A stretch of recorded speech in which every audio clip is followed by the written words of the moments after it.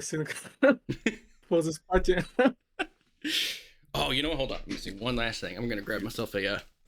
I need a crispy drink, particular kind. I've got one.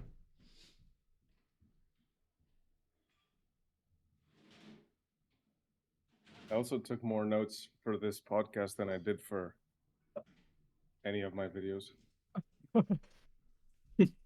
Here we go. Today Here I'm we probably go. I gotta have the 250 milliliter, the conservative gentleman's can size.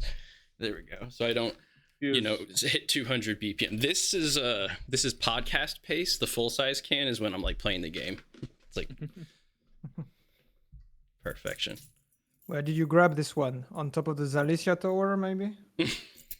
I've been collecting them from stashes as I go. Sorry, My favorite probably took yours. one of those. Did you guys find the one nearby X16? Not at X16, but close. Did you guys find that one? That was my favorite. Was it in like I'm a not super sure. out of reach spot? No, it was in this building, and you can hear a Buer, and there's also poltergeist, electric poltergeist, and you have to navigate, finding keys, making your way Oh, up. yeah. It's Yantal stash, yes. Yes, in Yeah. Jantar. Yeah, I remember that one. In the building right next to X16. It's like a big puzzle for the kids. I loved it. It was so fun. Yeah. These poltergeists are the most annoying ones because they can attack No. you. Most annoying it's on Duga, but then you need to climb up on the ladder and he one shots you. Yeah. Yeah, but when they are unreachable, but they can still throw shit at you. It's Yes, when they're yes. annoying. All right, just making a quick adjustment. We should have well, not us as in involving me, but I would love to see one of the devs in a podcast episode. Tommy, is that something that can be done? God, I hope so. Yeah, we'll see. We'll definitely see what we can do. I know better than to make promises. That I understand. Absolutely. It's funny too because it's kind of the same thing with the podcast. Like, there's so much content that I wanted to go through first before I tried to go behind the scenes with it. Like, I feel like I still haven't completely finished all the content that is there in the game. I've been definitely going slow with it and working on stuff behind the scenes, of course. Yeah, but there's a lot to chew on. I'm sure like most of the, a lot of people tuning in today, probably themselves. Peak of all peaks. Word. Haven't had the chance to like finish all the content that's there. I'm not even sure if you guys have. I mean, that's the thing. Even still, like almost 500 hours in, there's still stuff I'm like, I haven't seen this before. I was doing my first run, and I was over by the Agroprom Research Center, and there was like that one manhole cover area towards the top, and there was like some sort of radiant random event that happened for me. And I remember Mosey was like, "What the hell, dude? I went through this twice." Because he was watching, and he's like, I haven't seen this interaction with this guy before, and I thought that was really cool. I was like, all right, nice. Like, there's a number of things that you wouldn't even necessarily know were a chance event and not like scripted for that run. And that's one of the reasons why I was apprehensive to talk about the game until I was like, I need to get like at least 2 full runs in it so that I can contrast my initial playthrough to it and really know how much of like that first playthrough was hand fabricated and how much of it was dynamic elements as well. Because there's certain things that like I know for sure are a static trigger, like when you encounter like the Chimera for the first time or something like that. Like it's the way it goes. It's a set piece rather than something that's like dynamic. But like obviously we'll get deeper into that. But you get what I mean as far as wanting to know really as far as like the machine of the game. Like when I did my first impressions video, it was very much like going through a honeymoon phase, and I feel like I was getting burned at the stake for that a little bit. And it's like, look, like I've got like 25 like hours into this game that is 200 plus, so like it's not really the time to pass full judgment yet. And that's why like I'm still working on like the full review, because if you're gonna make a definitive review, motherfucker, it better be definitive. Like you better cross your T's and dot your I's. Especially with how quickly patches make reviews outdated. Yeah, definitely. Oh yeah. I remember the video that I made about zone survival guide, how to encounter Buras and bloodsuckers, and after they patched them and I got the Zyga, these mutants were like nothing. That's the funny thing is everybody has like a different opinion on the like the monster metas and stuff. I mean, for me, I really enjoyed when the mutants were all like super lethal, but now it's like a meme in my community where I say, oh well, you know, bring back like the tough boars. Like boars got like the worst trade deal of all time, and like they have like basically no threat like because of their health pool now. But they used to be a little bit more threatening. Flushes are a little bit more dialed in, but yeah, there's been like certain mutant balancing that yeah, not everybody's cup of tea, but I feel like, as far as the tougher mutants, though, I feel like everybody kind of agrees. Like they definitely fight better than they did before. I love Yeah. my first wild, not scripted, my first wild encounter with a bloodsucker. I loved that. That was tense. I was trying to figure out its movement patterns. That was so good. I'm so glad I streamed my first playthrough because I can just look back at all those moments and just watch the game evolve as it was being patched in. Oh man, but bloodsuckers, like when they were still a little rare but really tough, I loved that. Yeah, First there's one, Batsako. Which one? First one, Batsako in the lesser zone in the cave. He killed me like 15 times, I think. And the release And- day one. The one that you encounter in entering the zone or already in Zalicia? In the list, in the cave for the quest, main quest. yeah, The- there's a near tough. the soul mill. Yeah. Oh yeah, the one underground. Yeah. You Yes. The there's first nowhere to thing to cheese kill them me- from. I Well, have one fucking boom learned- boom stick. I figured out how. It's I figured been- out how. When you know they're charging you, charge right at them and then sidestep them. You'll be out of their, I don't know what you call it. They're striking. He said, "Do the JoJo." Area. He just said, like, sprint right at the fucking thing while he's Yeah, also yeah, running yeah. right at you. Some Yeah, cinema yeah, shit. yeah. That's how you do the it. very first one in the tutorial, I remember when I was doing my first run with like near launch code, basically he was way tougher. He like they listened to what I said about packs and they're like, okay, and they turned his difficulty up to like 12. He was like running around the tank that I was standing on top of, like, what are you gonna do about it? Yeah, try and shoot me. He was just like cracked out, moving side to side. I couldn't even like dial in my aim on him. So they clearly played around with the AI behaviors a lot. That's why it's really interesting to have played pre-day one code, day one code, post-launch code, because What so was much that of the like? Yeah. that's the thing is like it makes you feel more schizo than like I already am about the game.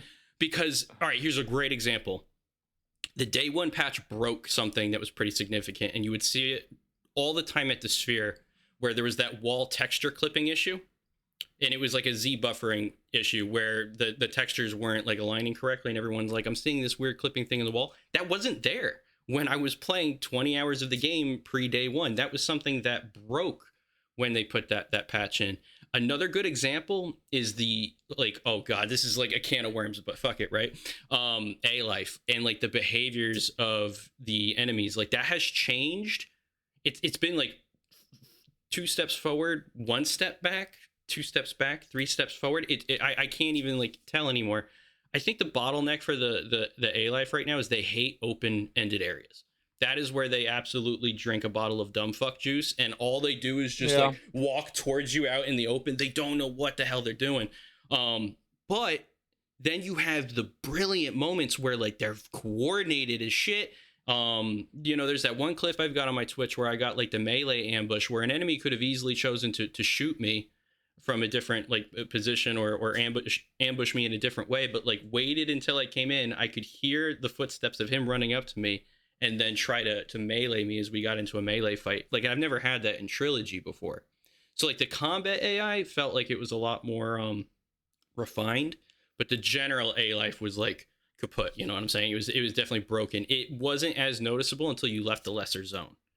The lesser zone, I feel like I was giving a huge amount of like not tutorial zone, but tutorial zone. I'm like, okay, this is probably paced very differently compared to like the other regions. I was expecting to see like more of like that unique behavior and stuff, which didn't actually end up being the case. It's just the system is the way that the system works regardless of where you are. So like, yeah, I you know, playing in the beginning, the whole, oh, the enemy is spawning right behind me. Like I never really had that for a long time. They would always spawn far enough, 90 meters, whatever away, to the point that it seemed like, okay, they were just nearby enough where it was believable that I didn't see them come into the scene, but it felt organic enough, versus later on where I just straight up did start to see stuff spawning like 20, 30 meters away from me. And I was like, okay, now I'm noticing like the system is breaking down. It took a lot longer for that illusion to break, but once it broke, I was like, okay, I can't unsee it now. I noticed it in Zaton. In Zaton is where I first noticed it. You had that moment where you're like, oh, yeah. Yeah, in Zaton with the wide open spaces where every once in a while you do a 360 just to absorb your environments, and then all of a sudden you're getting shot at from behind. Oh, okay, yeah. You see it and you can't unsee it until. But now 1.14 is actually pretty good. Not where we want it, but it's serviceable. When they did what was, God, Mosey's the goat. He can tell me exactly what number it was because I can't remember offhand now. When they introduced the first like big A-Life update, I and that stream should be it's uploaded to YouTube. I just got to get the thumbnail going for it. But you can tell just like how excited I am from the beginning, because all the dynamic systems are clearly in play at a more basic level, but they're working in a way that they weren't before. So yeah, a lot of like my initial experiences with the game became redundant because now like you had more of these things that were missing. But then it still makes you want more, of course, because I'd say the biggest bottleneck since we've gotten the A-Life would be two things. One, it's visual distance. Like when they go into offline mode and they're being tracked, and I had walked and followed squads to see like when I was by the ball over by Malachite, ball gang, what's up? So yeah, when I was tracking this bandit squad over there, I would let them go out of frame, and then I kind of like took a counter on like my phone. I was like, okay, if they're moving at this rate, they should cover this much ground, and I was basically trying to estimate how many ticks the system was keeping track for them. And I waited like basically a minute, and then I walked a little bit far forward, and they spawned right back in, kind of right where they were on the threshold of disappearing before. So I'm like, oh, they should have been moving a little bit more. So the system is not as a Artyom. What does he want? He's agreeing with me. He's saying I had the same thing happen. I'm not sure. Did you have the same thing, buddy? Come here. Come here. I know. He hears stuff and he barks. Alrighty, relax. Alrighty, I'm gonna make you sit in my lap. Born to bark, forced to bite. Oh, there you go. Hey, buddy. There you go. Oh, he can't hear me. You've got the headphones on. Say hello. Big boy. Yeah, he'll relax now. He's like, That's a big boy. he's like, just told me. You're all right, boy. See, look, my dog is the dynamic A-Life system interrupting the podcast. That's what you love to see. Exactly. Okay, there you go. Oh, there you go. You did good. You're the best guard that I could have ever asked for. Thank you, sir. I will raise... No more barking, please. Sorry. Anyway. Dogs be like, I love you and I will protect you with my life, but sometimes I'll also bark. Yeah. That's the only time he does bark. He's a very good boy. I know you hear the neighbors that you've heard 900 times. Who are these people? Okay, where were we? We were A-Life. talking about A-Life. 1.1 A-Life. How it was. Yeah. So when they're going outside of that online cone around the player, it didn't feel like it was like super persistent. But it is still jarring because it's visually close enough where when they disappear, they just blink out of existence. And like I think we all are at the point now where like the game's been out, we all know what's up.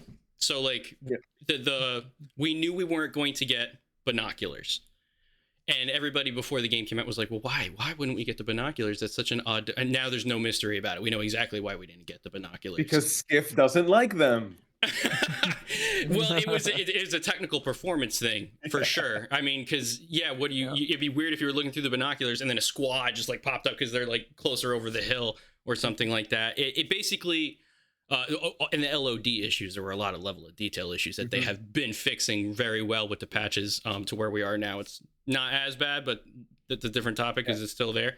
But not everything uses nanite. Well, but foliage doesn't use nanite, right? So the thing about the foliage with the LODs is not the fact that the LODs switch, it's that they're incredibly jarring. Here's a great example. Go to Sid's bunker, go outside, look left, and then walk forward. There is literally, I saw this thick bush. When you're further away, there's like a bigger bush.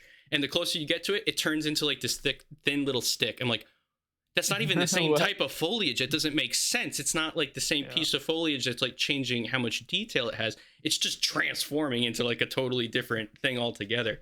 And that's jarring. So I think that's what people are noticing a lot when they're like, what the fuck is going on with like the trees and the bushes popping in?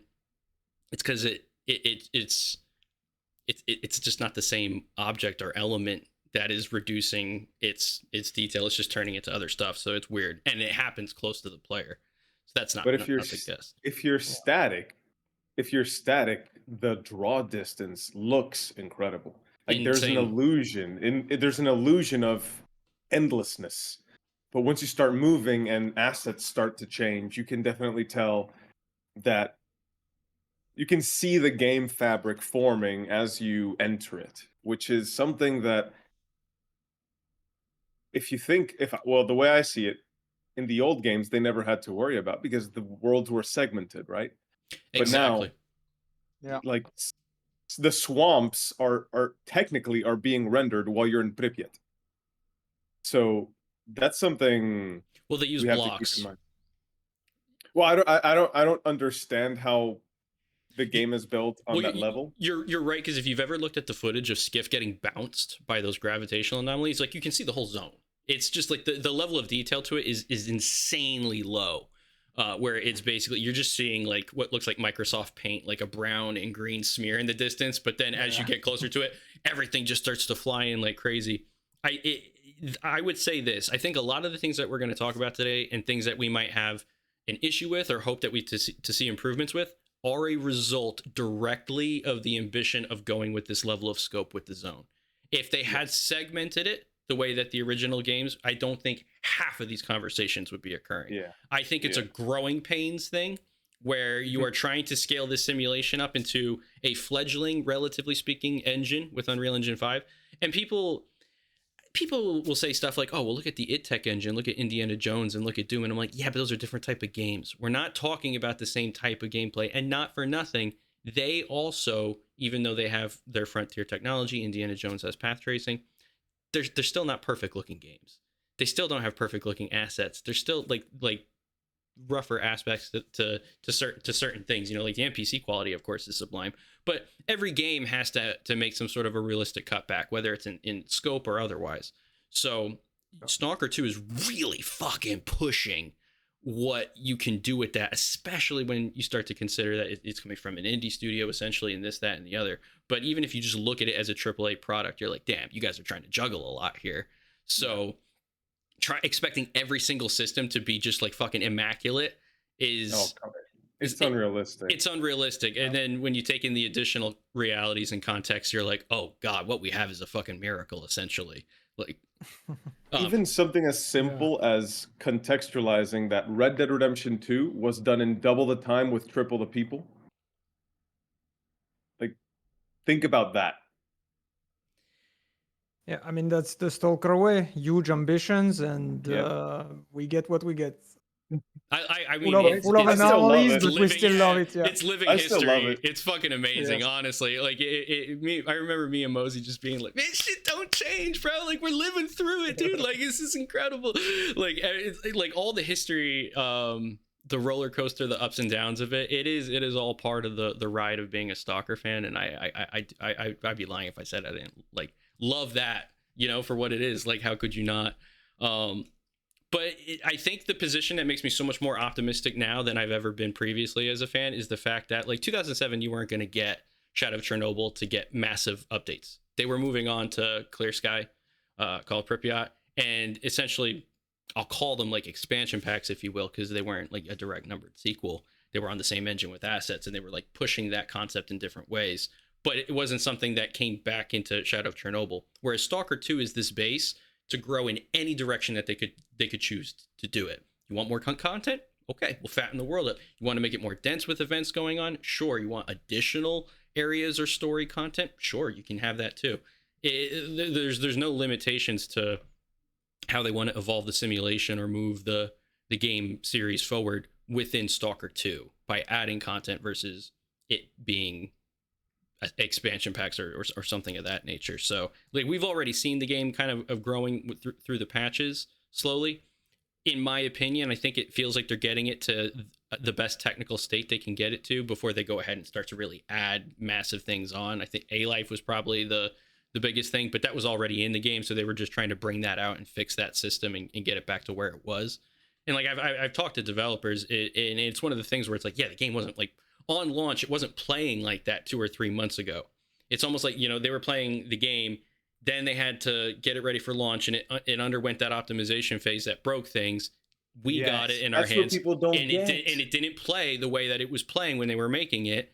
And they're like, oh, what the fuck is this? And then they start fixing it. Now the game starts playing completely different. Now I'm like, you know, 2 patches in, I'm like, oh wow, I can feel it. You know, like the A-Life was the biggest gameplay change in a patch. And as much as I want that system to grow, what a difference adding that system back in made. Mm-hmm. You know, I was really expecting like Definitely. Lesser Zone to be giving me kind of like oh, here's these really awesome handcrafted quests, and we're going to introduce you to all the different systems of the game, and then once you kind of explore out, then it'll really get dynamic. And it wasn't. And I was like, oh shit. Then the patch dropped. Then it started being dynamic, and I'm like, okay, we're getting there. This is good. Yeah. I mean, the first version of A-Life that we had that you can hardly describe as A-Life was something else, because I remember when I was walking through the zone, there was like just 2 groups of enemies spawning next to each other, next to me. I'm just witnessing a firefight like between Ward and bandits that just spawned next to me, close to each other. So I mean, it was nice to get some free gear, but that's definitely damaged the atmosphere. Afterwards, this changed greatly. Now you have, of course, enemies still spawn in at some distance, but it feels more dynamic, and sometimes this dynamic is pretty good because it catches you off guard. I remember one situation, I was just about scouting for artifacts in an anomaly field, and then bandits spawned close by, and I thought, oh boy, what the heck, because I couldn't fight at all. I was stuck there with my little echo detector, like, you know, going through. Show us the real one. this. Show us. Yes. Yeah. Like, you know, I was standing there in the anomaly field with my echo detector like that, like Caught with your pants down. Makarov, trying to navigate through the anomalies while bandits were just going in at full blasting. And that was the moment where I thought, man, how big of a difference A-Life actually is, and that even though we have amazing music and a beautiful world, Stalker without A-Life is just not the same. And I'm very glad that GSC really put effort into that and fixing this issue as soon as possible. Did you survive the encounter? I think I survived this one, yeah. Good. I think most of my deaths are actually late game Falling. deaths. Oh, Falling, a lot of falling, but yeah. Fall damage. Yeah. late game deaths, like especially against in this one awful room when you are Yeah. at generators. Starion just gave me the best idea of a feature that I'd like to request. GSC, if you're watching this is the feature I'd really like. They We are. all know that. We all know that we have the counter for deaths, right? That's really awesome. It would be really cool if either when you complete the game or if it's a separate tab in your PDA, if it could show you all the different reasons for why you died. Because now it shows that, but if it was tracked. Because, dude, I've fallen probably 120 times. Like, I want to know how many times like I died from being like a derpy derp and just falling off the edge versus like actually just getting shot or eaten or whatever it is. Yeah, death logs. That's what we need, dude. Death logs death would logs be great. nice. I mean, Yep. I died so often because of dumb shit. I mean, really, dumb shit and fighting enemies on the generators. That's what makes the game so think- good is you enjoy dying. And you know all the different funny ways that you? it happens. I do. Even when I'm getting frustrated, like it's my fault. Like when I finally realize what I did wrong, I'm like, I'm such a funny monkey. Like where I'm like, I just don't realize until like I lock in, and then it feels like I overcame the challenge. Especially when I get past something. But like, yeah, I don't mind at all when the game just comes up and just like knocks me into the mud, and it's just like, gotcha. Like, you know, it's not afraid to flex on the player. You know, I my think- first death in the game was Yeah. actually a falling death. I was at Mm. Gamescom 2024, where we got like the advanced build where you can explore the lesser zone. And when you have to enter the first bunker in the lesser zone, the first scientist bunker, you can Yeah. use the ladder or you can just like jump into it. And Yeah. I really, really underestimated the level I was standing on. So I was still like kind of a little bit hurt, and I just thought, okay, I don't need to climb that ladder. I would just drop into the bunker, drop in, and just completely fold like a camping chair. You'll die even at Yeah. full health there. Don't ask me Yeah. how I know. Yeah. Don't ask me. Yeah, yeah. show me Full your death damage log. is pretty unforgiving. And yeah. the contrast was so hard because when I went through there, I killed the bloodsucker first try. I felt felt like a. Now it was afterwards, but I felt like really good and strong. You know, killed the first mutants and stuff. You know, got a somewhat decent gun, got the bandits done, and then I just bolt. Yeah, And that should be called foreshadowing, man, because I didn't know that how much I would fall and die in this game. Should have learned your lesson. Yeah. I didn't. I didn't learn I did my not. lesson. I was resistant to learning. I Yeah, think when- the only time I got frustrated was with a particular encounter nearby. I'm not gonna try not to spoil, but one of the boss fights, I think the first one, the one with the lamps, Yeah. that one. Mm. I had run out of ammo, and I knew exactly what I needed to do. I had no idea how. I didn't have any ammo. I had run out. Ooh, yeah, I was pretty tough. frustrated. then. Sometimes you just gotta admit defeat and be like, all right, this situation is more than what I'm equipped Because for I at the moment." reload. I think I did it with a reload knife. an older thing. Oh, I knife. think, Nice. yeah, I think I did it with a Yeah. knife. At least I tried. I remember trying. It's on stream. I can just check back. I know I at least tried. I respect the Yeah. stubborn attempt, and even more so if you were able to succeed. You know, when Yeah. it comes to encounter, I remember the encounter with the pseudo giant. You know, when you are at that place and Mhm. you have to fight the pseudo giant, and there's like on the left side of the room, there's like one larger caved out area with electro anomalies, and I thought, okay, this game obviously wants me to, you know, pull the pseudo giant to go charge attack on me so I can jump out of the way and he runs into the anomalies. And I managed to do this several times, and that stupid bastard did not get hurt by these anomalies. I was so mad because I felt like a complete mastermind for making this done, but for some reason he did not trigger the anomalies, and I had just to waste a lot of Saiga ammo on that big boy. You know, the electros probably just tickled him. Yeah, most likely. I mean, They're you could tough. you could probably kind of, you know, argue that he has skin like, you know, bird's legs and stuff like that, so it's non-conductive or whatever, man. I'm not I have no masters in natural sciences, so don't ask me, but there's probably some logical reason why it shouldn't be like that. Still, I would have enjoyed to just lure him into the anomalies. It's not as Yeah. bad as the fight against the Chimera in the arena, though. Oh yeah, that was On pretty Oh, Veteran. I bad. cheesed that. I cheesed that. It was We it all was really cheese easy that. to cheese. Is It it was not so easy designed to be You have cheesed, no though? idea. I think it is designed to be You cheesed. have, you have no chance to do this like serious. Well, you can't There's- miss. You can't. Yeah, if you, you miss, you have you're just done. enough bullets, and you have to Yeah. hit him in just the right spot. Yeah. Otherwise, One you have to tap, one become tap. the knife like Rambo. Yeah. I haven't died to that chimera. I've died to every chimera but that one. Oh, that Chimera and I have Yeah. a relationship now. Yeah, no, we got to know each What? other. it was a while, huh? Yeah, it was a few minutes of passion, that's for sure. Yeah, there was a lot of knife play. Hot and sweaty. Oh boy. I stabbed you first. The Chimera is fun. I don't know what it is. Like, the Chimera is one of the mutants. Like basically one of two. It's him and the pseudo giant. Where I feel like the gameplay encourages cheesing too much. Where I really just want to get to like an invulnerable location and then just try to ammo dump. Where, like, here's a good example. If I were gonna like change the Chimera's behavior, what would I do? I would probably have him do a swipe that doesn't do a ton of damage to the player, but like kind of comically knock Skiff really far. maybe, and if you hit a wall or object, then you have more of like a damage effect taken to you. Because I like how the Bloodsucker tries to disorient you when he knocks you down. So you lose visual ID on him. You don't know where he is. You have to reacquire the target. But doing that with like a big mutant like that doesn't make as much sense. You're just going to get up. He's right there.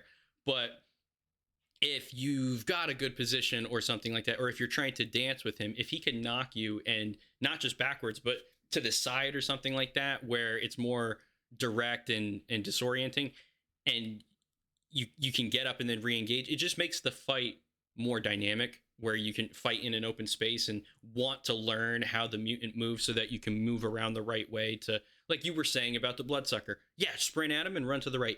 That's like the most OG shit, is where, you know, a veteran is like, oh, this is the movement, this is how to exploit it.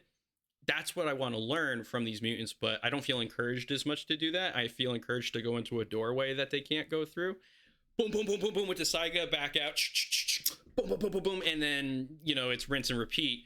And the only real threat you have is that, you know, you can't really face them easily out in the open, or spend as much time figuring those mechanics about them out.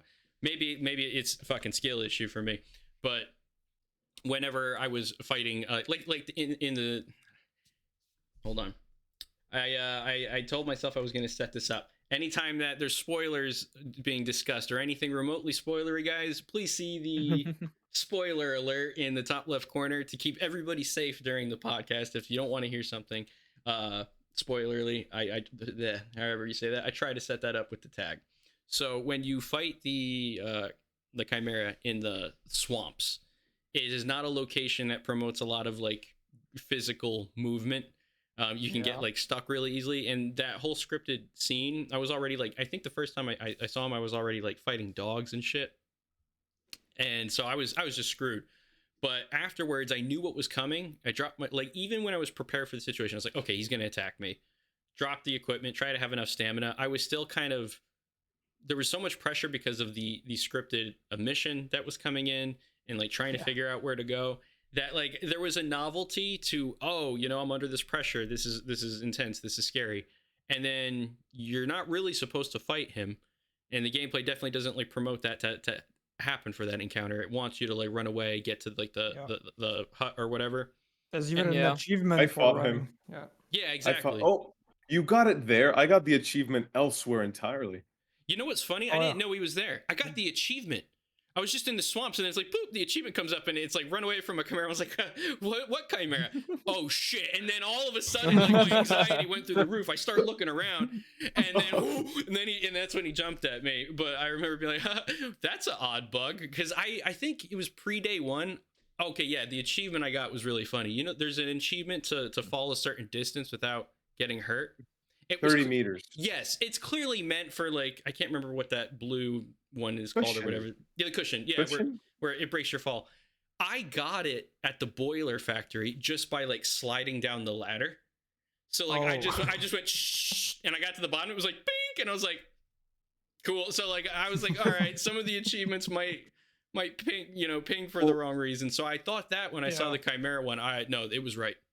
No, it was right. Yeah, it was right. But You guys know you can break a fall by catching a ladder or parkour laterally into a ladder. Oh, I was going to say it before. I didn't want to interrupt, but that's one of my favorite unsung features of this game, where I jump down the tunnels with the ladders, and then I jump onto the ladder real quick and grab it. Or you're running, you jump on a crate, and then you jump because you know you can, like, you don't have to get attacked by a mutant just trying to get up the bottom part of the ladder. I love that it lets you snap on, and that it doesn't just have to skip, be like, oh, whoops, and you have to go to the bottom, hold the key, and then slowly go up the ladder and just be a sitting duck. I like that level of, it's generous mobility. You're running around with like 50 kilograms of gear. You're like just jumping off the crates and like grabbing the ladders and shit, but it does work. I appreciate that so much. Yeah, the ladders work pretty well, unlike in some other games. Yeah. They work really they work really well. I'd say they work as well as OG, if not better. So they definitely work better than the ladders are much better here. Yeah, they weren't terrible in the original games. In fact, it's one of the few games that did ladders actually really good, but they actually figured out how to make it better.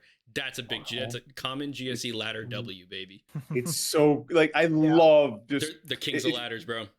You know, so in Zaton, where the shipping container claw things are, where you can climb them and there's these little houses on them. Well, if you accidentally try to climb them unconventionally, like you have two options: fall and die, or like jump like all the way across this thing and catch the ladder just before you hit the ground. That made me feel like an action hero and something. And it's when a game like Doom makes you feel that way, it's like cool. I'm used to this. But when you do it in Stalker, it's even cooler because you're not, it's rare, and Yeah. that's the thing. There's a thing about how Stalker plays that allows for these little moments of power fantasy, and they feel so cool because they're rare. It's the And that's the yeah, explorer adventurer peak. Yeah. yeah. I think you can't have relief without stress, Yeah. and that's it. The environments, they're beautiful but extremely dangerous. And when you have those moments where you feel like you overcome the challenge through a mental win, that can manifest itself through an extreme physical jump or something like that, but where you're like, I know how to get through this obstacle, and it's not spelled out to you. The game doesn't have to fucking paint it on the wall, like, or something like that. It doesn't scream out to you by being a different color or something like that. You just look around, you pay attention, and there is an answer there. One of the times the game really rewarded me, where it never left me, was I found loot. I had to get into a room, and I might have shot a plank on the door, which is kind of a classic move that you run into a few times. But I got some loot and from a blue safe, and I was like, oh, awesome. Oh, I'll get rid of the spoiler tag now. But I got some loot from a blue safe, and I was like, oh, really cool. Wait a minute. And I was looking around the room a little bit deeper. I saw something that was poking out from underneath the safe. The safe had pretty good loot, but the real loot was hidden underneath the safe. Where was this? What was it? What was in there? I crouched down, and there was a pristine. wait. There was a 100% gun underneath with Yeah. like rare ammunition. I know where you are. I know exactly room? where you are, bro. Close Dude, to I don't know. Malachite, right? I think it was nearby there. It was the one. Yeah. I know exactly where you are, brother. It was a. Shotgun. Yes, it was a shotgun. I'm pretty sure it was the shotgun, but it was underneath the safe, and I remember when I saw it, I was like, "Oh, Yeah. kick ass!" Like that's just really clever. It's not like someone would be like, "Dude, like whoop de fucking do." Like they put an item in a room and you found it. I'm like, no. You need to understand the layers of the psychology here that made this moment so gratifying as a player. I already solved the puzzle to get into the room, and it's really easy in this game to think that's all there is, and then just take the loot and go. You tell yourself, like, I solved the puzzle. Stalker, a lot of the times, especially Stalker 2, I think one of the things it does really well is it will layer puzzles that you don't even know are there. I had people watching when I was playing the game, and I'd find something and be like, I didn't even see that when I was there. Like, if you take a little bit more time in some areas, you'll find something, but then there's something else that's just a little bit more discreetly hidden, where only prying eyes would happen to come across it. Because if you're just kind of like, all right, you're just panning and scanning, and you're like, okay, everything looks cool, you'll miss a lot of things. I think that's one of the rewarding pieces of the game. For example, there were hidden items in the original game. The rooftop armor in the Cordon, and then they have that Easter egg return for this game. What was in it? What was in it this time? I think it was a flash drive and some accessories. They didn't put like the same suit in it, or the Merc suit or whatever. Again, that would have been kind of like awesome. It would have been funny if it was like a dusty suit, like a unique suit, dusty suit, and it's in. That would be fun. That would have been really funny. That would be good. The dusty suit. I do like that. Give you something useless. Give you something useless plus the flash drive. Oh, that would have been a prank. A good prank. So somebody listening to you right now, write that down. And like, wait, because that's the thing too, is these patches will shadow change things that they don't tell you about in these notes. Like, and we in the Discord, like, these guys are hardcore, man. Like, they will make note of things. Holy cow! You noticed window, like. Oh yeah, for me, I'm a big window enjoyer. So like breaking the glass like stood out to me right away, because I had always just to throw bolts at the glass. Dreamer then points out when we get I think the latest one, the 1114, where he was like, dude, they added more glass breaking. And I was like, excuse me? Like, I've broken like 40, 50 panes of glass. What do you mean? And he said, like, depending on like the size of the bigger ones, there's more larger glass breaking sounds than before. And I was like, send me a clip right now. and this man delivered, and I was like, holy shit, there was a sound effect that I'm pretty sure I hadn't heard before there. So like they'll add things in, or they're fixing things that might have been there, because I can't tell anymore. It's weird, but there are things that they'll change, where like they'll change anomalies in certain places, or add things in certain locations that weren't last one? necessarily there. And the Tesla, the Stingray in the swamps. Exactly. Yeah. Mozzie was Stingray? crazy about this Stingray. one. There's I a mean, stingray in the swamps. Yeah, Like Stingray 5. the animals. The animals. No, the Oh, helicopter. the helicopter. Really? Helicopter. Yeah, bro, the Steve Irwin Easter egg. You didn't know? No, I'm just kidding. I mean, Oh, we that don't would've been know cool. for sure if it's a Stingray. Like but- the stingray and a dead man. Oh, that would be awful. No, but 1.1.1 mean, why not? 1.14 or the latest one, guys. The mutant behavior changed significantly. Now bloodsuckers not only hunt, but they also eat mutants, fight each other, and transitional behaviors for NPCs. It used to be that NPCs are patrolling, they fight, they engage with a mutant or another group of stalkers, and when they're done, instant transition to patrolling again. Shout now out to there's- Zone Slug. His videos are really good at like visually showing yes, the effect, because yes. you're Oh, yeah. 100% on Yeah. the and money. he's documenting Get him it on the really well. podcast. Like what he's Yes, talking about, like they'll fight and then they just immediately go to this and then they just start strolling again. It's not even equivalent to like what we had in Trilogy, to be honest. You're right. You're 100% Yeah. right.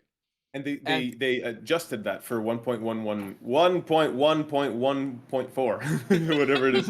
And Yeah. now it's not perfect, but they go from hostile or aggressive to suspicious to calm. So now there's that middling. A gradient. Yeah. So it's much better now.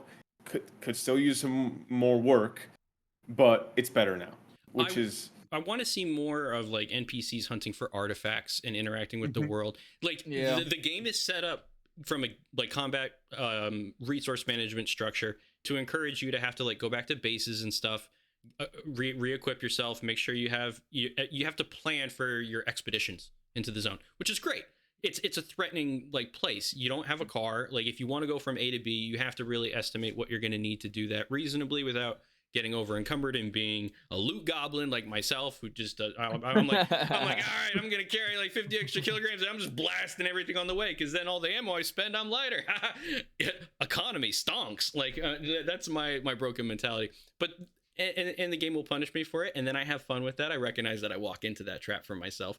But the gameplay really works as far as like that balancing. But when you're doing those things, you're traveling to go to a quest or something like that, you'll either run into a beautifully handcrafted side quest, or you just have a few combat encounters, but you don't really see as many dynamic things happening. Like it used to be, you would look through the binoculars, you could see other NPCs and mutants like interacting with each other, or the mutants would be eating other bodies and dragging them away. You're missing a lot of like the events in the vistas because of the draw distance limitations for NPCs. Yeah. So the zone doesn't feel as alive. It just looks fucking gorgeous. Where you're so taken back by the visuals that's what stimulates you and occupies you for a period, and like the atmosphere and everything sets in really well. But then when you've put the 100+ hours in, you want more. And that's where you're like, yeah, it's not as dynamic as I would like it to be, because that's what you expect from scaling up like that. Like it's really nice to not have to go through zone transitions, and you get to alleviate a lot of like the classic gameplay issues we had of like running to a transition marker to evade a combat encounter that you're in, like being chased by dogs or something like that. So the world definitely feels like it's more seamless, but it just needs more happening in it.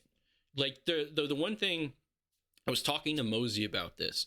In the beginning of the game, when you get to Zalicia, the one guy goes, "Hey, what's going on, dude? You want to help me like fight like some dogs or whatever?" And I was like, "Oh, huh." Like it's like one of the only times, if not the only time, I can recall that like an NPC just directly says, "Hey, you, bro, like, can you help me out here with something real quick?" Like NPCs in the world will sometimes, there was like an injured guy or like a few random things like that, but you don't have as much of the NPCs reaching out to interact with you and acknowledge your presence. You have to go seek them out. I think one of the things I was really excited for before the game came out was like figuring out a lot more of like the character and story and background of like a lot of these characters, but they are very surface level. Probably one of the things that broke the simulation for me so fast that I stopped doing it was when you talk to like a rando NPC, you pretty much have one line of dialogue and it's like, "How's it going? Like, what's new in the zone?" Yeah, what's Yeah. new? What's Yeah. going on? And and you get some of the most, I'm sorry, but it's true, you get some of the Right. most generic shit ever spoken, and I'm just like, nope.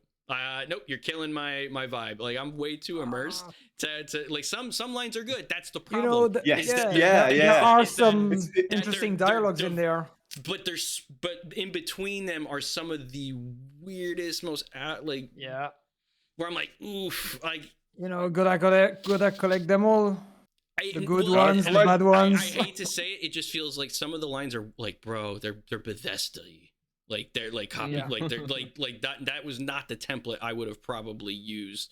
Like, it just dropped some depression on me. Just like have the guy be like, dude, like I just like lost my buddy. Like, you know, it's been like it went like to the Bulma the other day, and I can't even walk over now because it makes me think about like Rick. Like, I think I'm just gonna stay here in the village for a while longer, and then just watch him go and sit down. I'd be like, holy shit, this is real. Like, this world is unforgiving. Like, this is what Stalker is. But instead, he's like, oh, howdy, brother. Yeah, you know how it is. Yeah, it is here. You're just watching for mutants here in Zalissia. Like, it's something. It just comes off like super generic. I can't even think of it off the top of my head to say like one of like the lines, because I have already forgotten them because I stopped querying the NPCs for them. But I used to be a stalker like you. Oh no! But when I took an X-ray engine crash to the knee. Yeah, that's And like By that's the way, this is text in S.T.A.L.K.E.R on the Yanni station. Some NPC can tell about me. they can fix that. No Baselina. way. They can fix this though. They can add more, can't they? Right? They can add more. Yeah. There's nothing to stop, and I think that's all right. So we all know they didn't have enough time. They just didn't have enough time. The game when it came out, it's just rushed. Mhm. It's quality, but it's just rushed. But and when I say rushed, like they didn't have a choice. Like with you read with the being art indie book? funded.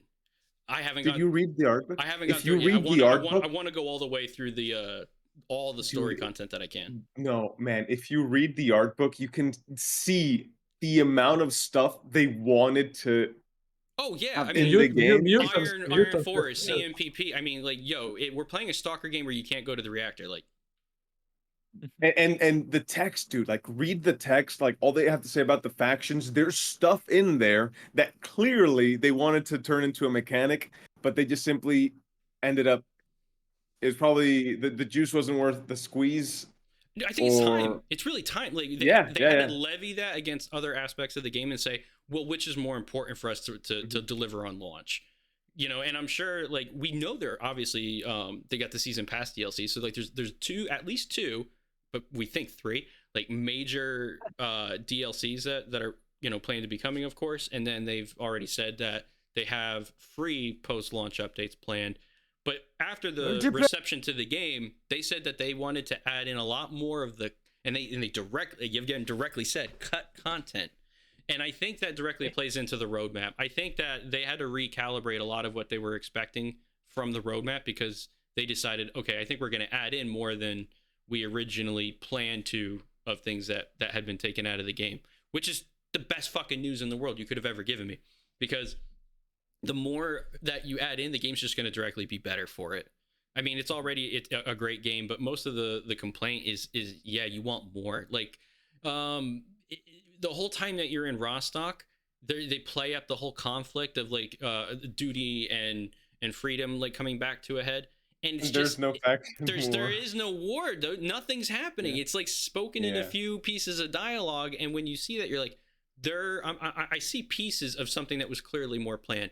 Yeah. But where I get really disheartened, and I'm like, damn, this is a hard one to swallow, and it makes me sad when I critique something. Is the best example is the arena, and I say that because we got it confirmed in an interview with Slava, where that was recovered from the fire. Yeah. And I was like, Yeah. oh shit, like, you know, people might think that the fire, they just had redundant backups or something. That's what I thought when I first heard. I was like, oh, that's awful for the office. That's a big setback. But the data of the game must be so critical. It's got to at least have like one redundant backup off-site or on-site. I don't know how they have, you know, everything set up there, but that's critical. Like every day of work that you put into the game can't, you know, like that's invaluable. So if the arena as we have it now, let's just say it was cut. Let's say they couldn't recover it and they couldn't make it on launch day. Fuck me, dude. No that arena. would be very noticeable. That would have been a huge issue. I would have been like, dude, what happened to the Yeah. arena? right? And it would have been, imagine how the developers would have felt if they had already made that content and it literally got burned up, and now you have players online being like, dude, where's the arena? That's like adding insult to injury. That's fucking difficult. And then even more so if they got to go back and they got to recreate the content that they already made before. You got to really have that fortitude to like sit down and be like, okay, I made this once. Now can I make it again? Knowing what I did before and maybe make it better this time. You really have to be a positive person with that mentality to really just brute force through that. Because I know for me, I would be like, man, this is an emotional blow. I'm working on shit I already killed myself working on the first time, and now people are complaining that it's not there. That's tough. And that's just what I know from like this piece of the arena. Like when I got through the arena quest, I was like, that was a lot of fun. There needs to be more. I was like, why doesn't it perform as a radiant quest where I can just go in there and have a random mutant squad or human squad, or even just something that's really demented where they make up some weird lore where they're like, this guy's got snork pets. So you got to fight this one like super sniper and he's got snorks. So you're like trying to snipe him, but you got snorks jumping at you. Like, there you go. That's what I'm saying. Write this down. Write this down, dude. I'm saying you can call me anytime, dude. You can call me anytime. Just send me a message, man. I got all kinds of ideas. But no, that's what I'm saying is like, imagine how much value that would add to the game if you want to have more of these dynamic quests where it just gives you more of like these random variations. The arena could just never stop, and so you can role play with that, and then you go upstairs, you're like, what's going on? You know, like at the bar, you grab a drink and everything, like you're chilling, like. And have people say like, "Oh shit, it's the champion of the arena." Yes. Or let's say you go over to one of the rookie villages, either or, and you go in there kitted out to the max, and the rookies are like, "Oh, did you see that guy with the awesome gear? He fought that Chimera." Cool. Yeah, like random dialogue like that. Yeah. That would build the persistence reality of the world up, where you feel like you have an impact, and these individuals in the world are real. Because they remember these events taking place. I think the little only things thing like you get that right go a now long is way. just like your name on the board. Like Wait. that changes. Like champion of arena. Yeah. Skip. It was Tiran, then it was Skif. Yeah.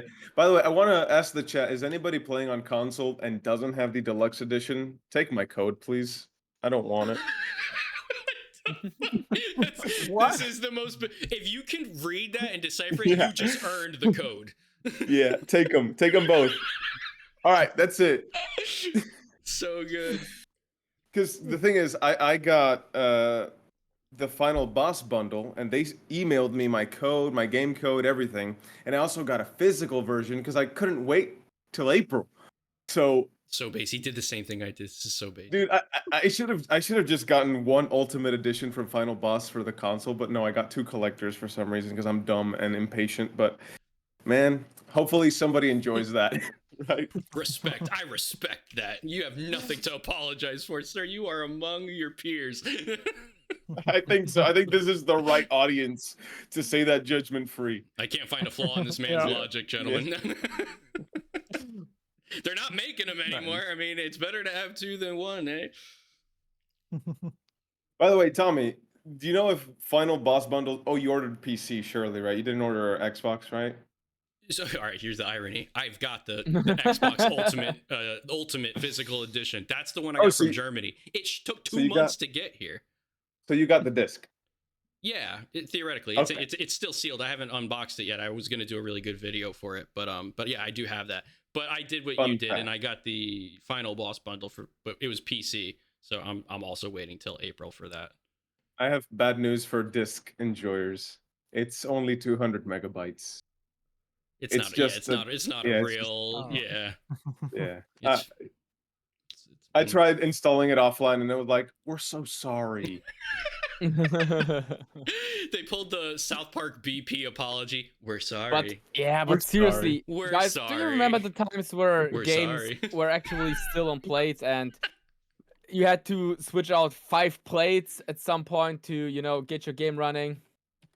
Like 5 discs? Oh, Yeah. Cyberpunk on DVD is like 12 DVDs. It's amazingly big. What? Yeah, you can get Cyberpunk on PC physical, and it's like 12 DVDs. I'm not No kidding. way. How many flash or Why can't they Oh. just bring it like why can't On a they just do a little USB. USB dongle? how many floppy Yeah. disks would it take to fit Stalker 2? Let's just ask. Because I kind of want to burn Stalker 2 to like floppy disk for the just to Wait, say I I got- did it. I got It one would right here on my take camera. Probably take 111 like 1 floppy disks. Ooh, Like let's hope they don't. And then 111. they patch it the next day once I burn it all.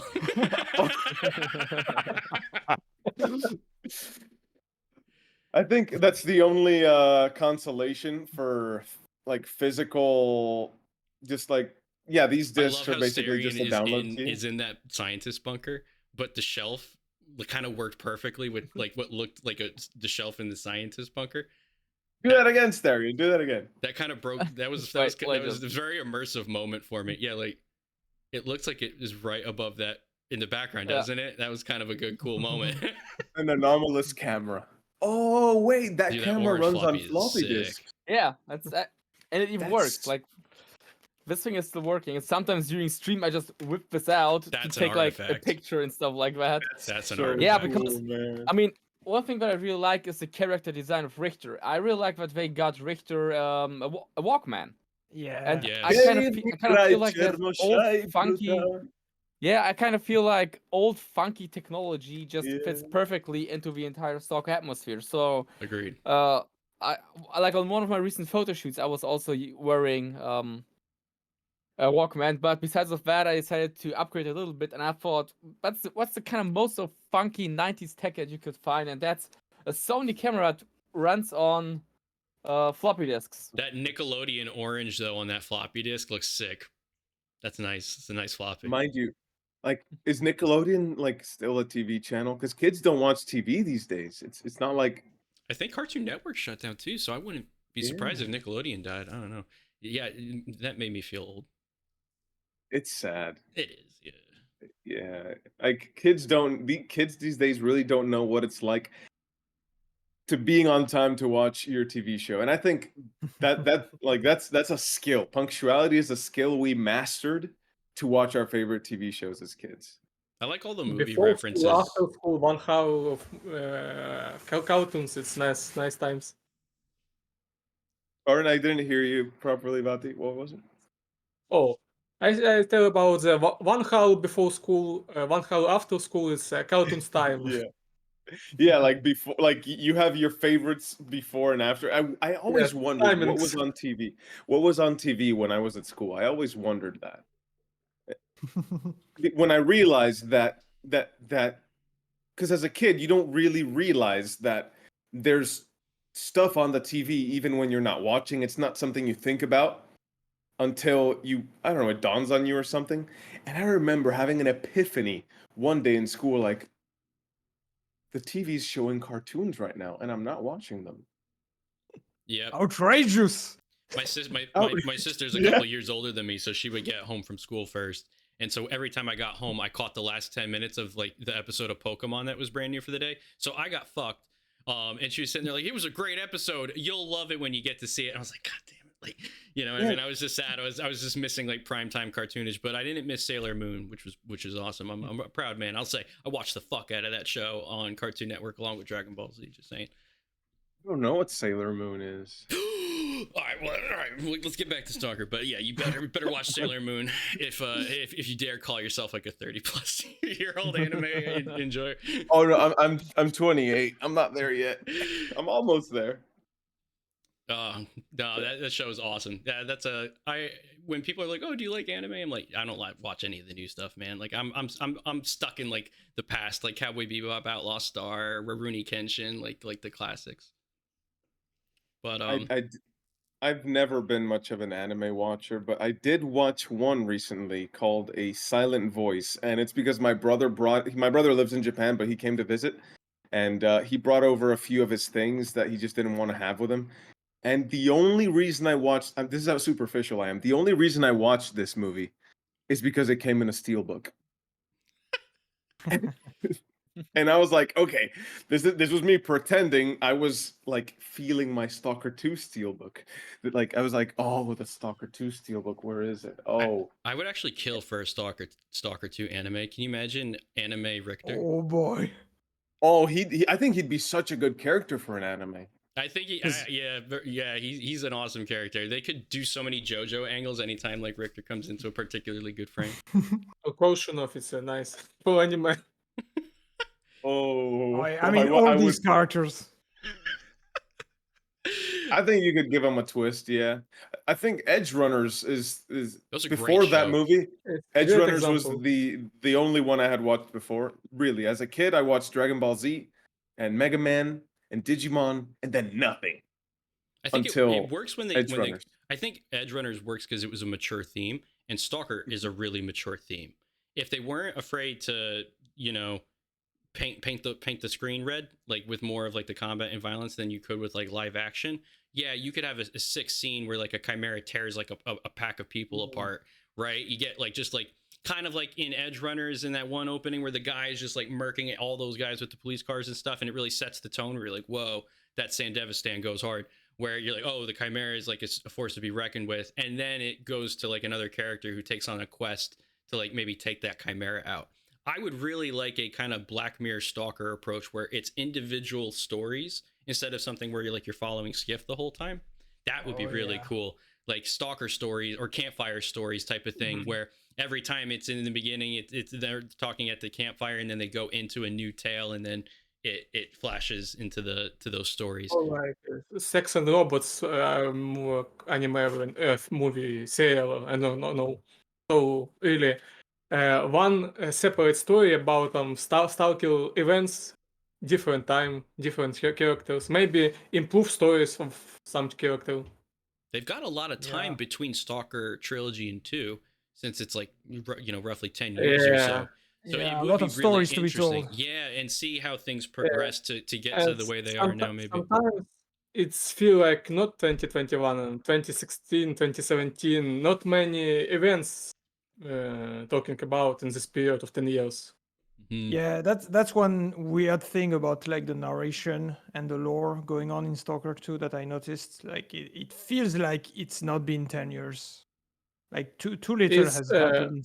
yes, many stories like Degtyaryov killed Chimera like 10 years ago here, or something like Yeah, that. some Yeah, characters yeah. feel like they're stuck in the past. They Yes, remember things that are like so old, but they should like have moved on by now. These are the dangers of talking to both Bati and Anomalous, because they'll bring this up and now it ruins it for you. I was like, oh yeah, they are stuck in the past. Oh I mean, man, there is a reason why not that much happened in the zone, and that is like the war and their treaty.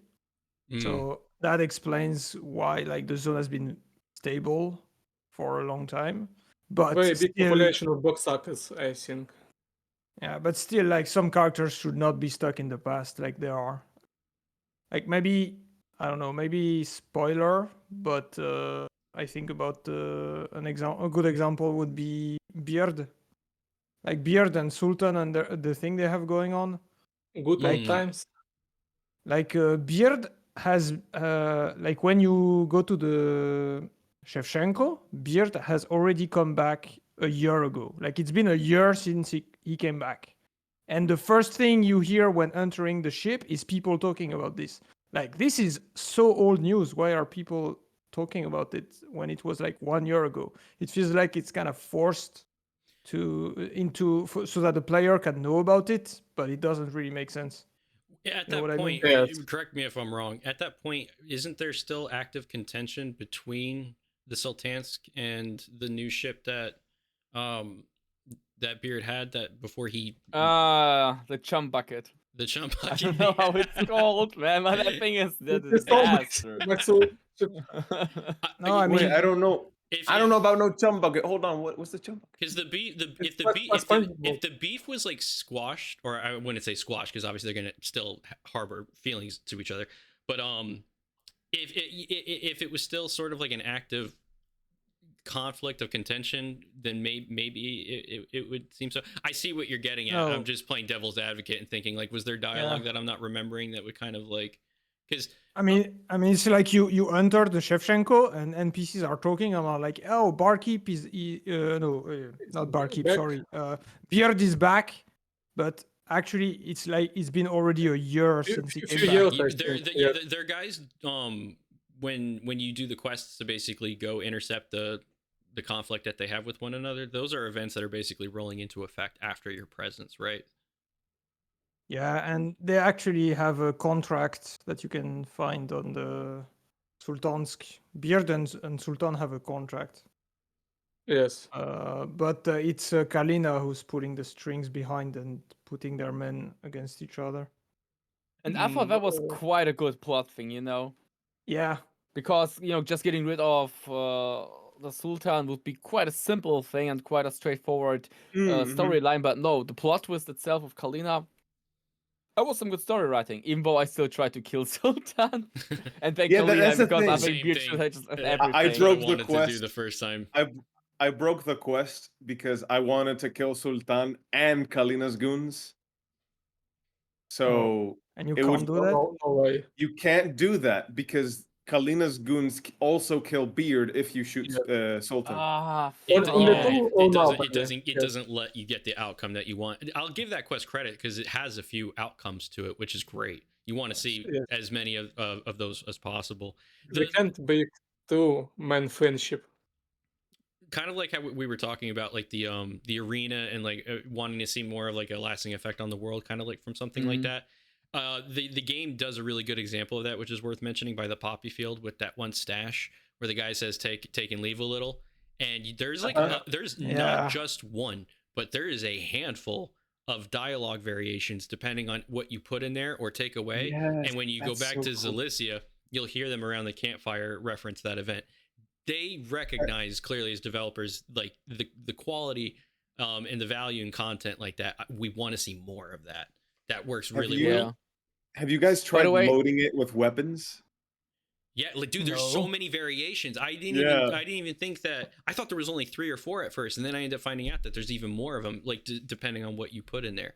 Which that's amazing for that random encounter that you could very very easily miss. Shotguns. I only knew about it because of Lennox. Sorry about I spoke over you. No, you're good. Yeah, Lennox a G. Yeah, shout out Lennox too. Lennox, where are you? Yeah. Probably. What time is it over there? Is it 7 hours plus? 10 p.m. That's always been the trickiest part too with the podcast when I yeah, have a here handful of guests is getting everybody on different time should zones. be 10 p.m. Yeah, here it's 10 p.m. Oh my god! But yeah, that's such a huge time difference. No, hold on, no. Oh, I almost It's forgot to put 8 on my. p.m. 8 p.m. 8 There we go. 8. Oh, then it's only 5 hours difference from me. Okay. I thought it was okay. Daylight savings always confuses me. Thought it was one more, it's one less. Yeah, it depends on the time of year. It's normally normal time it's 6 hours, but when daylight savings it's 5. And I was thinking it was 7 for some reason. Alright, after doing something at Zalicia, not spoilering here, have you like seen Lance again, or did he just vanish? Lens? Oh yeah, Yeah. he's if you successfully Yes, yes, stop I know. the rock people, All right, he'll be I'm around. just gonna yeah. hit spoiler alert because there's no way to dance around this topic without just saying what it is. Because I can even tried. say firsthand, it was one of the quests I'm pretty sure one of my playthrough parts on YouTube is literally all just the whole fucking thing is just me doing that one quest, because it was either me trying to overcome the bug of them getting stuck in the doorway, which of course would later get fixed. See, so it's not even like, a thing that you would run into anymore once they fix day life. But for the Stalker 2 OGs who were playing, pre modern patches, you had to bait them out. And here's the thing: I finished the quest after I got past figuring out how to get them out, and a lot of people died, so I didn't exactly get the best outcome. Gaffer was like, bro, like, we're fucked, man. Like, everybody's dead. Like, yeah, we won it, but at what cost? Like, this is devastating. And I was like, oh my god, he's right. Like I failed. So I loaded my previous save. Everyone's like, what are you doing? I'm like, no, we didn't finish our work here. And they know the lengths I'll go to prevent like one NPC from dying. Like I'll move like hell and high water, like mountains and earth. So I loaded a couple saves ago, end up doing the whole fight again. Epic fight. It was the best fight you ever seen. It just like Trump. It was the best fight you ever seen into this year. Anyway, kill all the rock people. Save the day. This time everybody lives. Bro, this was like the fucking anime ending, because when I got into the town hall, Gaffer's like, oh my god, Skiff, Zalicia saved, the future is secured, and everybody's just swag walking into there. Everybody that lived, they're all just like, we did it, boys, we saved the day. I'm like, yo, like the whole gang's here just like hard posing up, like what's the next move, Gaffer? I'm like, yo, we got everybody, dude. And they all had like unique like dialogue and shit. I was like, this is fucking peak. But the satisfaction I had from going through that fight again and being like, I can't let these brothers die. Like they are directly unique NPCs. They're not just randos that get spawned for the encounter. They are persistent people that go in, they have names, they have dialogue, they exist. I really like the way that Zalicia feels like an alive town with people in it, especially with everything that you go through from that encounter. Because that was one of my happiest moments after that, was like everybody's alive. We crushed the monos, and like they've got all this sweet dialogue, and they're inhabiting the area and interacting with each other again. That was great. That was great. Avoiding the bug this event had was such a pain. I remember doing this, like trying this several times, and we couldn't. And at some point, I was lucky enough that A-Life in Zalicia actually spawned me a few bandits, something that triggered the rock people to leave the safe zone. And like the entire stream was celebrating as Monolithians were coming out one by one, and we finally could proceed in the quest. Man, that was. Yeah. Can you be specific, please? Because since the spoiler tag's up, you can say which part is this exactly. Quite simple. The quest in Zalicia was bugged, meaning that when you were getting close to Zalicia and the Monolithians starting attacking everything, you would have the issue that the Monolithians, when a blowout shows up, would run into the safe zone with the others, and they would stay in the safe zone with the others. Meaning you can't attack them, meaning they won't attack anyone, they will be just stuck there. And you cannot, Is that why the door was locked? Either, why the door was locked, or why it is open, but you couldn't, like, do anything. Before A-Life was re-implemented, they didn't have A-Life directing their motivations and behaviors. So until they crossed the threshold of the doorway and they were outside of that location, then their hostile state would come out. So you had to like wait, because other NPCs would push into them and open them through the door, or they themselves you would just hope that the AI routine would go into an idle movement state instead of an idle stand state. Because I've even had the non-monos block the doorway after. Like a loner stood in the doorway and I had a heart attack until he started to walk away, and I was like, okay, we're good, because I couldn't get back in. I feel like all that could have been solved if, like, it's funny too, because in the room there on the left, there's a door. It's just a closed door. Just let it be an openable door. This entire scenario would have like completely not existed. Oh, is the door stuck? Go to the back door. And then just walk in. You would have been fine. And now, of course, they ended up fixing everything with the A-Life, but I remember at the time being like, we could have solved this with just one more door. You were stuck. The issue I had was with Hamster and his bodyguard dying, walking into the I fixed the bug. You had that too. How would one fix that? It was unfixable, right? After patch of fixing door, the door strikes back and starts to kill Hamster. And after that, one more patch, again fix door, and Hamster is alive. But he still died. Yeah, that's a hell of a workaround. Oh yeah, just shoot him in the face. Yeah, there you go, solved. I saved. I kept on going, but I kept a save right at that point because I knew it would be fixed in a patch. So I saved the game and went back to it to experience the Zalicia quest as one should. But I was befuddled as to how to stop Hamster from dying. Yeah. I am go to the list, save Hamster, and talk to the Gaffer. Hamster is near and he says, sadly Hamster is died. It's like, what? What do you mean? Yes. I negotiated with the guard. There's So so many it's, people that say like, oh, I want to wait until Stalker 2 is all patched before I play. No, play it now. No, you're gonna Play it now. experience it raw. These You're are gonna- the moments that you don't want to miss because now they're patched. Like it was fun. Yeah. The meta evolves, it changes. I'm like, oh, but you Yeah. don't even remember the Zalicia meta. Like you had to work to save that city. You weren't like, there. Yeah. Yeah. You weren't there. Yeah, that's right, why I like, made my. Pre-patch Stalker was something else. Yeah, that's why I made my entire playthrough on 1.0.0 without the patch. Wild. You guys if all the- got early access? No, like the patches were coming out, but I was just not downloading them. Ah, yeah. I was offline. I didn't play on PC until day 2. My first day was entirely on Xbox, and that thing downloaded the patches before the game unlocked. Oh, So Yeah, because that's the day 1 patch. When the Mhm. game was out on launch day, they had a huge. So there were before the day 1 patch that basically, if you had access through the public, that's what you got. Before that, like when I played the game, I had, we'll call it day 0 code. Then there was a small patch, so I call that day -1. Basically, where I was playing like a small refinement. A good example of that, it was brought up in a few interviews, and I had the same bug. Like the guns didn't shoot and make audio at first. So like when I was playing the tutorial and I would shoot the guns, I would just hear clicking, and I was like, okay, like I get it. Like, you know what I mean? They're trying to probably get like system, like one thing can affect something completely else if there's a bug or whatever. So I'm like, I get it. Like shit like that, that's fine. It went away, but at first I was like, all right, whatever. Like unfortunate, but you know. Okay, then we keep it moving. When you would reload, it was fine though. But it was stuff like that that was getting fixed in that day -1 code, we'll call it.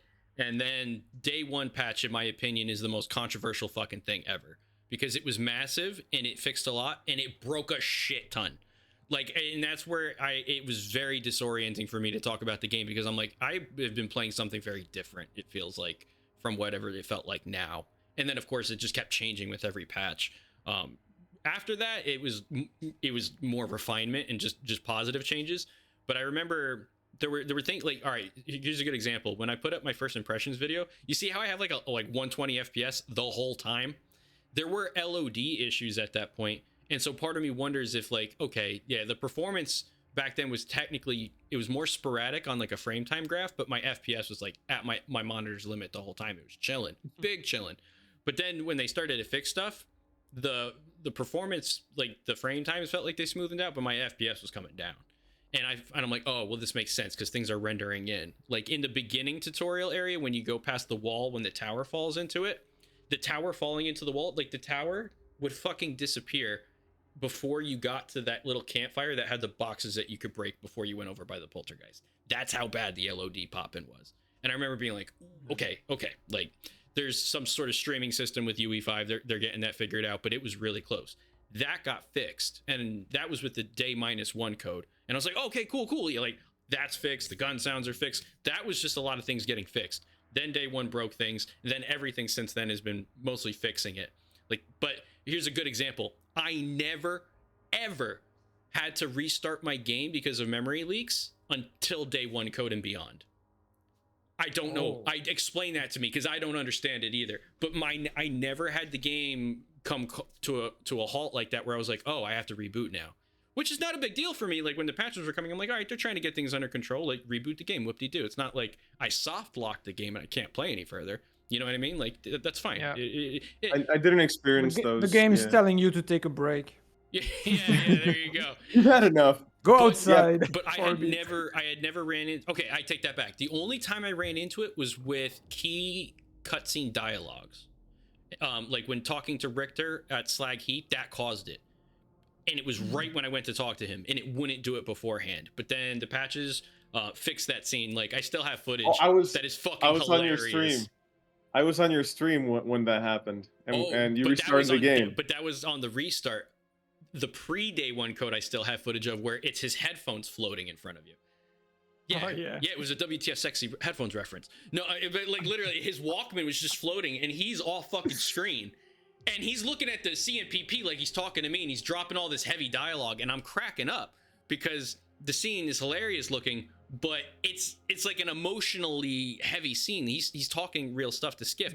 So I had never felt more split before, where I was like, half of me was like, oh, this is peak Stalker, like cinematic, like this is such good dialogue, this character's amazing. And the other half of me is cracking up because I'm talking to his fucking floating Walkman in front of me on the tower. So it's stuff like that where I'm like, you know, a year from now, I'll be like, wow, that day one was funny times, man. Like I love that type of stuff. So I tell anybody, play the game now, enjoy the don't wait. Yeah. Bro, I didn't realize what Richter was talking about when he was talking about crows nesting on the garbage. Landfill? Yeah. Yeah, I didn't understand what he was talking about until I went back and played Shadow of Chernobyl and actually listened to, I think it was Bess who said something about how radioactive the garbage piles are, that nothing can survive there. It was like, oh, the crows are nesting there. Oh, that's what Richter meant. The zone's dying because it's less radioactive. I'm an idiot. Yeah. Actually, That's what he means, you think? Well, I'm actually curious what he actually meant. when you talk to Bess in Shadow of Chernobyl after saving the stalkers in the In the scrapyard. yeah, he says, "Oh, welcome to the garbage. By the way, stay away from those big piles of trash. They're very radioactive." And Richter asks Skeef if he's ever lost something he loved Yeah. around that time, like right after realizing that crows are nesting on the garbage. I think that's what he's talking about. He's realizing, oh, the zone is dying if there's crows nesting here. I think that's what he meant. I don't know. You are more of a lore expert than myself. I mean, it's not really. I'm not sure if it's really lore. I interpreted it as the crows are forced to nest here because they can't do it where they used to, so they like lost their home, like Skiff did. Like a live zone. But I'm not sure. Something like that. Oh, I like that. That's how I interpreted it. Yeah, I think that's better. It's better than the conclusion I came to. But I mean, that's it the can thing, be it's whatever very you want. interpretable. Yeah, you guys just showed each other how you see the zone. Yeah, see the zone in your own I've way. shown you how I see it. I show you what an egg. If you know, you know. Remember that? I love the there's so much to the NPC wildlife, like you bring up the crows. I don't think a lot of people may have noticed, but there's like the rotting carcasses will have bugs crawling over their bodies. Yeah. The bats will hang out in dark areas, and the closer that you get to them, they'll fly out. The crows they'll land on areas and then fly again away. Yeah, and there are plenty Rocks of insects levitating as well. through anomalies. It's a hoaxing. But there's a really good amount of like dynamic, like ladybugs will like crawl over like the plants and stuff. If you stop and you look at the surface of things, it's really awesome. Like when I was at the Freedom Base and I was coming down the stairs, I saw a spider like come down the string web, like Charlotte's Web style, and it was just kind of floating there and it went back up. And it's the little things like that for the environmental design that are so peak. Like everybody knows about the frogs from the pre-release, which are amazing. MVP before. The best thing about the frog, if you haven't noticed it, it's the funniest fucking thing ever when you see it. Go to the Bulma anomaly or arch anomaly and then just crouch down, and when it sucks things in, eventually you'll see the frog just like yeeting through the air to the center of the Bulma, and I was like, oh no, little buddy, like he's just like, help, Skip, like flying through the air. But I love those little details, man. Like the devs put so many things in there that a lot of people might never even see. But I mean, there's no doubt that the world of Stalker 2 is amazing, and some people that do not like the game might claim that Stalker 2 is just a walking simulator. Thing is, if Stalker 2 was a walking simulator, it would be a freaking good walking simulator, and the only thing that would be missing would be VR. Honestly, I could imagine myself taking Stalker 2 with me, streaming it on VR, getting to the gym on the treadmill, and start running through the zone for like half an hour. I could see me doing that. So cool. I could see it. The Quick question is, jog from Zalicia to Cordon. would you do it with the suit on? Ooh, you should. I mean, like, people at the gym don't know that I'm a weird nerd yet, so... Yeah, I would do it like Richter, I would throw a coin.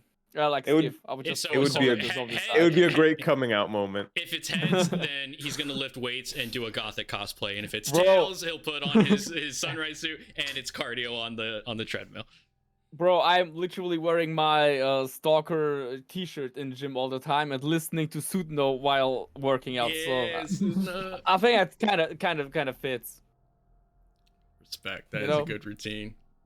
Hey, Sudno is amazing. Honestly, like, have we talked about the music in Stalker 2 yet? What's your opinion about the new music in the game? I think it's one of the most underappreciated Radio, pieces right? of the game. Yeah, like the radio literally has Yeah. over 400 Yeah. 450 songs, or like it's like 40 plus hours of music, and the music is amazing.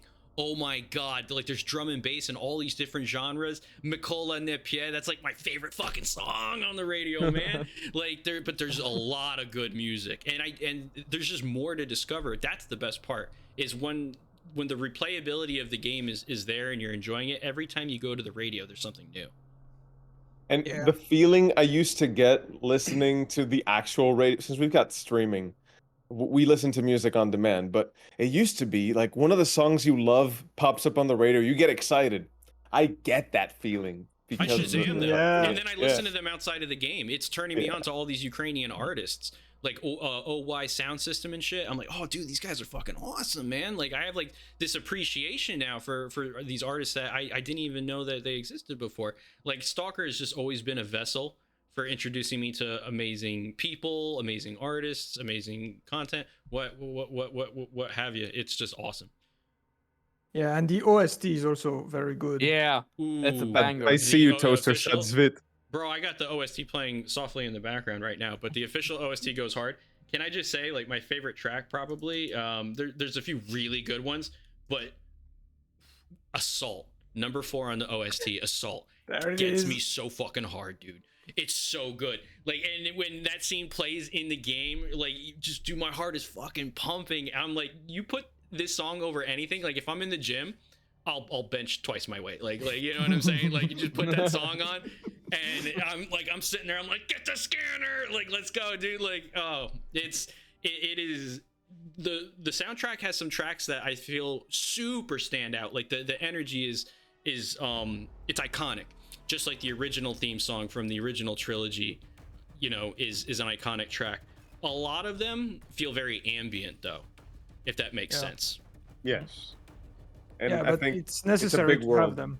yeah, it's a big world. You need like they serve their purpose, but it would be nice if they were segregated, like world and story music, or I don't know. Yes, that was my feeling. Because you're listening to the soundtrack and it does go up and down, and if you just listen to it linearly, it does vary a lot. Yeah. And it's a long, how many tracks in the OST? Like 70? 50, I There's think. actually I can confirm for Officially, you right now. but there are some unofficial ones. That Yeah, people have been digging. there's tracks that are missing, but officially there's 50 of them. It's like think- what, 4 And hours? tracks from trailers too. If we were to order that in a physical CD, we'd have like what, 5 discs? How many vinyls? Vinyl. to fit that. Vinyl is be a huge. I want the huge Stalker thing. 2 vinyl release. Oh Which man, one? Yeah. I'll pay $100 for that. Come on. How many does it cost? It's gonna... I mean, if there is one thing that Stalker 2 really needs, and if the Stalker devs ever hear or see this, They it's are. more merchandising. People on conventions have been asking for merchandising. People online are asking for merchandise, and there's so much potential to create amazing merch. Yes. Like, I'm sprawling. I'm sparking with ideas for that. Little Spark reference. But yeah, I'm like sparking with ideas, and there could be so much that people would enjoy. And I'm really talking about good merch, not like, you know, half-cooked stuff that just has a Stalker logo on it, but actually items from the game or closely related to the game that people will recognize and maybe put to some use. Because like other games way- are not doing quite a good job. I'm a big fan of Gothic, for example, and Gothic right now, like THQ is just throwing out merch that has like just the logo on it, but has like a notebook, you know, a notebook with the Just logo on it, which has merch- nothing to do with the game. It's a big moneymaker. It really is. Yeah. You know the Marvel movies? The merch makes more than the movies. That Right. doesn't surprise me at all, Yeah. especially with the way Yeah. ticket sales are these It's a days. big business. By the way, spoiler alert thing is still on, and because it's on, I want to ask a question. Oh, yeah, good call. All right, then hit it.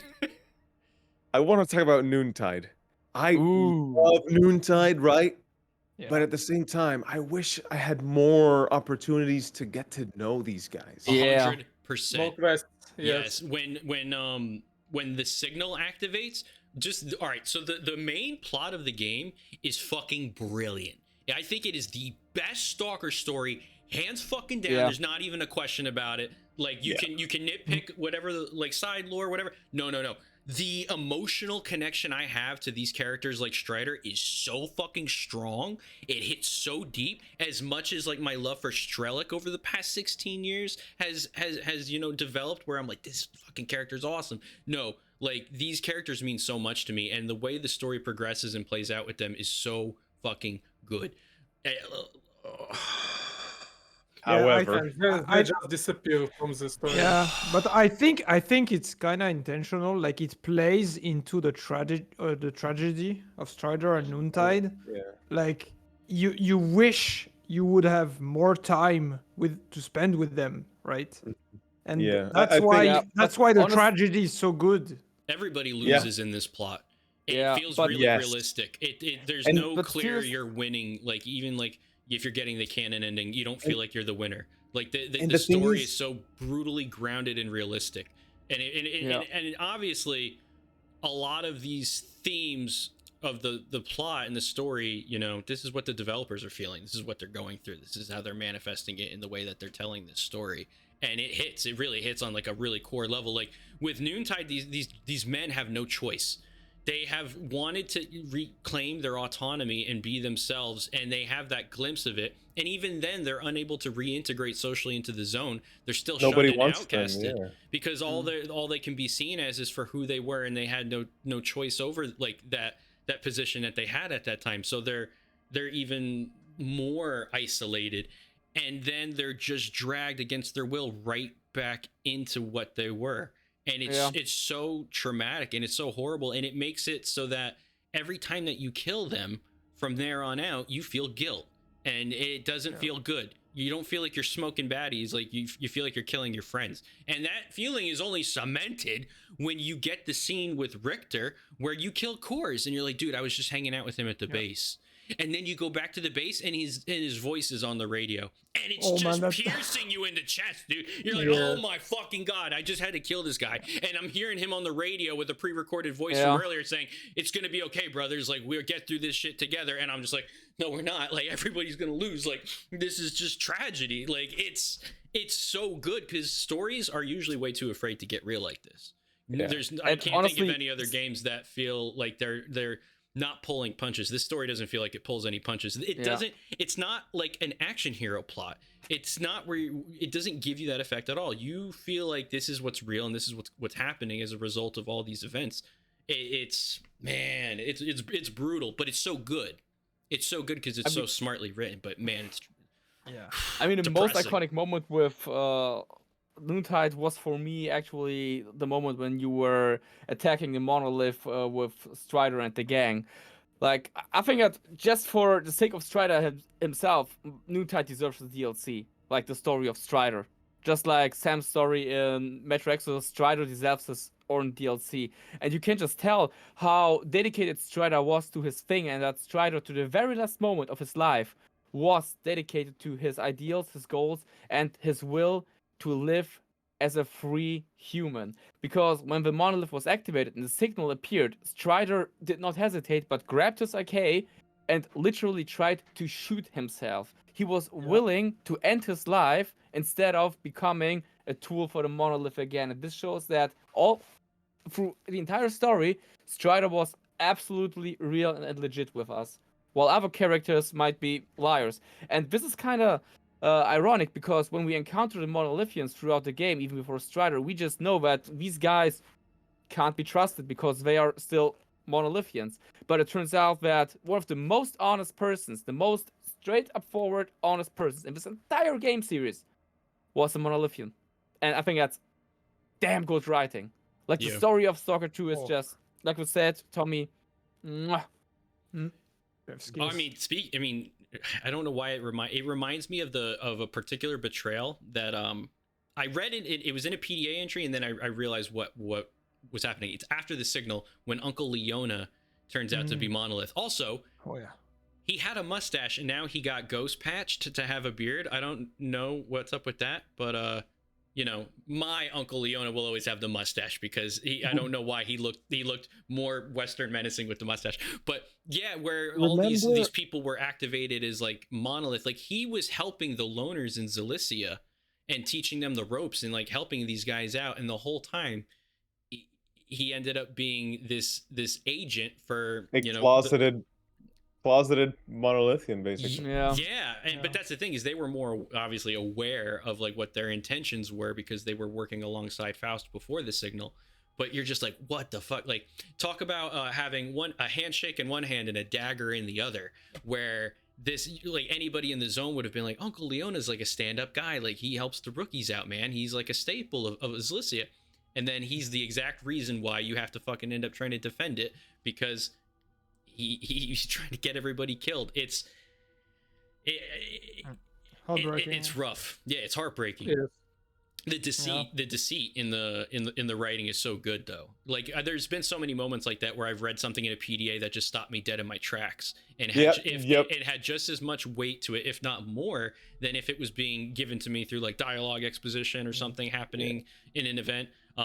Especially with like the Clear Sky base, those PDA entries go crazy, and you're just sitting there surrounded by the decay in your thoughts. There's something about that story being given to you in that medium, with you being surrounded by like all the memories of the base, the events that had transpired there, the people that used to be there. It hits different. I really appreciated that piece of the story a lot because you end up figuring a lot of information about like higher level stuff like Sea Conscious, but it gives you more questions. Speaking of betrayals, this is something I noted for myself, but every time I tried a new ending, even though I had been like purposely trying them. For example, Ward, I didn't feel like I wanted to side with the Ward. I was doing it because I wanted to see what would happen if.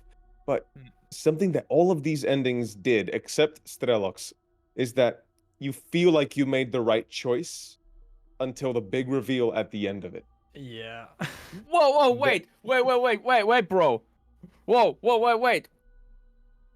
S.T.A.L.K.E.'s ending is the top 10 enemy betrayal. No, which is why I thought we were to destroy Sea Consciousness and liberate the zone and not become part of it, bro. The thing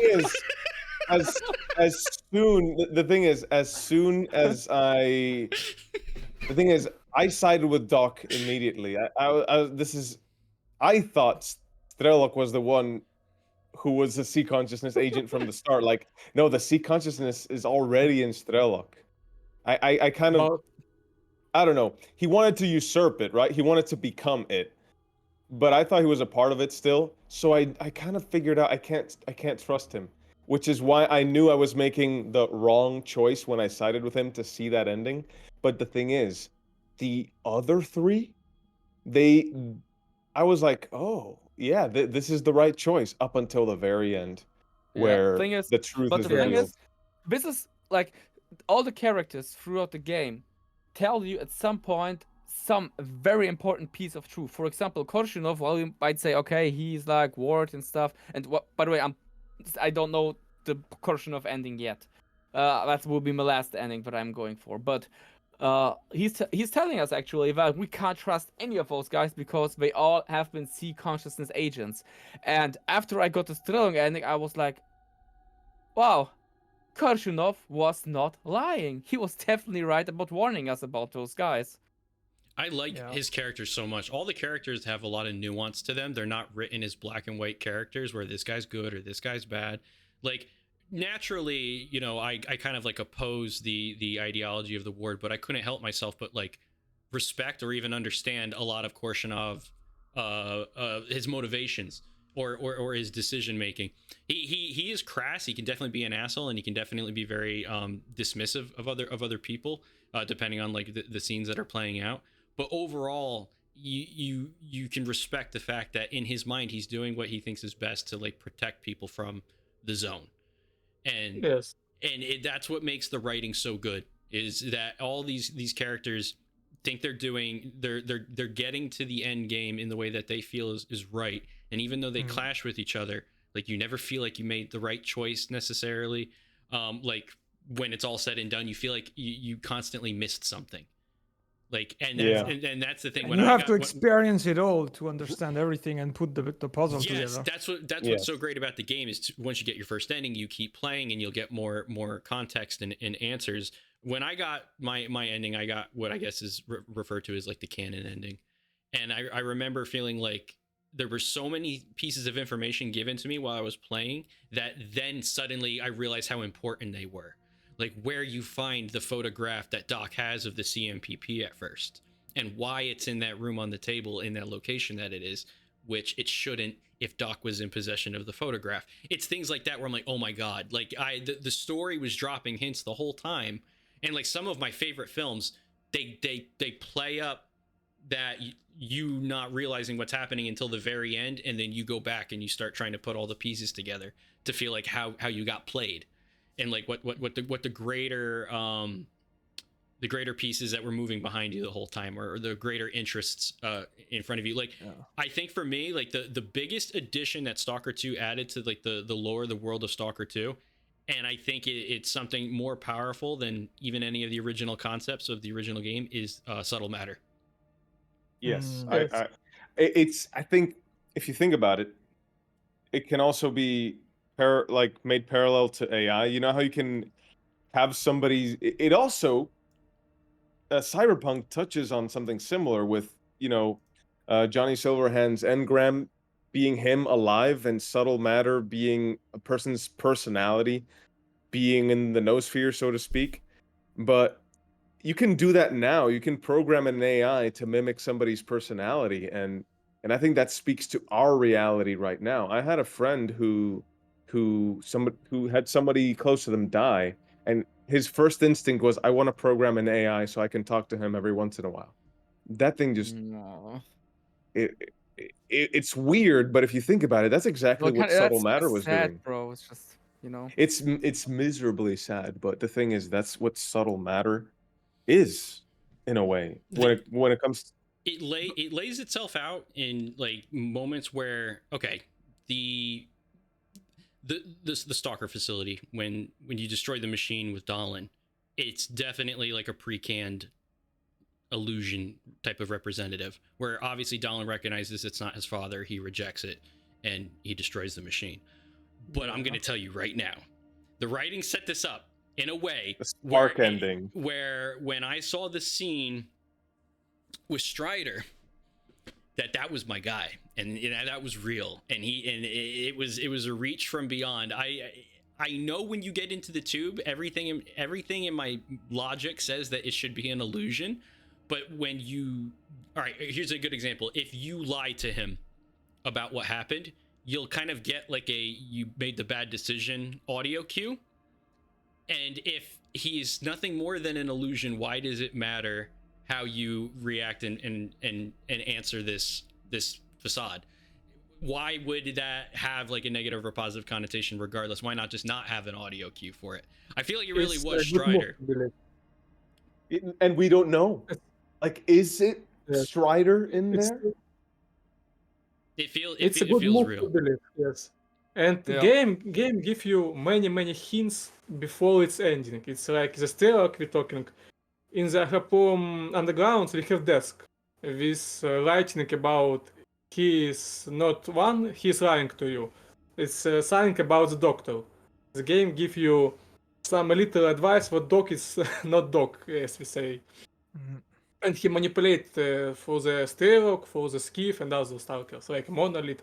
But main question, when doctor became the not doctor, if not many spoilers. Now we're getting into like the most peak of the peak spoilers. Yeah. I wish I had an additional tag to put Yeah. on the Oh, screen do for it, do peak it. spoilers. That's exactly why Like, I hold stopped. on. Yeah, give me 1 second. But while we're speaking of foreshadowing, the biggest part of foreshadowing and the reason why I decided to kill Doc in my first playthrough was actually the way the mercenaries described the attack on Doc. You know, described that he was super fast, teleporting around, attacking them without them having any chance to react, with fierce brutality and stuff like that. And like the way we described that, I was super fishy, super fishy. So I decided just to not trust Doc and kill him because there was something very odd. And when I got the when I got the S.T.A.L.K.E.R ending and when I got the Skiff ending, the Doc ending, I just saw that I was terribly right about killing Doc, and that was not a mistake at all. But for Stalker 3, I like the way when he Save- gets shot, saving he's just Doc. like, he just looks down like, oh, what the fuck? Like, why'd you do that? Like, he just like no reaction to getting shot. But Yeah. if you think about it, like, wouldn't Faust survive that? Who the fuck knows? We don't know. It can Maybe. be illusion. Maybe not. Maybe you actually killed the real Doc. Who knows?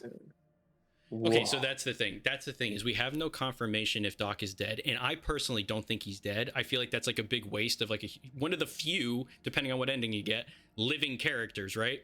So what if he like what is the criteria for Faust's controller powers to basically, you know, pull a John Carpenter's The Thing and assimilate another character? Does he have to kill that individual? Does he have to touch that individual, giggity, or does he just have to like meet them and visually like see them to make a mental note of what their features are to then copy and assimilate them? I think Doc is like locked in a basement somewhere, but like his Faust, I understand his motivations a lot more after the scene in the Duga plus the ending. Like he doesn't seem like he's a bad guy. It just seems like his motivations are a little bit more beyond what Skiff is aware of or understands at the moment. And obviously he uses you as a tool to like play into the whole script that he has in place, but it doesn't seem like just killing everybody is on his docket. And in fact, when you're being strangled by Strider, oh my god, that was an emotional wreck scene for me. He hesitates to kill him. It's like he doesn't want to do that. And here's the thing. If we're good, because then you have to say, all right, Doc, you know, has all these reports of like helping out people, helping out mutants, living out in the forest. But if you look at the trilogy, Doc should have been hanging out in the swamps. So did Doc move to the Red Forest? Is that bubble only to like mask the house, or is it a spatial anomaly that moved the house from where it was before? Like, was that Doc that was doing those things, or was it Faust? At what point does Doc end and Faust begin? It's one interesting thing. If you go after a beta for the Doc house, it's like empty, no house in this circle. Only the voice of the Doc, but not house. It's just I say it's like secret dialogue with Doctor. Yeah, it about disappears. it. Mitya brings something up I just want to address. Doc's Psi imprint is on a cartridge. It had to be taken from his mind at some point. Maybe this is more of a question I have for Anomalous then. That Psi imprint that he has on his cartridge, obviously Doc refuses to get into the pod before the Sea Conscious starts up. So would that Psi imprint be from all that time ago? Or would that have been a more modern print that he could have taken? Or do we just not have enough information to know one way or another? I think it could be both. I'll have to investigate a bit further, but from what I can remember from the top of my head, I think he took the decision to not enter the pod pretty late. So it's definitely possible the cartridge was taken from all the way back in 2006. But I can't say for sure. But to answer your question about Doctor moving, I think he actually did. Because in his diaries, like in the Dr. Kaimanov's diaries, you can read that when he met with S.T.A.L.K.E.R for the first time, he mentions his home being in the swamps. Mm. So I think this is still correct. Like the flashbacks from the times of Clear Sky, Shadow of Chernobyl, Doctor was still living in the swamps like before. And Doc's house have the Y sign for the Y project in the basement. Oh yeah. Interesting. Yeah, you guys are speaking about things I have like not delved into. So Oh, we still need. We all need to dig deeper. Yeah, Yes. there's Definitely. so many layers. But Like there's so much stuff that still has not been explained or uncovered. Like we have several areas on the map that are probably accessible but blurred out, like the dock area. And most importantly, the area under the hospital, industrial hospital number 126 in Pripyat. oh yeah, What is that there? one. You can get through the basement, and at some point you stand in front of a gate and see like a massive, It's a huge hall teleporter. with some kind of structure in the middle. Yeah, it's a teleporter. I think it's a monolith teleporter. Yeah. Probably that's how they got their reinforcements In in the Core of Pripyat, yes. Pripyat. But yeah, there's a lot to dig Yeah. about. Guys, I wanted to share something with you, something I read about. I have no idea if it's true or not, but I read a rumor about a fifth ending that was cut. What? the noontide ending, of course. Yes, the noontide Yeah. ending. So there's this Okay. rumor that at some point there was an ending where you could like side with Strider and actually save noontide, and the ending would be that they destroy the eighth pod so that nobody can use it. That was my I ending. don't know if it's real or if people made that up, That needs to be I- real. but I just wanted to Sounds tell good. you that. I think I know exactly what's going on here. Everyone was siding in playtesting. Everyone was siding with Strider. Right. Obviously. Why does that make so much sense? Immediately, I'm like, yep. He's too based. It was too easy. It's too easy to side with Strider. So Yeah. what they did was take him from us. Yeah. That's Where's canon. Strider I now? accept that now. That's biblical accuracy. I mean, the tragedy would not be perfect if it was possible to avoid it. So I guess it's better how it is now. But Yeah, it's 'cause interesting to think about a fifth ending. it would have felt like it's the one ending that stands out in opposition to the rest, because that sounds Yeah. much more like a happy ending. Yeah, I guess Mhm. if they actually thought about it, it was probably cut very early. I suppose if it's actually Yeah. real. That's probably true because of the remnant leftovers that are in the files. There probably isn't anything even that's referencing that, or it would have gotten brought up in the Discord for sure. Because even the flashbacks, like they use previous versions of a lot of scenes and stuff. I just feel like usually if like something's cut, there's like at least like a vague scrap or reference to something. You know? Yeah. Read the art book. Read the actual text in the art book. Oh yeah, no. Yeah, the art book there's has- there's things the art book has, but then there's things not in the art book that are dangerous as fuck to talk about. Yeah. But man, the reading the art book will definitely make you raise the eyebrows at some stuff that is in there. Mhm. Yeah. But for I me, can tell like you the that. largest question that has to be Also, answered wait, is in the art book, what the hell? um, Why does the brain for X16 have an X18 note under It's it? a mistake. It's It is a It mistake, has to right? be a mistake. It has to be a mistake. Yeah. That stood out to me, and I was like, did I miss a brain in X18? But No, no, it's a it's mistake. just a mistake. Surely it is. Yeah, that's not the only mistake in the. Because entire- there's other mistakes. Like there's actual like grammar mistakes in there. Like cloak is spelled with a CK at the end. Little things like that. Mm. So like if that's in there, I'm sure that opens the possibility that that's a mistake. Yeah, but I don't remember the specifics, but I remember seeing other mistakes as like when it comes to the lore or like locations not being named properly. I and stuff. remember some. I make the translation for the Ukrainian, and I remember some moments. But X16 is not in the game, so not in the notebook. It's all logical. Yeah. God, they need to bring it So- back. So wait, but let me see if I understood what you said correctly. X16, you can't enter X16, right? No. So it was logical because there's no X16 in the game? It's a bad joke. Okay, yeah. I was like, wait, you're trying to get at something, right? Yeah, so the reason it's not in the art book is because there's no X16 in the game. No, it's not exist. But maybe it will exist at some point. Yes. It's true. That's the magic of it.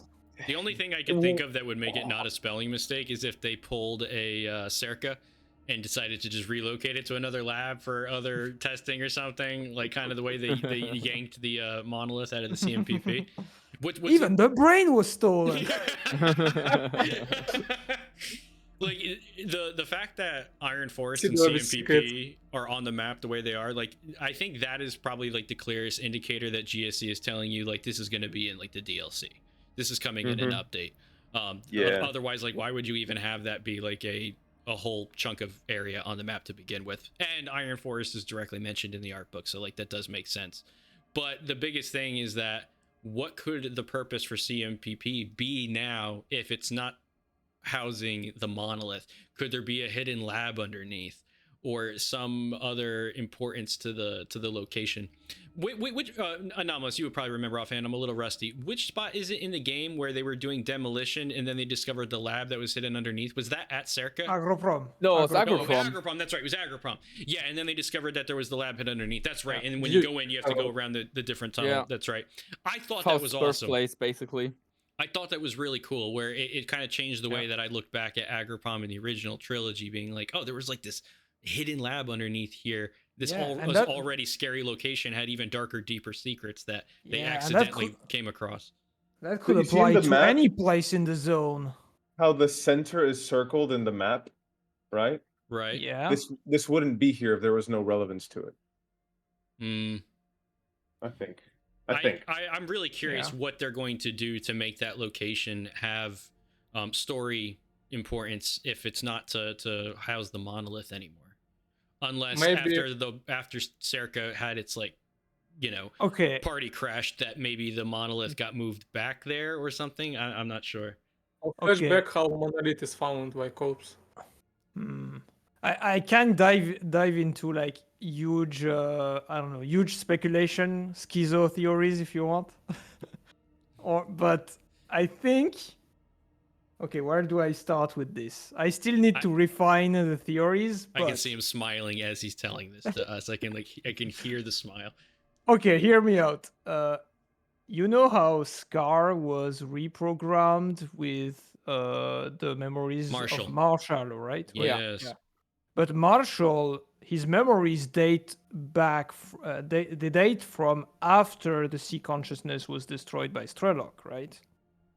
So he had to be like S.T.A.L.K.E.R had to be reprogrammed afterwards, like maybe let's say in 2013 or at the earliest, right? Because Marshall met the ward who came to the zone after the ending of Shadow of Chernobyl and even Call of Pripyat. Right. So the neuro laboratory was not supposed to be running anymore, and yet S.T.A.L.K.E.R was reframed with Marshall's memories. So sea consciousness didn't do it; someone else did it. Housed. But Hold on. Oh well, yeah, the monolith wasn't around. And you know, I think that's why when you get to the neuro laboratory, all the screens display static except the one with S.T.A.L.K.E.R's reprogramming. Because it was an Probably- individual one-off. Yeah, that was a one-off did afterwards, I think. But who did it? If you kill S.T.A.L.K.E.R on his PDA, you will see that his missions are given by the MDST. Yeah, I was gonna say, did Ozerski have the ties to be able to, with the consciousness, to maybe fill that role? I mean, what scientist could have done it? Okay, so what I'm getting at is I think there are scientists of the MDST still alive out there, and it could be Kalonsha, Lebedev, Yes. Suslov. Shubko, Suslov, these scientists from MDST who have survived. And they must be hiding somewhere, and they weren't hiding in in Lamont DLC. Let's go. I mean, possibly, or the cold island, or beneath the CNPP. They were not hiding in X7. Dude, somewhere if the else. CMPP was hiding like MDST scientists. I don't know, it's 11 just- at CMPP would be fucking Meanwhile at GSC, write that down. So right? if you want an incentive to have to go there or push the player to go there, that could be one way to do it. I don't know. Dude, your Sounds random nice. theory crafting is fucking peak. I don't think it's random. Yeah, I mean, for the moment, it's a bit I think- early in the draft, but you will see. I will have to put the evidence and craft it a bit more. I think, man, I It's think coming. Anomalous gets up in the morning and he's like, was it Kalancha or was it? Oh, that's all I can think about on my way to work. I'm There and sure. back. Yeah. So Oh man, both. Just I write- can't believe that we're in the 4th month since release, and I'm still thinking about this every day. Yes. Yeah. Yeah. And if I don't play for a day, I feel like I don't know. I feel like I'm missing something, right? You know? It sits with you. Yeah. Right now I'm But- in the swamps, and again in my like 10th playthrough maybe, and I've been really thinking about Kalancha. And that note in the church, where he sets up, where he protects the Clear Sky base. Why? Like, yes, he does it for Clear Sky's return, but how does Faust put those dots together if he doesn't know Kalancha, right? I think Kalancha and Faust know each other. Maybe I missed something, Anomalous. What exactly was Faust's real intention with the scanner at the Clear Sky base? Because obviously he there's the visiograph with Yeah, Skiff and okay. everything. So I'm still trying to figure out all the specifics of Faust's plan, so I'm not sure yet. But what I know is that Faust, I don't know, it did something with the Alpha artifact and Skiff's scanner, so that when it would be put into X11, It was would cause the sabotaged. signal. Yeah. But I can't really God. tell why it had to be at the Clear Sky base yet. I'm not sure. But you can see in the cutscene when Skiff approaches Visiograph is active. Faust. yeah, the the- monolith device. Yeah, the scanner has a special thing displayed on the screen. It's like uploading. It's something you never see in any of the other scanners. scanners. Yeah. Yeah. All right, so he Um, had some malware or something basically yeah, to repurpose but the signal. but I'm not sure why he had to go to Clear Sky to do it. That I'm And not he sure talked about with yet. Sikones in the cutscene, as I remember. I have so many more Yeah. questions about the root of monolith now, because the monolith itself is an illusion from projecting out of an arch artifact, but when that signal activates, that voice come to me sounds guttural, visceral, and different than it ever had before. Is it really just completely and fully and 100% an illusion? Otherwise, what is the signal tapping into? Why can everyone hear it? Is it a real sound? Where Is it in people's heads? Yeah, because Noontide and everybody just gets activated. What is controlling that at that point? You destroy the stalker station later with Adalin, and that's not it. You're still fighting Monolith. There's brainwash to the very end. Yeah, that's one thing I was also wondering about. So basically what you're saying is before the Monolithians were controlled by the Monolith because it was continuously active. But with the signal, it's different because the signal is just it's one moment. activated. It's just one moment. And after that, the Monolithians continue to be under the influence of the Monolith. Exactly. Even though the signal is not continuous. Right. That's really weird. And the projection at S.T.A.L.K.E.R is not running anymore. The monolith has no it's just not active. It's not doing anything. So where is the source of this control coming from that keeps them all brainwashed and active? Holy It's a big what mystery. did you just think of, dude? The CMPP, man! The noosphere. Oh, well, I No, feel like come on. does that not tie My- into my subtle theories- matter though? Yeah. The idea that whatever is on the other side is still very much influencing what's happening here. Do you think subtle matter and the shining zone are the same thing? No. No, I think the Right. Shining Zone was the Oasis 3, the one that you realize was just another illusion. Yeah. Illusion. Speaking of the Oasis, bro, in DLC GSC, please give us Give us the other two Oasis. Please bring back the Jupiter factory. Yeah, I mean Uh, it's already being modeled. Yeah, Like you yeah, you can can see yeah, the so Stingray chopper in there if you and fly over there. all Oasis is too here, though. You can see quite Yeah. a lot of stuff already modeled. Like I have a mod that allows me to no-clip through the map and check out things. And I yeah, can we tell you worked on that that. the entire area around generators, like the generators itself and stuff like that, is modeled. Even parts that are not accessible to the player are like modeled and has doors and stuff like that. You're right, bro? Give us back the spider. I think about the spider every day. I'm in hot water right now. There's a sniper. There's probably a red dot. You can't see it, but I'm about to get assassinated. Please bring the spider back. Please bring the spider back. You know what I'm talking about. Whoever you are that's working on that at GSC. But quick, I don't have much time. They're gonna get rid of me. Bring the spider back. Bring the spider. What's the spider? Ball. I think the I spider think it's is better if you don't know, or else you'll be on the hit list too. well. So I I saw guess the Tommy's laser. gone. I saw the laser on Tommy's nipple. They shot him in the nipple. He's fine. He'll live. Oh my!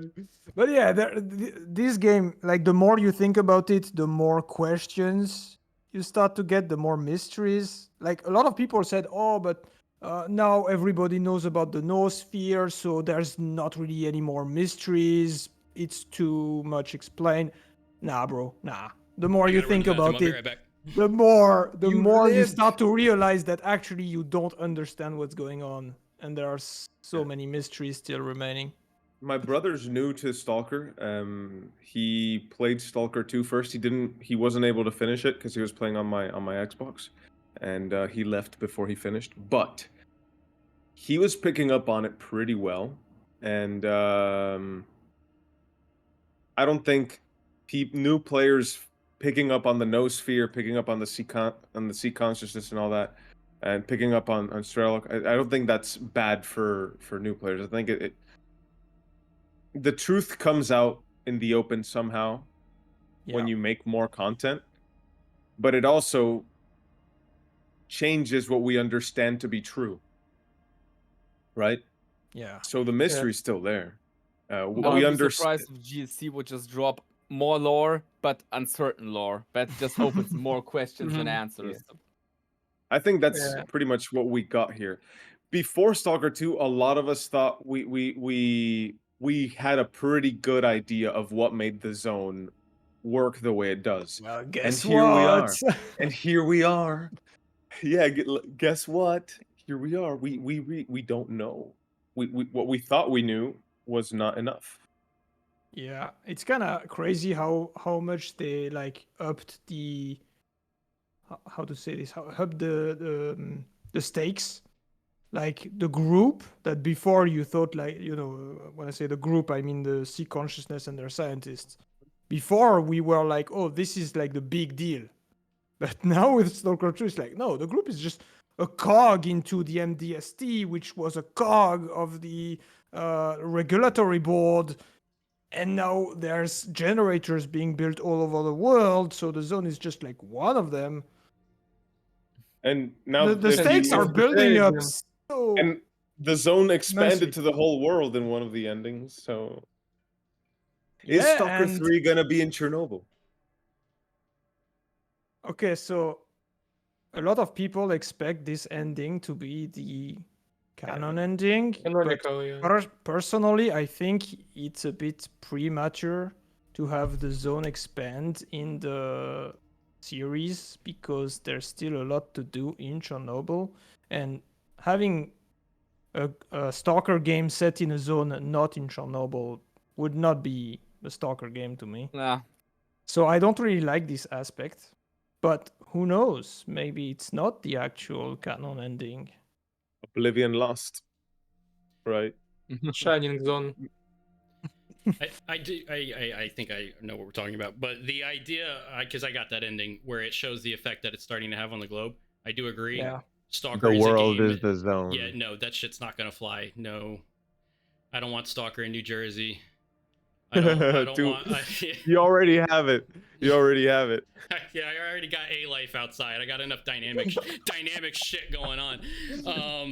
But no, Stalker is like Ukrainian through and through. It's a game that takes place in the Chernobyl exclusion zone. That's really critical and important to the atmosphere, to the lore, to everything. I feel like it would compromise way too much of the game's identity for it to try and take a dip outside. Now, don't get me wrong. I feel like for the story, it's okay for it to affect the outside world. But like, if you're thinking of like a mainline title entry outside of the actual exclusion zone, I feel like that would be a massive misstep.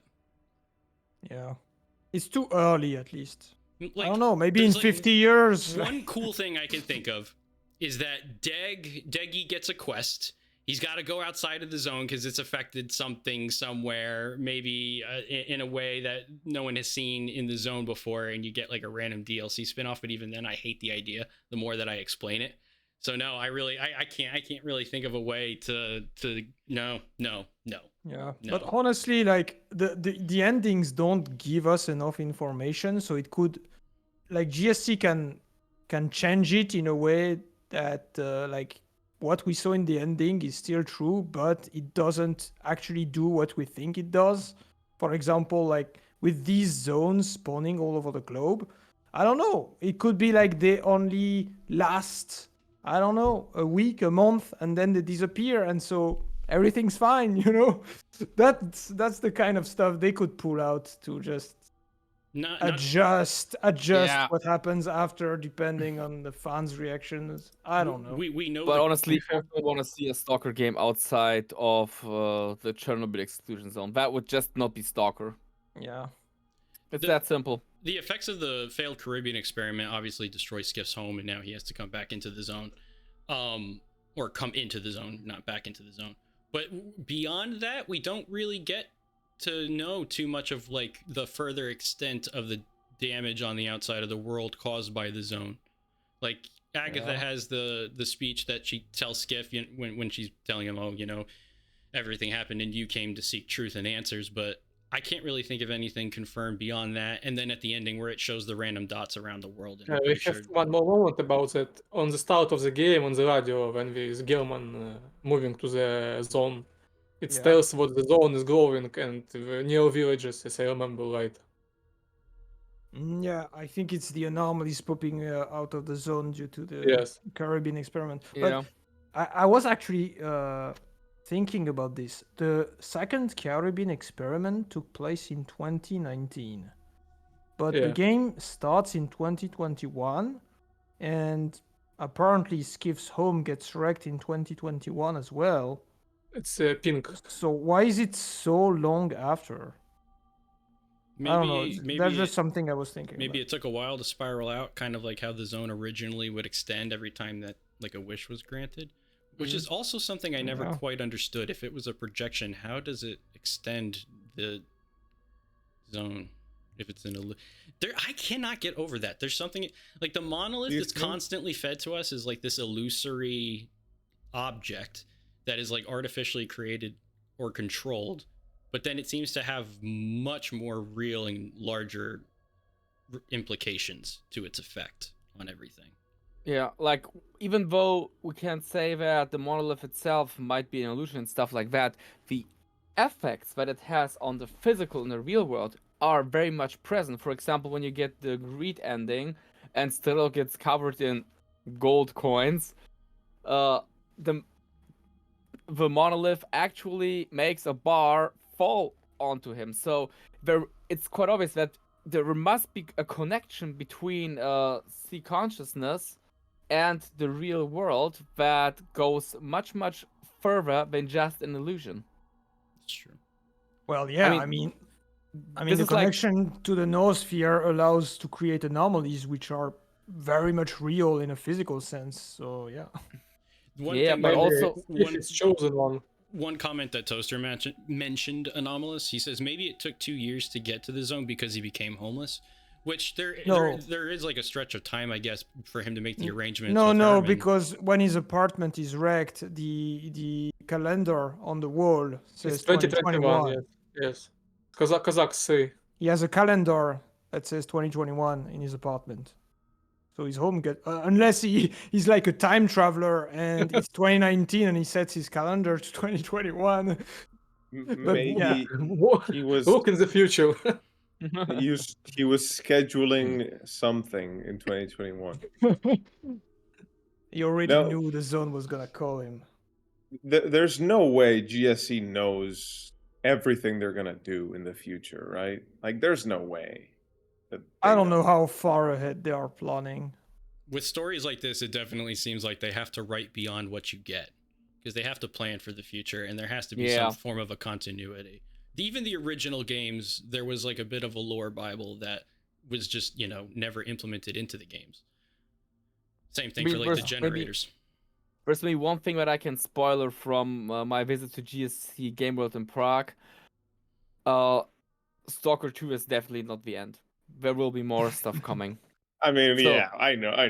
We know, but yeah. we can be sure that they have planned ahead, and that Stalker 2, the entire story was kind of designed that it allows them to continue their work. Of course, yeah. That's all well and good, but did you ask him if it's 16 more years until Stalker 3? No. Here's what's got me really excited. I see Stalker 2 a lot in the same light that I looked at Kingdom Come Deliverance the first. Kingdom Come 2 looks very, very good, very, very polished, very, very nice. And I think that 2GSC, Stalker 2 is that, all right, a return to form. We're figuring out this new engine we're going to use. We're figuring out how to put everything together, and they're really going to show off what they've got with whatever they do next, and it's not going to be that far out because they've already picked up the skills to do it. Think about the learning curve they had to go through with the new engine, with the new developers, because there's a lot of young New staff team, over yeah. there. But now they've got just under 500 people who've got the experience under their belt.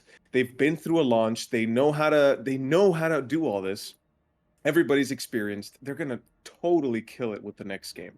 And I know it's a long way out, but I'm Yeah, looking forward to it. That's where we come back to the roadmap, because for me, when I think of Stalker 2, Where is it? Like what is the roadmap for Stalker 2? If I had to guess, I'd say it's going to be the next 2 years to get to like to get to the end of like whatever the last piece of content Don't is. hope for too much, I think. Don't get your hopes too high. Look at Cyberpunk. Well, it's not really like a hopes thing. It's that we've got we've got the major story DLCs that are part of the season pass, and plus trickle updates in between, the multiplayer update. Like the ecosystem for Stalker 2 can sustain itself, you know, for another year or two as far as like fresh content goes. Oh, yeah, what I meant is that I don't think the roadmap they're gonna release soon will show what they're planning for 2 years. I think it won't go as far. No, of course not. No, if anything, they would just release another roadmap later down the road. But it'll at I'm least... talking about like the overall life cycle of Stalker 2 as a product. I see that going for like another 2 years or so. Yeah. But then when you think of like what does Stalker 3 look like, just delete 6 years of your life for development time. Like, I mean, even if because I would guess that they would keep it an Unreal Engine title. They'd be working on like whatever the newer iteration of the engine is. Like, you know, Miguel is saying they've got all the experience now. They've got the talent. They've gone through everything that they've gone through with Stalker 2. That would just blend them right into Stalker 3, and especially from like a technical position.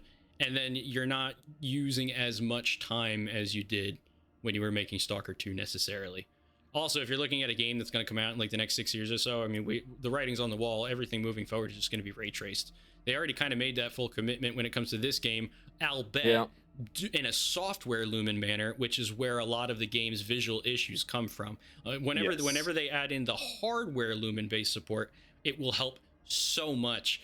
And that's why obviously this game is already like just absolutely beautiful. It's going to age like a fine wine, but it does give them a lot of flexibility as far as like, well, what do the technologies of tomorrow look like? Like, how would you build Stalker 3? I think they would probably take a similar approach, like as far as like PBR materials and stuff like that, like they do it too.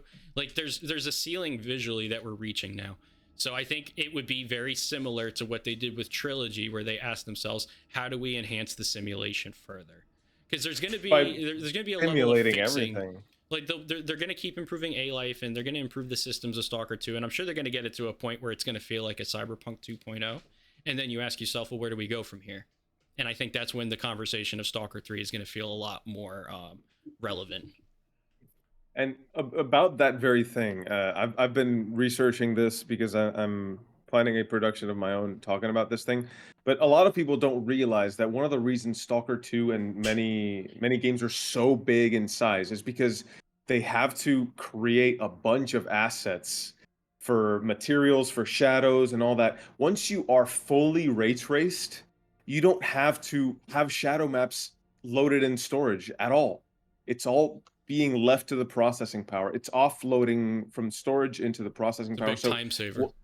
once we fully transition to modern capabilities with ray tracing, with mega geometry, with all this stuff, we're gonna see a lot of benefits because right now we're balancing both worlds. We need to think about it this way.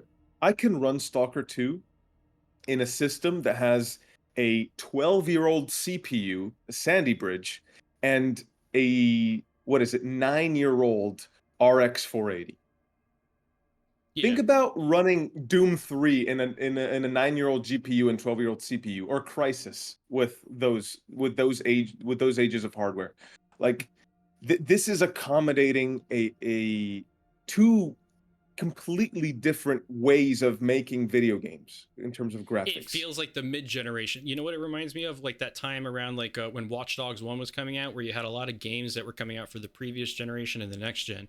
And those cross-generation titles, if they didn't commit themselves fully to next gen, you had a Watch Dogs 1 situation where the game came out extremely cut down. And the best way to play it was still on next gen hardware, but it wasn't really running that good on old hardware. Like if I had to make a random like hot opinion, I'd say that Stalker 2 would have benefited from not having had Xbox Series S support. I think that Yes. I think that the Series S is largely holding back just gaming, which I understand where it's trying to align itself as a product in the market, and it's a good product. It's a good entry level for getting just into video games. $300. Yeah, it's the only It's place. insane. Yeah. It's super impressive. But the truth of the matter is, well, when do you stop supporting that? When do you call it the next generation? Because this generation, because of the economy, because of the way that things are, people are expecting to get a lot more of a roadmap out of these products than they were before, especially because when they first launched, nobody could get them. And so most people didn't get an Xbox Series X or a PS5 until 2 years into that console cycle. Now it's a few years later. Believe it or not, we're coming up on that period that like was the end of the 360 and the PS3's like life cycle, but for this generation, but it doesn't feel like it's time for it to end and buy a new box. You know, you just had the PS5 Pro drop. So how long is that supposed to, what is that supposed to fill in for how much time until your next mainline entry comes out? Does that mean we're waiting for another tick model from Xbox, the Series X Pro? Well, are they still going to support the S in the bottom stack? It affects too much for core technologies. And the best example I can give to that is the new minimum for games moving forward is RTGI. So ray traced global illumination. You might not have like everything else. You're not gonna have like path tracing and shadows, etc., but that is, you know, Indiana Jones, Doom. You're gonna see a lot more of that. It's easier for the developers. It's this quality benchmark that they want to move forward with. But at some point, even that minimum requirement is just going to be unfeasible for Series S alongside whatever the rest of the feature sets are. It's probably going to be a memory issue. They're going to run out of RAM because it's a very RAM limited machine. It's actually really stout when it comes to like the CPU and the GPU overhead, but it just doesn't have enough memory. And it's kind of like how you're mentioning with the computers. Like people say, oh, Stalker 2 is super unoptimized, Unreal Engine 5 is unoptimized, is that and the other. It's heavy. Like I'm an old guy, so I remember growing up and like, you know, you had a 300 megahertz processor. Okay, well, 6 months later, get fucked. The Pentium 1 gigahertz is here. Like the technology was moving so incredibly fast, and it wasn't cheap. Back then, it was expensive. Hell, in the 90s, it was like you paid a couple $1,000s to get a computer, and we're kind of back to those bad ways. You know, like PC gaming is probably, you know, in the toilet as far as how relatively to how it's been for a long time. It's definitely not good, but that's the way it was. I see this conversation get brought up a lot, and it usually is people saying they need to focus more on optimization. People don't have the fastest hardware. What people don't realize is there's not a point that comes where developers are like, oh, like they don't cater to the lowest common denominator in the market. Because if you do that, you're just going to be there forever. Like you have to move things forward to get people to play get the new product or whatever the new thing is. If you just tried to make games that were safe, that ran on everybody's hardware, games would look 9-10 years older or older than they do now. We wouldn't have half of the graphical fidelity that we have now, because there wouldn't have been as much of a compeller, a push to move forward for that. So that's where, like, I don't agree. And I've been on both sides of that coin. I was young. I had no money for hardware. I know what it's like. I've been there too. Yeah, like I know what it's like to struggle to afford a 60 class, even a 70 class GPU. And that was back when the pricing wasn't as bad as it is today. I'm an older guy now with a good job, so it's not as big of a deal. But if I were 17 right now, I'd be like, I'm fucked. Like, I got to build a computer to play Stalker 2. This is going to kill me. I'm going to have to like put how many hours in at the grocery store or whatever. Like, that's rough. I feel for that. Like, but at the same time, you save your money, and then whenever you buy, whatever you can afford, the mid-end product, it's going to be better because that technology kept moving forward.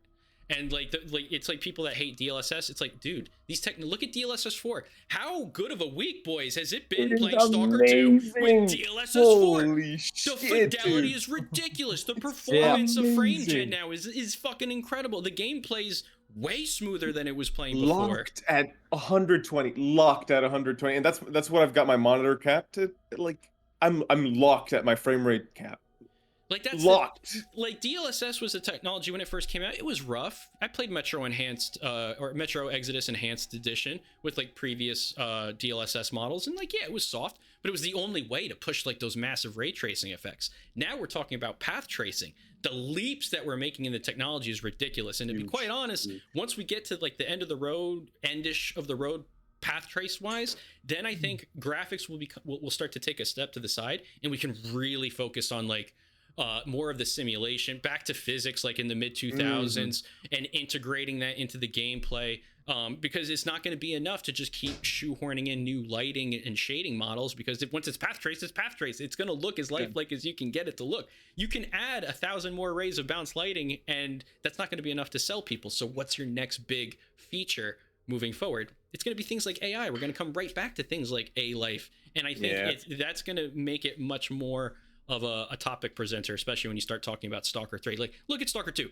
It's fucking beautiful. Stalker 3 is going to be gorgeous, but that's not what I'm thinking about when I think of Stalker 3 now. Like, it's almost a given. I'm like, oh yeah, just the technology of X amount of time progressing. Yeah, Stalker 3 will be path traced. I have no question about that. So now that I already know that, what does the rest of the game look like? Because it reminds me of how I was expecting Stalker 2 to look before it came out, when you had the concept of it in your head.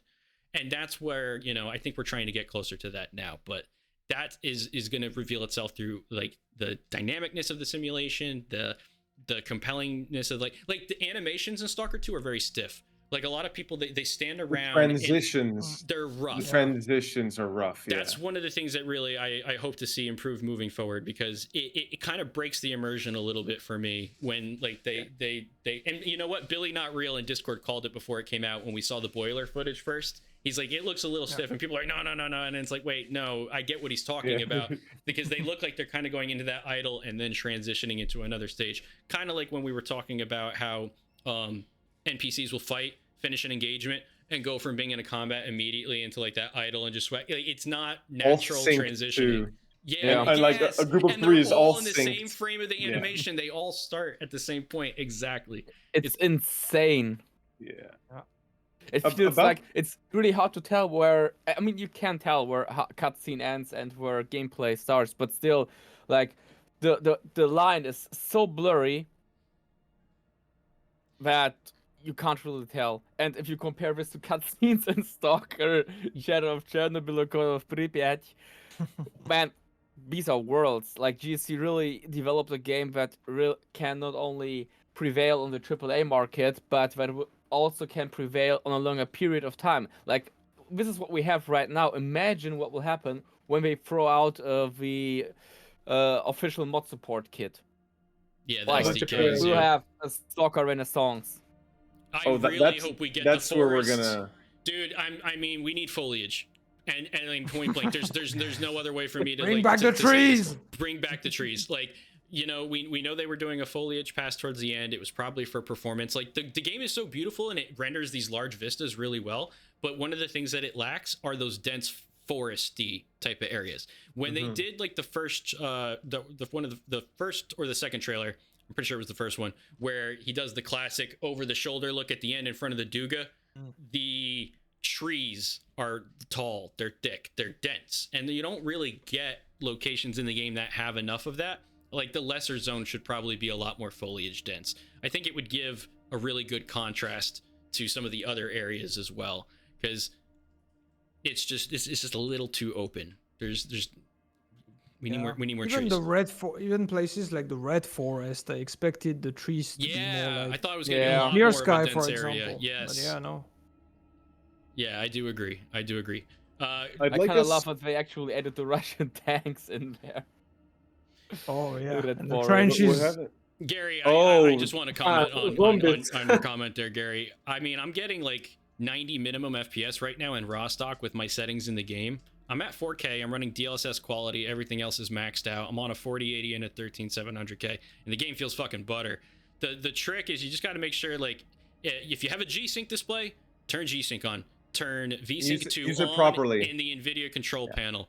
And then make sure if you're using frame gen, then reflex is on by default. Just leave it at that. If you're playing a video game that doesn't have reflex, set a NVIDIA control panel frame limit 3 FPS below your monitor's maximum refresh rate. Then your latency should come a lot further down, because you can get one at, like, I've seen it where the game says I'm getting 70 FPS and it feels like it plays at 40. And then I've seen where the game's like 120 and it still feels like it's playing at 40. That latency is really important. So some games are really wonky, and you got to make sure that pipeline's not being interrupted by stuff. That's why I'm so, like, God, you know, I'm obnoxious, and it's a character flaw. But in the Discord, you know, I'm always going off about, like, less software running in your notification tray. Keep your system as lean as possible, because random programs will interact with each other in ways that you're not anticipating. They can bloat usage. They can start, you know, calling for the CPU while you're playing the game, and now something's not behaving the way that it should be. So I've benchmarked and played around with S.T.A.L.K.E.R 2 like crazy since it's come out, and I've noticed, like, people are just explaining the most wildly different outcomes in performance. And I've seen situations where people are telling me they're getting worse performance than someone else, but they have better hardware. So there's a lot of variables, you know, when you're trying to diagnose people's machines remotely and try and figure out what's going on. But those would be the first things that I take a look at. You know, I never want somebody to have like a bad experience with S.T.A.L.K.E.R 2 that could be fixed if it's just through some settings. So yeah, like, to anybody who's having a hard time, hop in the Discord, because there's always like plenty of guys in there that are happy to help you try and get things dialed in and get it working right. Because I've seen S.T.A.L.K.E.R 2 have horrible latency just by not having the settings configured the way it likes. Also, never ever use VSync in a game. Use it outside the game. The game will turn on triple buffering and other types of things by default that you don't want, and that will ruin the latency pipeline. So but you know what? Like, where's the fucking tutorial for that? You know what I mean? Like, unless you're hearing from other people, it's not common knowledge that's just presented to you when you install drivers or something like that, which is it's frustrating. Tommy, the video video here, man. Why don't you make a video about that on your channel? Like, perfect S.T.A.L.K.E.R settings. Okay. Could work. Say less. Tutorial could work. Could say could Just work. saying. By the way, like, Xbox Series X runs the game at 60 FPS most of the time right now. Thank you for bringing that up. I had forgot. The Xbox version of this game runs so goddamn well. And I see it all the time on Facebook. People are posting pictures from the Xbox Series X version. They're like, it looks amazing. And it does. It looks really good. The truth of the matter is that PCs always need more resources than the console a lot of the times to match that console fidelity, because they are a closed box that's optimized for. Also, the biggest thing, and it hasn't changed in many years, is that consoles use a unified architecture, which means the system memory and the video memory are one pool. But on the PC, it's not like that. You've got system memory, and then you got VRAM, which is why everybody's dying out here who's got 8 gigabytes of VRAM, because a lot of games are like fluttering right on the edge of like 7,500 megabytes or something like that. And the minute it crosses 8, and you hit that 8 gigs of RAM, like, if you've ever hit a VRAM limit, you go from 90 FPS to 2 FPS. It's bad. So You've always got to have more power than the consoles if you want, especially now that, but like a year ago, we were still kind of in cross-gen, where the lowest common denominator were the PS4 and Xbox One. This year, you can completely forget PS4 and Xbox One, and everybody's feeling it. They're blaming Unreal Engine. They're saying games that aren't optimized. You just need to have more powerful hardware than the consoles. This is like these games don't look like last gen. You can see the step up. It's just you just got to step up. At some point, you have to upgrade. And the thing is, developers are always going to settle at 30 FPS at a 30 FPS mode, not all the time, but a lot of the time, because that's what lets them push visuals and performance. There's never going to be a reality where the minimum is 120 FPS, Right. because you can always push the hardware further to 30, which is, like, I guess you could say the lowest people will tolerate. So 100%. consoles, so that's why 30 FPS is never going to die. I'm not saying you should play at 30 FPS. You can if you really want a game to look a certain way, but it's always going to be there. So the argument that says that 60 FPS is to be expected as minimum, it's not fair to the developers, to the artists who want to push the hardware and show what they've got. Like, this is a form of expression for them as well. You've got to keep that in mind.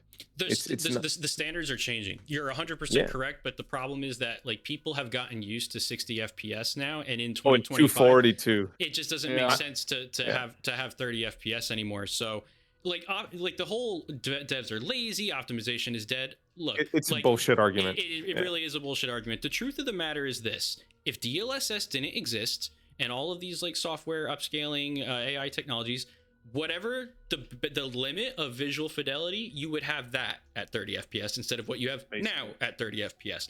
It's devs are always lazy. But here's the thing.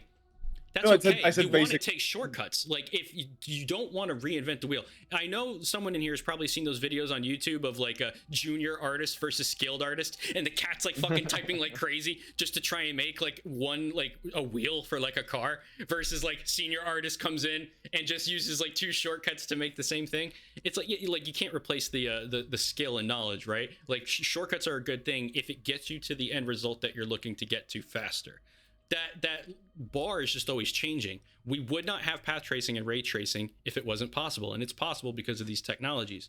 It's like when people are like, I don't like DLSS, I'm like, all right, we'll turn it off. Oh, but what do you want? Like, turn ray tracing off then. Like, the game is still scalable. You can make it work on your older hardware. Like Miguel was talking about the RX 480. It's like, yeah, Stalker 2 is going to look like ass on that those chips. But you can play it. It's playable, and the fact that it's that old of hardware and this frontier piece of software, like, it came out. Wait, you played it? I played an entire playthrough on the budget machine. I did it just to prove it was possible. That deserves 30 FPS video. 30 FPS, 1080p. Well, thing is, there's other channels who do that already. Like, I think Random Gaming is the name of the channel. He's so good at that. Yeah, I love his content. He's so good at that. And I think it's something I can talk about, but really, I said in one video that I think if you really, really wanted to, you could play with an RX 480 at 1080p, 30 FPS with FSR or TSR quality, right? And to prove it, I did it myself. Like, to prove it to myself, I did it. And you can. It's a 30 FPS experience. It looks horrible sometimes. There's something all right, so, like, a lot of people are not, like, the most technical users, so they'll play Stalker 2 and have a CPU that, like, we know that Stalker 2 is largely a CPU limited game. So you could play Stalker 2 and get bad performance and not realize that, yeah, you could probably turn the graphics up and get the same level of performance that you're already getting. Yes. People don't understand how bottlenecks work. So they can have a CPU bottleneck and think, oh, I turned all the graphics to low and the game still plays like shit. It's a shit game. And I'll say, all right, well, go ahead and turn the graphics up to high and let me know how it runs. It's probably going to run the same. Like, you'd be surprised at what, like, if you're hitting that CPU limit, Look, like turn on MSI Afterburner and look at your GPU usage, and if it's not at least at, like, 97%, then you probably have room on the table to turn some settings up, because the game is just brutally CPU bound. Best example of it, since DLS4 came out, I went into the game and I've been benchmarking it. I get very little difference between DLSS quality and DLSS performance, which is fucking nuts. Yeah. And that's because my 13700K it's like, look, boss, like, I'm giving you what I can, and it's giving me plenty of FPS. Like I said, I agree. You need a certain level of FPS for frame gen to be acceptable, especially Stalker 2. It's a first-person shooter. That's where you have to make sure your settings for latency are configured correctly, or the game will feel sluggish. It did used to feel sluggish until patches, and then I started to wake up to dialing some of my settings incorrectly, and then I realized how much better the game was playing. So, yeah, I mean, you could call it an Unreal Engine 5 issue, you can call it a Stalker 2 issue, but this is kind of common, like to being a PC gamer. I play a lot of games, and all games have their quirkiness. You want to talk quirkiness? Play fucking anything from Software. We're still fucking playing games with a 60 FPS physics limit to the fucking game engine, where you can't even exceed it without breaking that. And you want to tell me that Stalker 2 is broken? Like, check yourself before you riggedy wreck yourself. It's like the industry is not as gold of a standard as people like to pretend that it is. Like Stalker 2 and people who is can't impressive. tolerate it. Yeah, And people who can't tolerate it should just play on console. If you really can't tolerate there's no that, shame in it. It's such a great play on experience to console. play it on the Consoles Series are X. great. Yeah. Consoles are great. Like, Yeah. I got a console on a trade, and I thought I was gonna play out the guy's Game Pass term and sell the console to make back my money, but I kept it because it's just so relaxing to turn the thing on, and there's the game. No need to tweak settings. It just works. And Series X plays many games with native mouse and keyboard support, Stalker 2 included. That is cool. So, yeah, I mean, I haven't played Stalker 2 with controller much, even on the Xbox. So, yeah, if you really don't like troubleshooting, you should play on console, and it's good. It's good. People just have too much FOMO. They just can't get over the ego telling them to max out the graphics, and if it doesn't run good, to get mad. It's really point blank what it comes down to.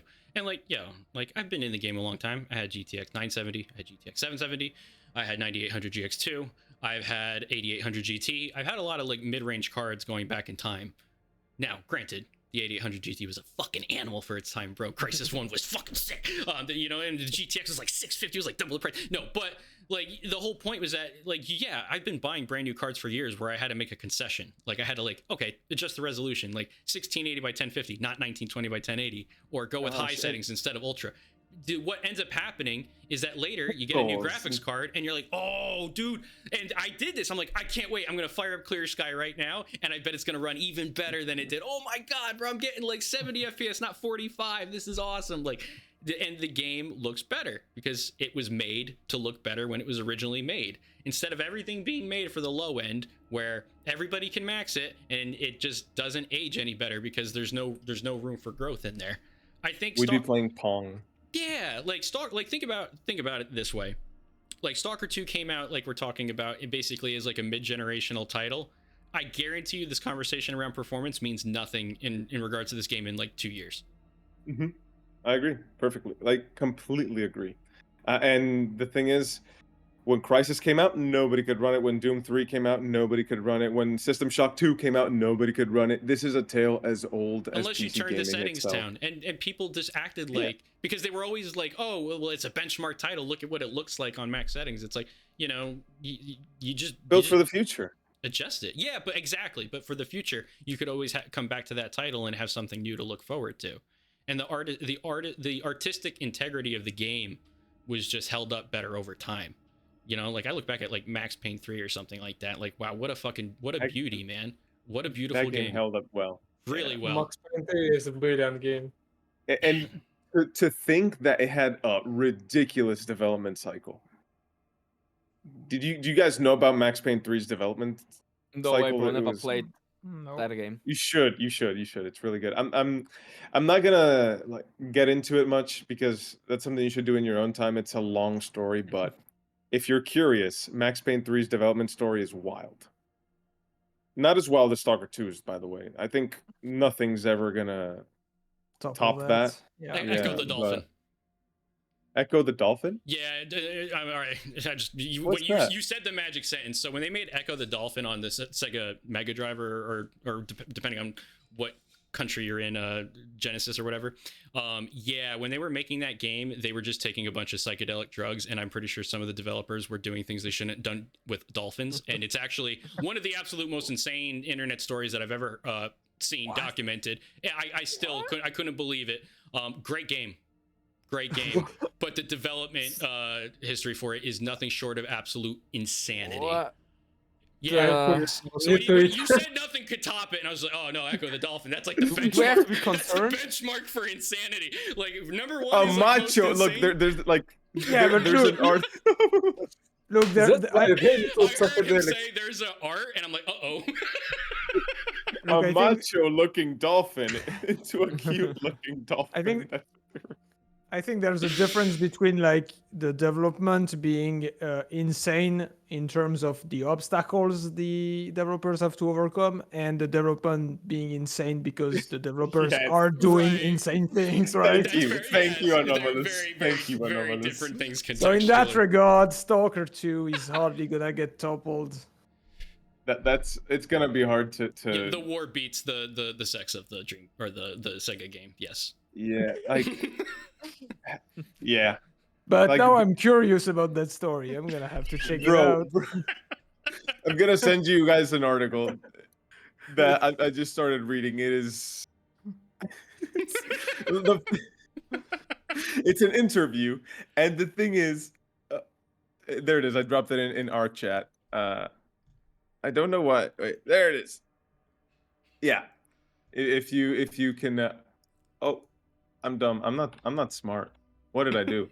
There, So one thing that I did want to make sure that we talk about is because it does feel weird. I've become a lot more accepting of it the more that I've played the game.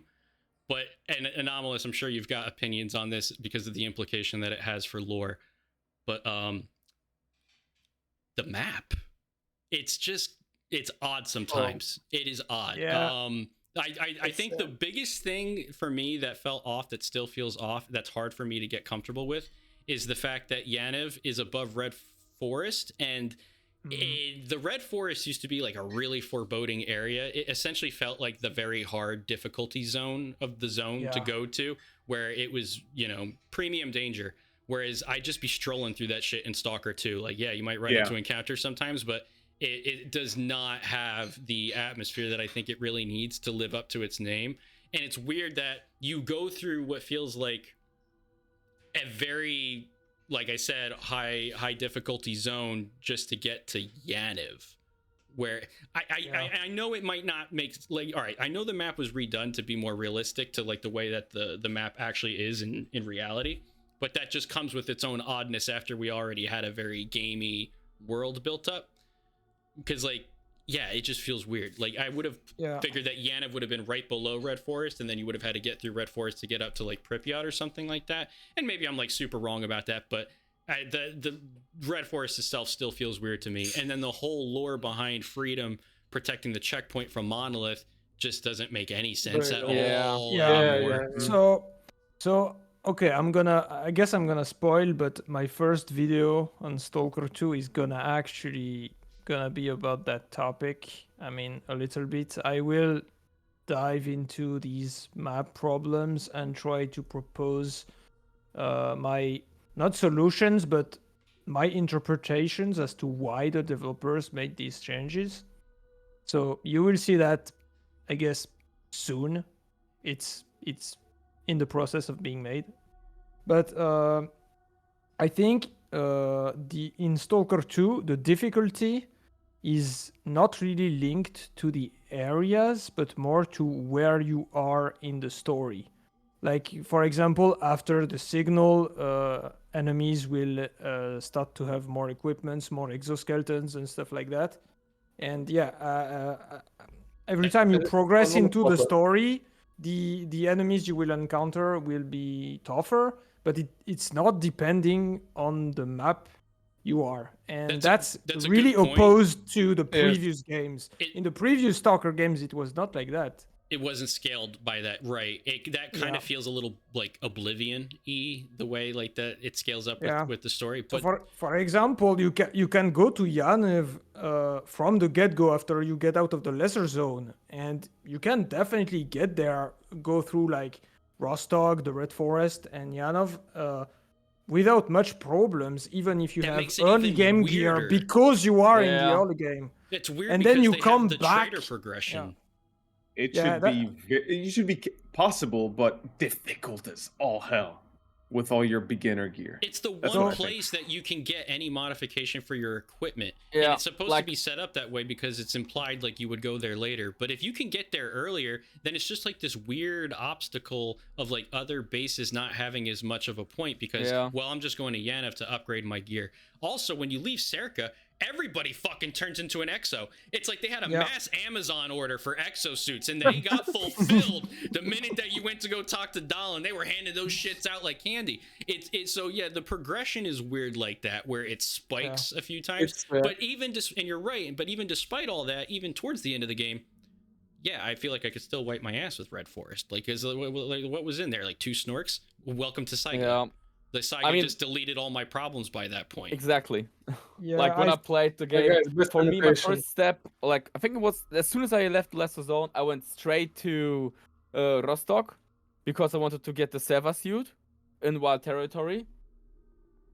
I got it, and probably after that, I will just head straight to Yaniv to get all the upgrades. Like Red Forest, yeah, I mean, it could be dangerous, but right now, as it is, it doesn't feel too dangerous. It feels like more of a pass-through area than Yeah. like the Right. horror that Right. you were passing through in in Clear Sky or Shadow of Chernobyl when we were talking about the radar Red Forest. God, dude, I miss Yeah. the Brain Scorcher being in the Red Forest. That was so iconic to like the original I mean, game. it is Yeah. like the original radar exists in a game, and it's pretty similar. The It's, Brain uh, Scorcher being in Malachite is odd because the Brain Scorcher was the progression blocker for stalkers getting closer to the north. Yeah. So I where it's have physically theory about located this. now, unless It's south of the forest, right? Yes, it's Yeah. it's southwest, yeah. but it's weird because well, how does it project its blocking signal if it was there? Like obviously it's not active anymore, but how would it have done it back then? Because it would I have had have to a like theory, been theory. right on the other side of Rostock if A it was in a straight spatial line. anomaly. It's A weird. spatial anomaly. It is It- weird. the Caribbean experiment changed everything. That's what happened. I could believe Oh. that if they put like some lore in for that, like, and that's the reason why It's- Doc's it's- house. it's a stretch. Where Yes. I even had that Yeah. theory was because of the way the orb is there, it almost looks like the ground doesn't match what's around it, which would make sense if something like spatially just kind of like Yes. suddenly appeared in a location. But like things like that, Duga needs to have a hub area. I know that there was Yes. one planned, and that has been brought up by several individuals, but I don't know why it's not there. Even if it's like a simple loner camp with a campfire, it doesn't have to be a huge physical structure. But the amount of backtracking that you have to do, like especially when you start going towards the swamps, the amount of running back to get to like the Skadovsk or the Shevchenko or Sultansk or whatever, it's a lot. And there's no real reason to come back to the swamps once you've gone there for the main story beat, which is unfortunate because it's a really great area. And maybe I'm mistaken and I didn't spend enough time there. I thought I looked around pretty closely. I was expecting there to be a location or a path that then brought you back to the cordon, because it's very weird if you have to go all the way north to come back all the way over and go all the way down through the checkpoint. And Like- how the fuck did Scar get there in Clear Sky? He's an anomalous tunnel with a spatial anomaly. Yeah. Bro I think just that's gonna be the swam. answer Bro to just each one of swam into these. the river. Yeah. Oh, but I think that there's But yeah, there's a lot of these map problems that we have to Yeah. take a look at. But Yes. overall, I guess it's just retcons, basically. There's no other way to Retcons explain and it. about Odal, I have one theory. On all new zone map, we have antennas on each location. It's like antennas similar to what on the radar. So Yep. it can be some connection from the main radar to the signal for the other antennas to protect the territory by the sea consciousness. But we not have any official info about this in the sequel about this Really? connection of the. there's Yeah, antennas. There's antennas in every area. I mean, there are Yes, antennas yes. pretty much everywhere. I'm actually But in the process oh, of like, mapping them all. Ooh. I mean, do, of dude. course He's you always are. cooking, dude. Of course. Of Yeah. course Why you should we are. even be But- surprised? But yeah, Vati is right. Let me give you an example. The unfinished Iron Forest is full of Brain Of antennas, Scorcher antennas. yes. So you so it couldn't may just be- go okay. straight to it to the And CNPP. Crook complex too. So that's like, okay, that's like a Half-Life 2 retcon where it's changed, but it still works with the old lore. Perhaps that was the master antenna structure, and it was projecting a signal to the other ones to create the barrier. Exactly. I think I main like that. I like that but- explanation. At least it's an explanation. I see. main it, yeah. characteristic of retcon it's a Call of Pripyat story and map. It's like full retcon, I can say. Yeah, Call of About the Pripyat's locations. locations got exploded yeah. all Yes, over the yes. map. Yeah. Cut on all the regions on the map. I wonder I think Do you think Would it even be fair to look at Call of Pripyat as, if you take out the map and look at Pripyat being east of Jupiter and Zaton, or is it south? I don't even remember. But like, obviously, it's not the same as StarCraft 2. But would it even be it's close, reasonable actually? since you have to use the guides to go between areas? I mean, the problem, the big problem I see is that all locations in Call of Pripyat were supposed to be previously blocked by the Brain Scorcher, Yes. including Zaton. And in Call of Pripyat, when you visit these locations, they have only been available to stalkers for maybe newbies. a few weeks, Yeah. you know? Yes, build and all game there and make camp not far from Call of Pripyat events. I was gonna say, because if you look at the Jupiter factory in like the original Call of Pripyat map, it's there towards the bottom and Pripyat's towards the right. That actually kind of lines up with the way that the map is now. Even though you can't get to the Jupiter factory, it does physically respect more of the boundaries of like the original map than some of the other areas do. Which is good, because then the underground network that goes to Pripyat still makes sense. And then you can be like, okay, well, that's still how Deg got there in Call of Pripyat, and so on and so forth. I think it's differently exists. Yeah, it's mostly Zaton that is a problem. That got fucking cut and pasted all the way to the other side of the map. It's weird having Yaniv and Zaton be so far from each other. Yeah, also the Volkov complex doesn't make sense because it's supposed to be an evacuation point for the Stingray units.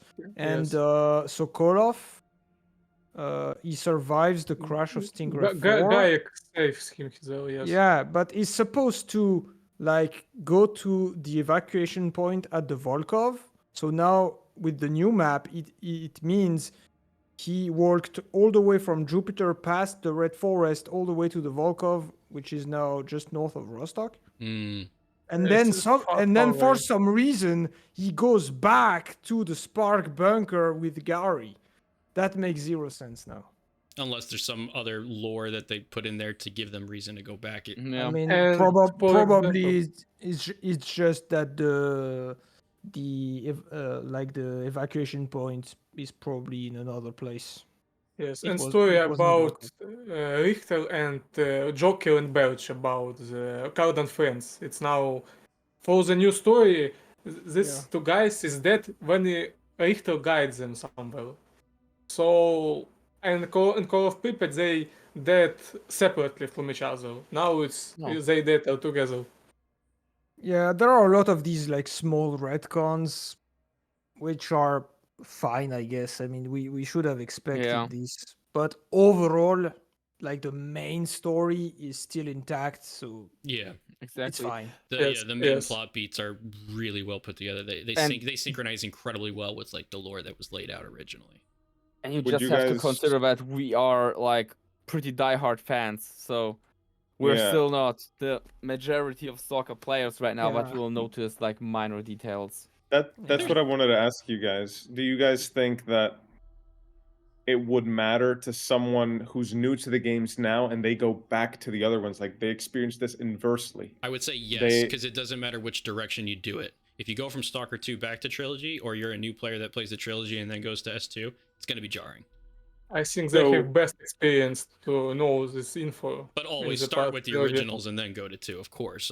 But yeah, I mean, it just depends on how much time you put into the game. So if you play the originals and you take your time and you really get into that world, then it'll feel weird because you've gotten used to that and you mentally expect everything to be where it is, just the same way that we did. I mean, we had way more years to play the games that way, so it's really ingrained in our brain, which really makes it kind of short circuit when you're walking around and see an area not connected next to what you're expecting. The retcons really don't bother me. Like, every time I see it, it's like, okay, just make sure it's Half-Life 2'd, where there's a reason for the retcon with like some sort of lore justification where I'm like, okay, I know it wasn't like that before, but my brain will accept it because it can fit. It doesn't, it's not like an incompatible puzzle piece type of thing. When there's like no explanation for it, it's kind of odd. Like the freedom boundary protection, like there's really no way I can make heads or tails of that now. Like, what are they protecting from Duga? Look how big the landmass is. Why would they have to funnel into the freedom base to get onto the other side? Okay, so They could go In through my- burnt forest or any other of the bridge areas. It feels like chemical plant Yeah. would have been a bigger area of contention to defend for something like that. It's tricky.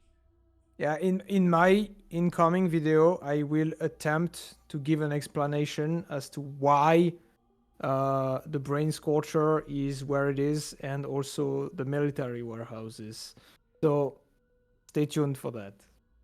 I could tell you now, but Oh, it would be spoiling the surprise. Don't cock block us like that. You have to tell us now. Okay, hear me out. Hear me out. I mean, it's all speculation, but I'm trying to, every time there is a change like this, I try to put myself in the shoes of GSC and understand what went through their minds and why they made these changes. Of course. Yes. So, basically, it all boils down to the zone being more like the real life zone. They put back Pripyat where it's supposed to be. And also the Red Forest. And when you think about the Brain Scorcher area, it's kind of different from the Red Forest, right? Like it has some steep cliffs, like it's rocky. It's like a ravine, basically leading up to the Red Forest, to the Brain Scorcher facility, right? Mm-hmm. It doesn't really seem to fit with the real aesthetics of the Red Forest, right? Mm-hmm. So I think they decided to create a separate location called Malachite that fits this aesthetics, right? And when you actually think about it, it's very much possible that the Brain Scorcher was never actually intended to be in the Red Forest, because sure, in the English version, it's called Red Forest, but in the original version, like in Russian, it's called Radar. And it's never really called the Red Forest. It's like referenced by Monolithians as the Dark Forest or Black Forest or something, but never actually as the Red Forest. And the Red Forest is what we get in Clear Sky, not in Shadow of Chernobyl. Like proper Red Forest is Clear Sky, and Yeah. the Red Forest in Shadow of Chernobyl is not Red Forest. No, it's Radar. in Yeah, original lore. Yeah. And so you're saying that maybe Radar could be more interpretative as Malachite by Shadow of Chernobyl? Yes, I Yeah. think. Yeah. Fascinating. And so We always name this as Radar, not Red Forest. Oh wow. and So- what's This is Yeah, this I is was a big also blown, revelation. This is huge. Yeah, this is fucking interesting. yeah, I'm like I've always Whoa. thought that it like for me it was always natural that the Brain Scorcher would be in the Red Forest. But thinking about it retroactively, This is I'm- why he's I'm the like- goat. The I'm like, goat! was it actually? I don't know if you remember, but when we had the Strider trailer, the scene on the roof of the CNPP, I was like, we see the antennas of Brain Scorcher, Yes. and then in the Not a Paradise trailer, I was like, we see the Red Forest. The antennas are not there. What's going on? Did they actually destroy the Brain Scorcher? No, it's just because it's not in the Red Forest. So I was always convinced it was in the Red Forest, but no, it was not. And That is hold on, what's more? Even if they had decided to put Malachite next to the Red Forest, it would have taken too much space. Like, it would have taken too much space. So if they wanted to have a big enough Red Forest, they had to put it somewhere else. So they put it in the only space that was left available, which region. was on the left, right? Mitya has a good the west. question. What if Azimuth was one of the relays for the Brain Scorcher? Yeah, could be. Also the Wild Island, there's a sea antenna there. But Even two antennas there. yeah. So now you have Malachite on the west side. Next, you need to place the military warehouses. It has to connect from Rostock to one side and Malachite to the other. So you don't really have a choice. You have to put it where it is on the map in Stalker 2. You can't put it anywhere else. And that's how it is. That's what I think. Unless The I mean, goat. it's weird because they put the crane in Red Forest. Oh, you mean the digger? The digger, that's right. Yeah, the digger. Which Mhm. used to be in Yeah. Yaniv. Exactly. Yeah, I mean it's Oh. still It's fairly close. close. Because if I to was the- gonna, if I was gonna keep well. the brain scorcher, I would have put it exactly where the digger is now. Yeah. By the way, this But digger where is put you the not digger, from man? Which Chernobyl. is weird. Yeah, why wouldn't they have just done that and then move the digger to where Malachite is? I don't know, honestly. It but would make Malachite more interesting because That's there's my just not- explanation.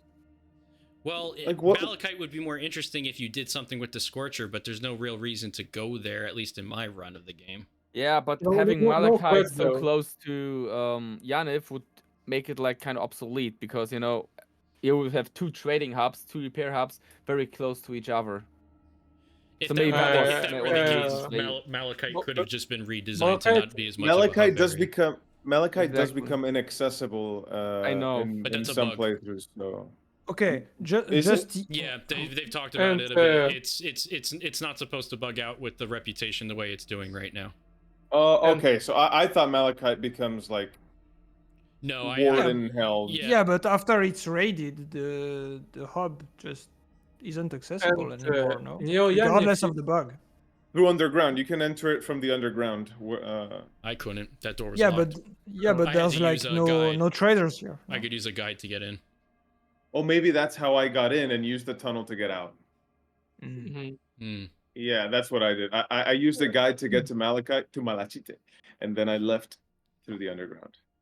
That's Malachite. Malachite. Nice. I love that shit. Malachite. That's canon now. It's Malachite. Yeah. I mean, my viewers, the C-Cancerous, the CIA, everyone. See, I know. cancerous. Oh yeah. The premium tier is called C-Cancerous. Oh, I thought Yeah. you said see cancerous. I was like, that's fucking hilarious. No, but like, we'll call those the haters, the see cancerous. the C-Cancerous.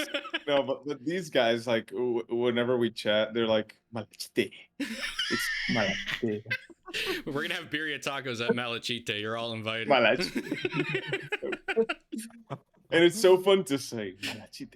It is. I hate how much I love it. Yeah, me too. Me too. I don't want to like it. That's fucking awesome. Tis what tis. Tis what tis. I'm looking at the real map as we speak of the Well, game that's one map. of the thing that's interesting is they left old versions of the map in the game files. Oh boy. They got data mine. Oh yeah, I know. We're getting Don't right, send we're me getting- that. We're getting right back into the gray area, boys.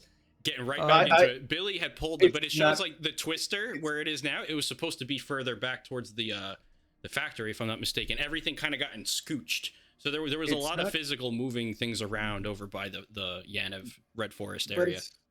it's not canon. So What do you mean?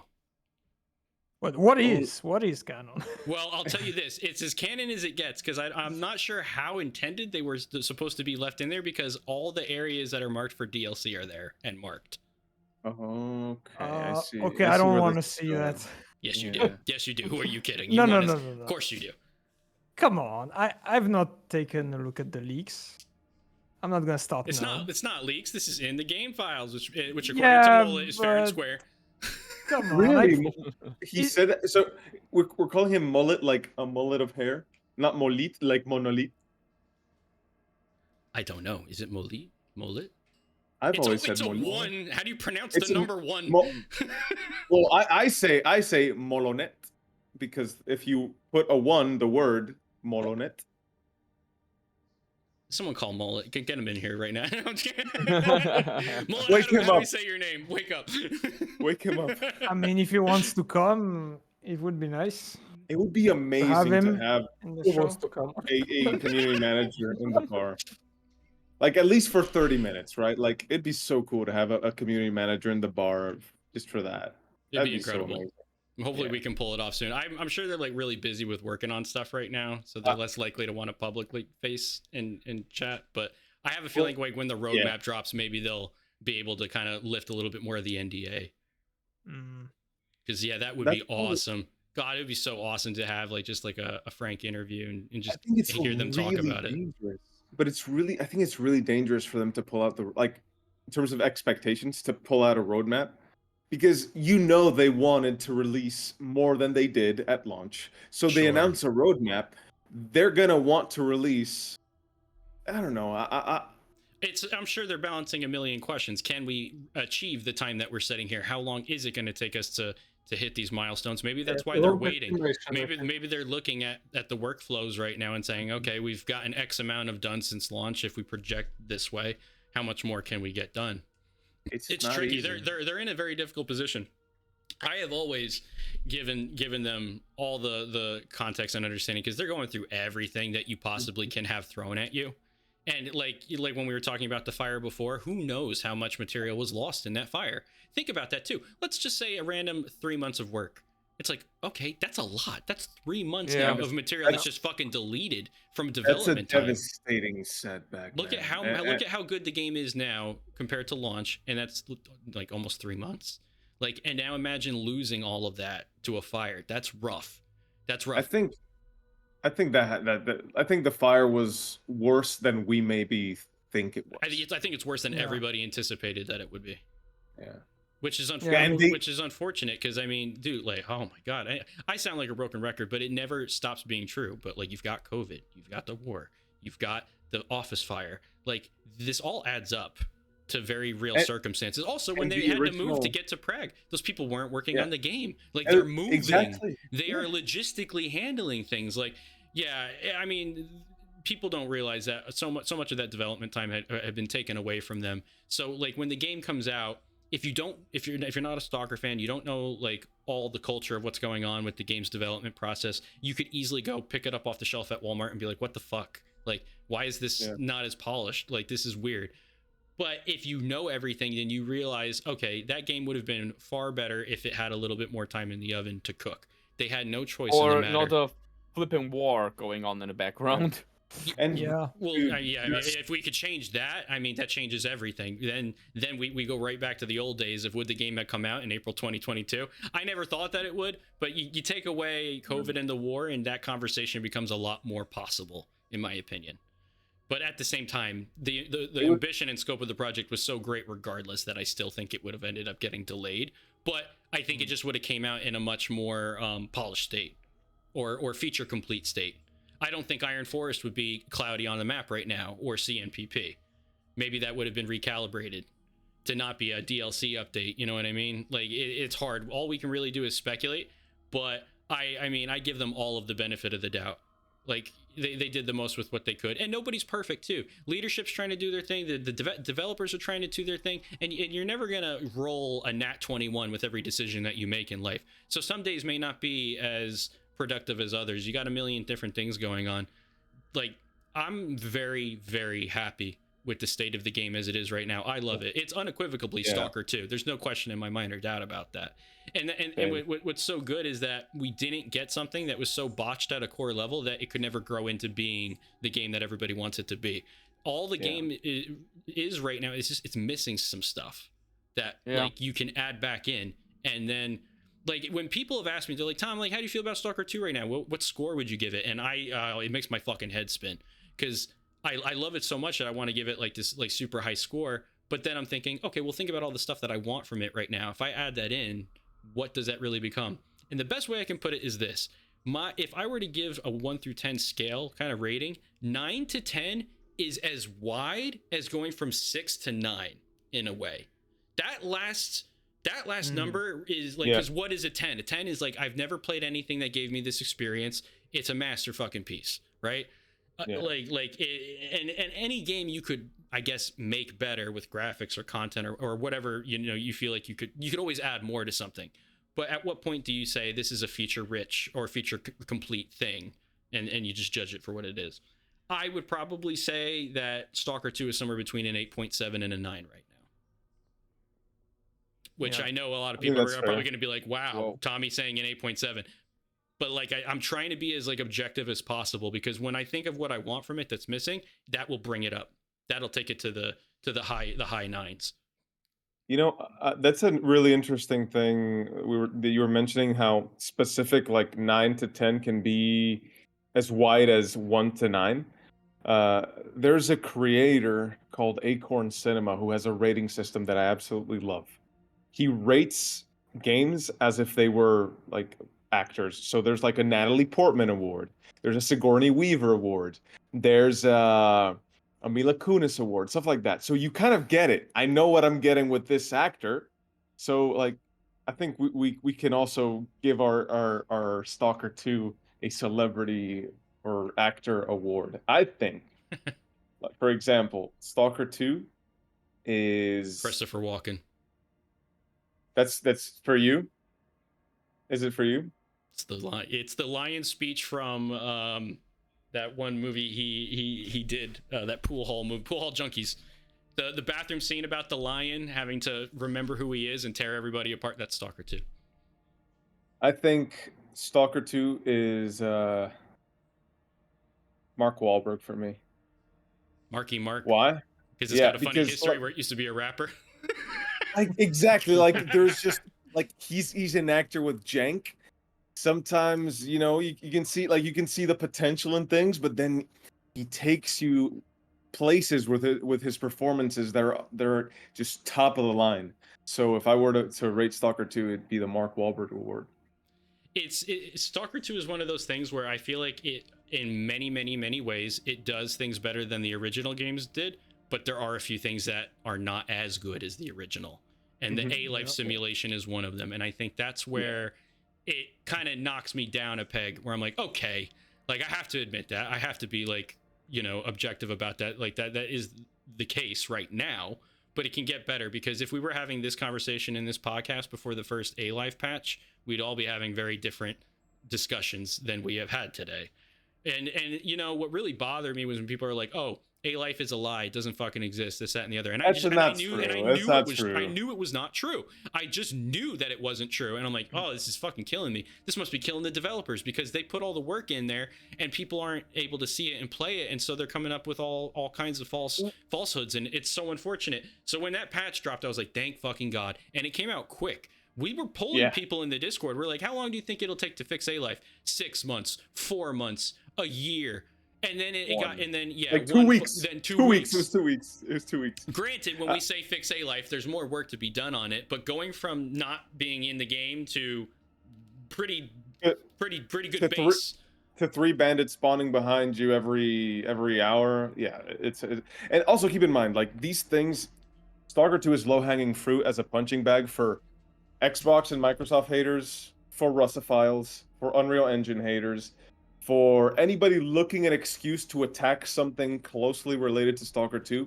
It's an easy target to make the worst out of it. So if somebody wants to I don't know, a Russophile wants to attack Ukraine, there's like, they made it in the Czech Republic, this and that. If somebody hates Microsoft, they're just money. They're taking everybody's money. They're greedy. They released the game unfinished. If somebody hates Unreal Engine, it's unoptimized. Like, it's low-hanging fruit for people who don't care about games and they just want to hate something. Like, it really is. And there's a lot of bandwagoners. Yeah, and a lot of them don't care about the game. They just want to hate on something. Because I mean, some people... A lot of people just can want to do see that, stuff but fail. right now the reviews on Steam are 82% positive. So yeah, there's a lot of And stuff that check out It's been Epic. holding that for a while Check now. out, I mean, check out the Epic one- Store. One check big out the moment. Epic Store. It's almost Well, 5 Stalker stars. is Wait, Stalker 2 is on Stalker 2 is on the Epic Store? Yeah, yes. at least in my country, and it's also a great price. Who the fuck bought Stalker 2 on the Epic Store? I don't know, but they gave it almost 5 Yeah. stars. Maybe Alan Unreal Wake Engine 2. fanboys, Unreal Engine fanboys, So maybe. that story with Alan Wake 2. I want to have an interview with that guy. No, but it's like 4.5, 4.6, something like that. And GOG or GOG sells for $30 in my country. That's awesome. That's something we should bring up. From what I have seen and read, the Xbox Store version of Stalker 2 on PC is fucking garbage. Really? Yes, and it has like bug issues that like you just won't get with the Steam version. So apparently people that are playing the games for Windows, like the Xbox platform version of Stalker 2, are more likely Game to run Pass. into fucker. Game Pass, the Game Pass. The Game Pass version of Stalker 2 apparently has issues, which I obviously would never run into. So, you know, it's things like this I try and keep in mind when I hear people describing, because some people just say out of pocket shit. They're like, oh, the gunplay in Stalker 2 is completely shit, and I'm like, okay, well, you're lying. Like the gunplay is one of the strongest aspects of the game. Like the animations, the Yeah, variety of also them, raw. like the weapon, the sound effects, the punch. Like, oh no, the combat is fucking incredible. But when people are talking about like bugs and crashing and or things not working, I start to like go through a mental checklist where I'm like, I wonder if they did this, that, and the other, or if they're playing it on this platform now. Me too. Yeah, a lot of because the it was time I kind of think. odd, especially even the first weeks when I was playing Stalker. Like on release, I played this game on high graphic settings, and it was running well. I had no bigger bugs. I had no crashes. I think like even the first stream that I made was complete without crashes. And on the other hand, I heard people complaining about it, and I felt like I would be sitting there sipping tea while everything around me was on fire.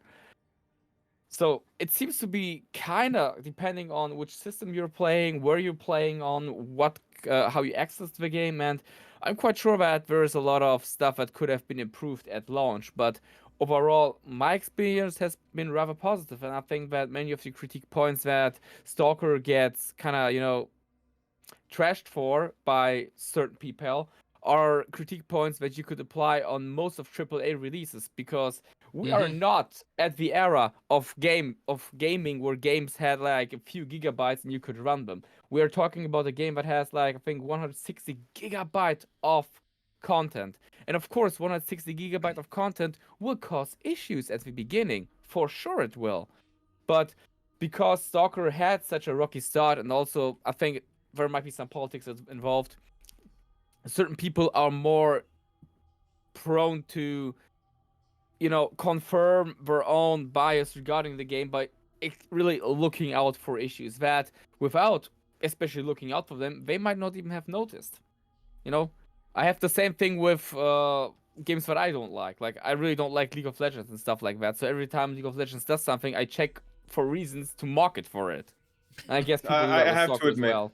anytime I see a game with monetization in it, or with the intent or the framework of that, I automatically like anything I don't like a lot. Like my dislike increases exponentially. For example, I loved Far Cry 5.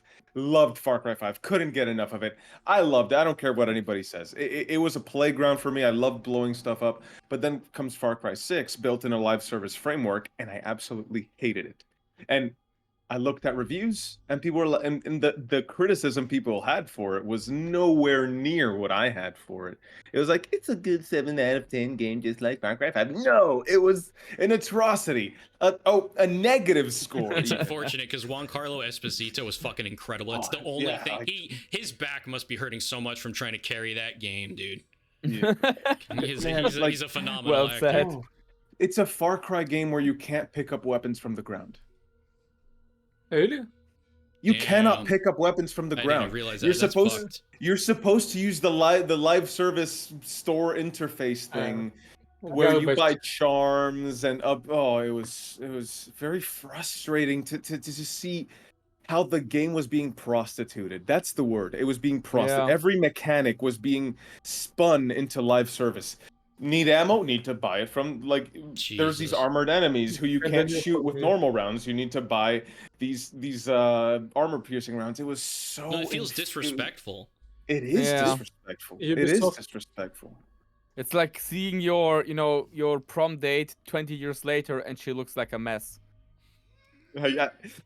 Yeah, I was the kind of person who never complained about Far Cry. Far Cry 2 was amazing.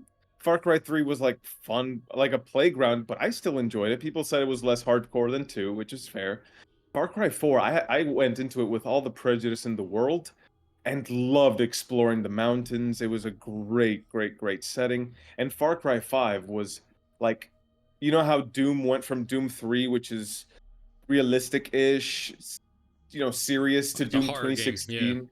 Yeah, to Doom Yeah. 2016, which is just a playground. That's what Far Cry 5 was for me. It went into a playground, and I loved that for it too. And then all of a sudden, we get whatever 6 was. Mm. Oh, It You know, became it too was- the Ubisoft genre had a problem because it became too formulaic. And then, like you said, once they switched to okay, now let's beat the dead horse with a live service model, it had no shot, had no chance. You know, I mean, and that's one of the things that I've always had like such a near and dear respect for GSE Game World and for like the Stalker franchise and everything that they do is they really hold a reverence and respect not only for the games and the IPs that they work on, but the communities as well. Because like you pour your heart and soul into this shit. You know, I love it so dearly that if like Stalker were to get like some sort of like sloppy fucking sequel that, you know, was like a cash product first and it didn't have the passion behind it, it would sting. It would sting really badly. Like, every company that I can think of for the most part has gone down that road with the exception of this one. So it's that much more important to me. And yeah, it's because when I look into the future, I'm like, what do I have to be like excited for now? You know, like now it's funny because before Stalker 2 came out, all I was excited for was Stalker 2. And it's even funnier because now that Stalker 2's out, all that I'm excited for is Stalker 2. Nothing changed. I'm just waiting on more content now. Like I'm excited for Doom, but that's it. Like other than Doom Dark Ages, I could give a fuck about anything else that is coming out right now. And even if it's a good looking game, I just, in my brain, I'll be like, I just can't trust it until it comes out. Like I opted out because like, the squeezing of the industry is way too tight at this point and it's rough. So like, I've just completely like reclused myself into the world of Stalker because it will never hurt me. There's some Stalker likes. I'm calling them Stalker likes. There's some Stalker likes coming. Don't say it. Adam Fall. Okay, don't say it. All Don't make me think strength. about it. Don't make me think about it. I know you can say it. I don't know what I'm gonna say. No, I don't know. Which one is it? Oh God.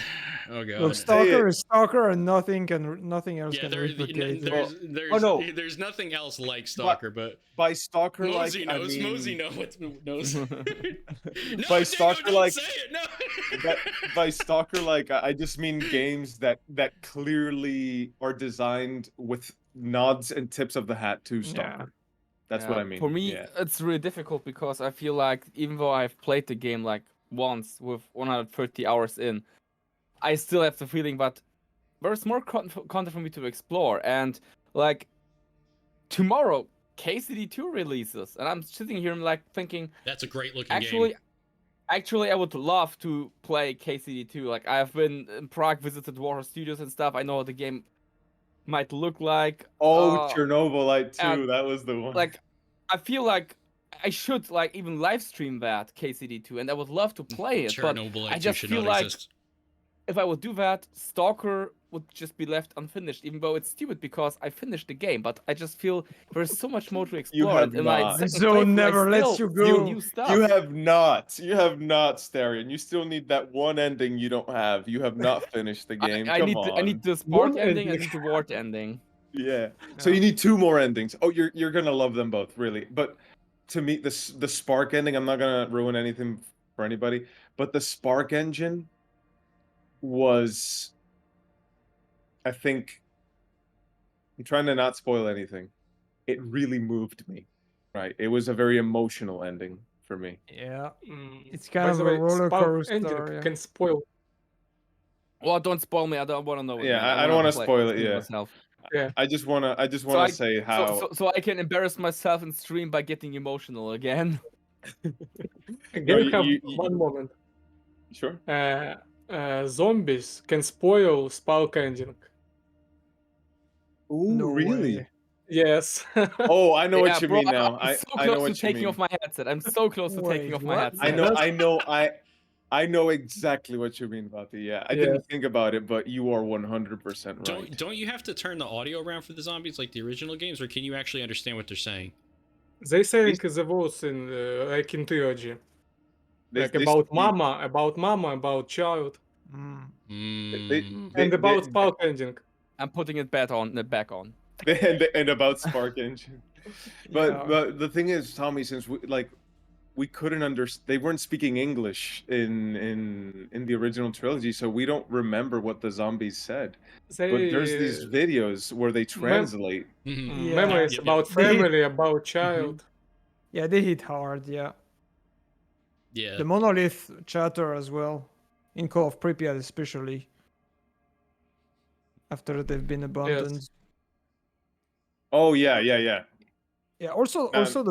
I feel like the military quotes from Call of Pripyat are underrated, but like the survivors of Fairway have some pretty sad quotes as well. Pretty memorable. Like you can feel the desperation, but they're not giving up. Check them But they out. don't They're say it pretty in good. English, right? They don't say it in English, right? No, Like the no. passing dialogue, yeah. Yeah, it's Yeah, no, always it's not in English. It's one of the things I started doing was translating all those things, but the thing is, I'm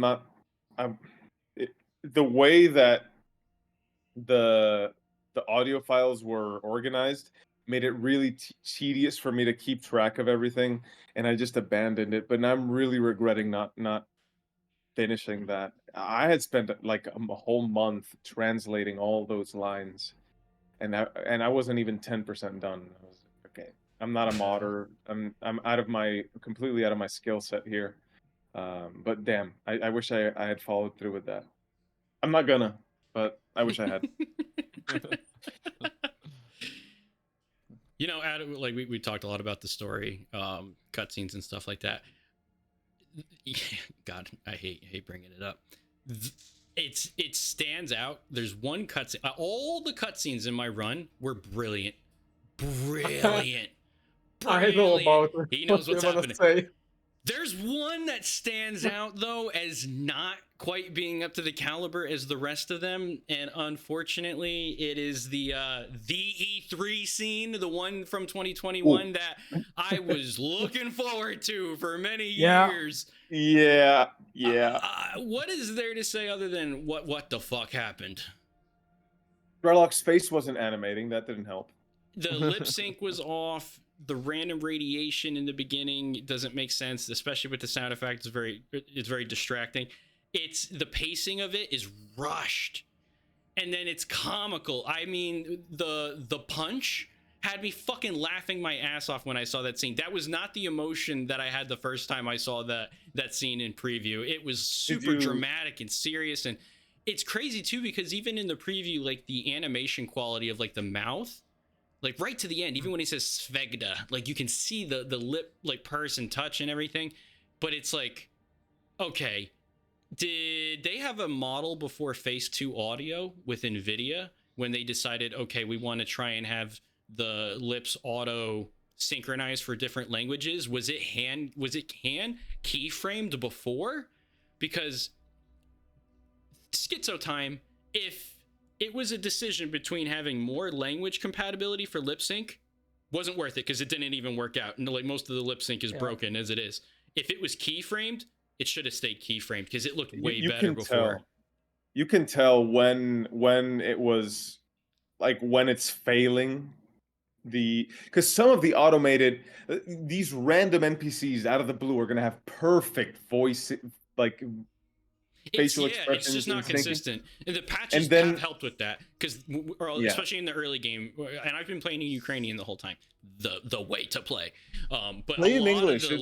It's good to have an English. I know it's good. I know it's good. You like it. But Mexican S.T.A.L.K.E.R does a good job. Ukrainian all the way until I finish. Well, I've heard, and I've obviously seen with the English that people say a lot of the English voice actors sound like Canadian, which is weird. Well, Alex Montero's Canadian, I think. He doesn't sound that way as Skiff, though. I actually think Alex sounds incredible as Skiff. He's one of the best English voice acting. Yeah, he is. He really is. And he's in KCD too for voice acting. He's what a talented guy. You mean Logan Hiller? No, Alex Montero. Oh, because Logan Hiller is also in KCD too. Just one thought. Oh my god, I knew Mo was going to say pull up the video. Okay, we're going to pull up the video because it's a classic that I made. It's too goddamn funny. I have to play it. Ash fired. I have to play it. I don't know if he's Canadian, but he says maybe you can figure it out. Like that's come on. All right, hold on. Here it is. I'm gonna download it real quick. And S.T.A.L.K.E.R isn't happy. What a classic. S.T.A.L.K.E.R is Mexican. Did you guys know that? Like I know Mexican people who have really good English and they've got like a tiny hint of their accent. And as soon as I heard S.T.A.L.K.E.R, I was like, oh, that sounds a lot like a Mexican accent, but like good English spoken by a Mexican, like from very early age. Okay, But yeah. I'm gonna play a video, guys. So Yeah, to illustrate the point. the cutscene is a hot topic, obviously. You know, I have my issues with it, and so I remade it. I remade this scene.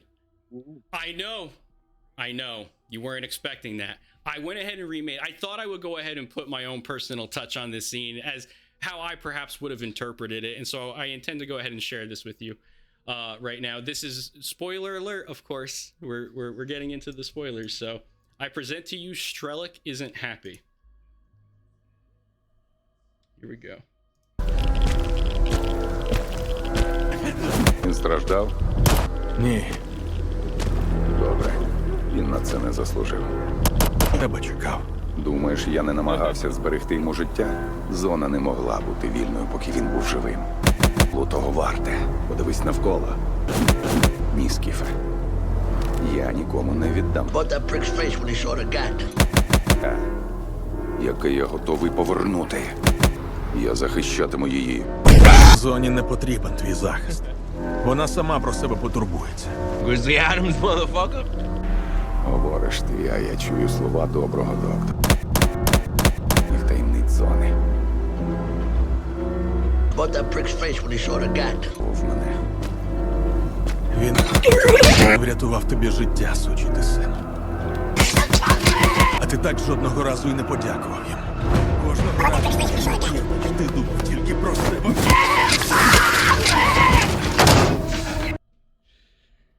There it is, gentlemen. The revamped rooftop cutscene. I think it's a little bit closer to that original vision now, just a little bit. But Is that a shit post? Is that a shit post? Yeah. That's good. That's right. We're beyond E3, Mosey. That's E4 visuals. It's Mozzie. Okay, I want to text to speech. Can we text to speech? I want to TTS. I need 30 more points. How do I get points? Oh, I don't know why. I have to like troubleshoot it because I forgot. I had to reset up the TTS, but we're on the podcasting scene instead of my game streaming scene, so I'd have to like go copy that.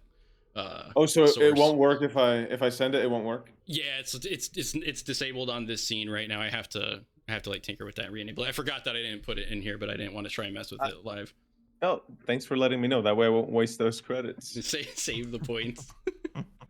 Yeah. Potato for TTS. Yeah, that's like the only scene that I really have an issue with. It just stands out, like especially after the Strider scene with the flashback and everything. That is that is up there as like one of my favorite for the entire game. The emotional rush that I got from that was incomparable. I mean, I felt like as immersed as I did when watching that trailer for E3 for the first time. But yeah, rooftop scene stands out. Of the things that I hope that get changed in the future, it's that scene. I hope that gets just another pass. It's encounter. Not, yeah, it's not like super like when he goes to fucking smack Skiff, like the way his eyes are closed, he's like does this number and then does a fucking the Markiplier flying jump in the air punch. I mean, it's comical, man. It's just too much. It's just too much. Like the way it originally was like slow and the acting and the drama was there, where it feels like Skiff is running late for his massage appointment and he's trying to wrap shit up with Skip so that he can go ahead and jump through the portal. It's just kind of weird. It's a brisk transition, and I'm not sure. Can they make it better? Sure. Like, why not? Yeah, you think you can? I don't think it's one of those things that they have to like 100% overhaul. But like, I would love it if they did, though.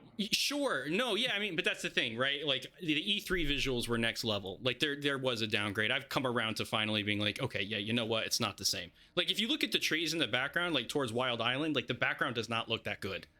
Like the LODs in the background, like just the scene and the drama itself feels like a lot of it's lost. So yeah, but it was never gameplay, was it? Was it ever game? It wasn't real gameplay. No, it's a cutscene. The E3 visuals, they were never gameplay. They were always like an on-rails engine sequence.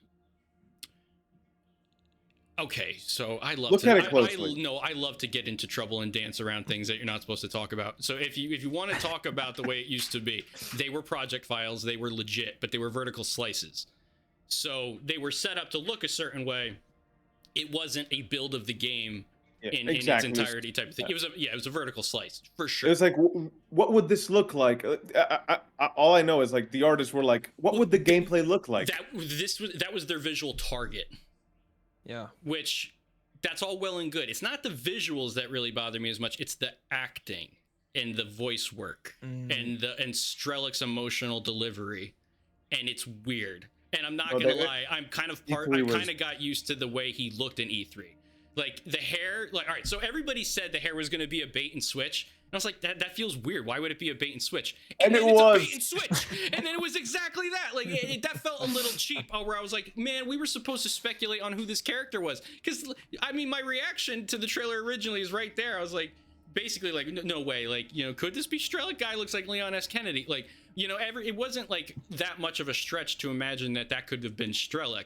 But they kept saying, oh, it's somebody from the original trilogy, but that's all that we'll say. We were dancing around it like the whole time. This is gonna sound so stupid. If that hair had been a plot point where like the zone gave me a new life, just the way that speech was given made it feel like, you know, my hair is back thanks to the zone. He's gotten his hair and his youthfulness back. Like there was just more to that. Like emotionally, it felt like S.T.A.L.K.E.R or that character, Stranger, was more invested into whatever they were going through, and it really came across in that scene, and I carried that emotion in my heart for years. And so this scene feels weird. It doesn't. It was years. Here's the problem. It's just not as good as the other cutscenes. Like the other cutscenes they hit a bar that was way, like the Strider scene. They did the Strider trailer. The way it's in the game is even better. Like there's way and the way it flashes back to him and he's like, and I was looking through the scope, like the emotion and the visuals, just the composition of the scene as a whole felt like masterclass. But the rooftop didn't have that. I'm just being real. I'm not gonna lie. I'm not gonna say that something is something that it's not. It stands out because of how good the other scenes are. Every time Korshunov is on screen, fucking impeccable. Impeccable. Yes. Those scenes are all brilliant. Dahlin, everybody. It's just S.T.A.L.K.E.R, it doesn't hit. And the thing about that scene is the buildup was so good. The moment with Doc, his speech. Yes. Doc, yeah. The pacing for everything so good. Oh, it's building up with so much weight. And then you see him. You're like, and if you've seen the trailer, you're like, oh, this is the scene. This is it. And then you get a really stiff shell.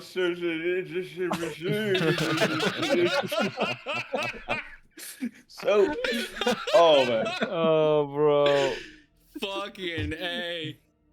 Yeah. But I have to say, English S.T.A.L.K.E.R was good in that scene. He wasn't up like E3 level, but man, Mexican S.T.A.L.K.E.R has a place in my heart. He's really good. Mexican S.T.A.L.K.E.R. Yes, because the actors, he's not. I think he's Mexican American, but his accent is 100%. This was what's so weird is that S.T.A.L.K.E.R, when you first meet him with the screens, the voice acting in Ukrainian, impeccable. It's really good.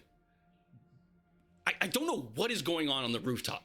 It just, the motion doesn't feel like it's in there. And yet the actor shows that he can do that range and he can bring that character in other scenes. But the rooftop, I wasn't feeling it. It definitely feels like that was supposed to be a friction fever point for S.T.A.L.K.E.R. That's the peak of the arc. That's his clash with Skiff. They do not agree. It's all coming to a head now. You're with me or you're without me. The emotional stakes are not there in the audio. And that's where I'm like watching it and I'm thinking to myself, this feels undercooked. Then the punch, and then it's just comedy. Wrong tone for that scene is to laugh. Like the way, like the facial expressions that S.T.A.L.K.E.R makes when he's just like smack, leap. Like, I mean, I love it for how funny it is. And if they change it, and then I'm just going to be like, oh, well, this is a great meme we had. Like when the game first came out, this scene was weird. But yeah, for me, that's like that is honestly one of the only things in the game where I was like, oof, I don't think I like that. That was it, which crazy because that was the one cutscene that I thought was going to be like the peak of peaks, and it was the exact was really opposite. looking Which forward that's to it. true irony. I can appreciate the true irony. It was okay. It was much better in English, I think.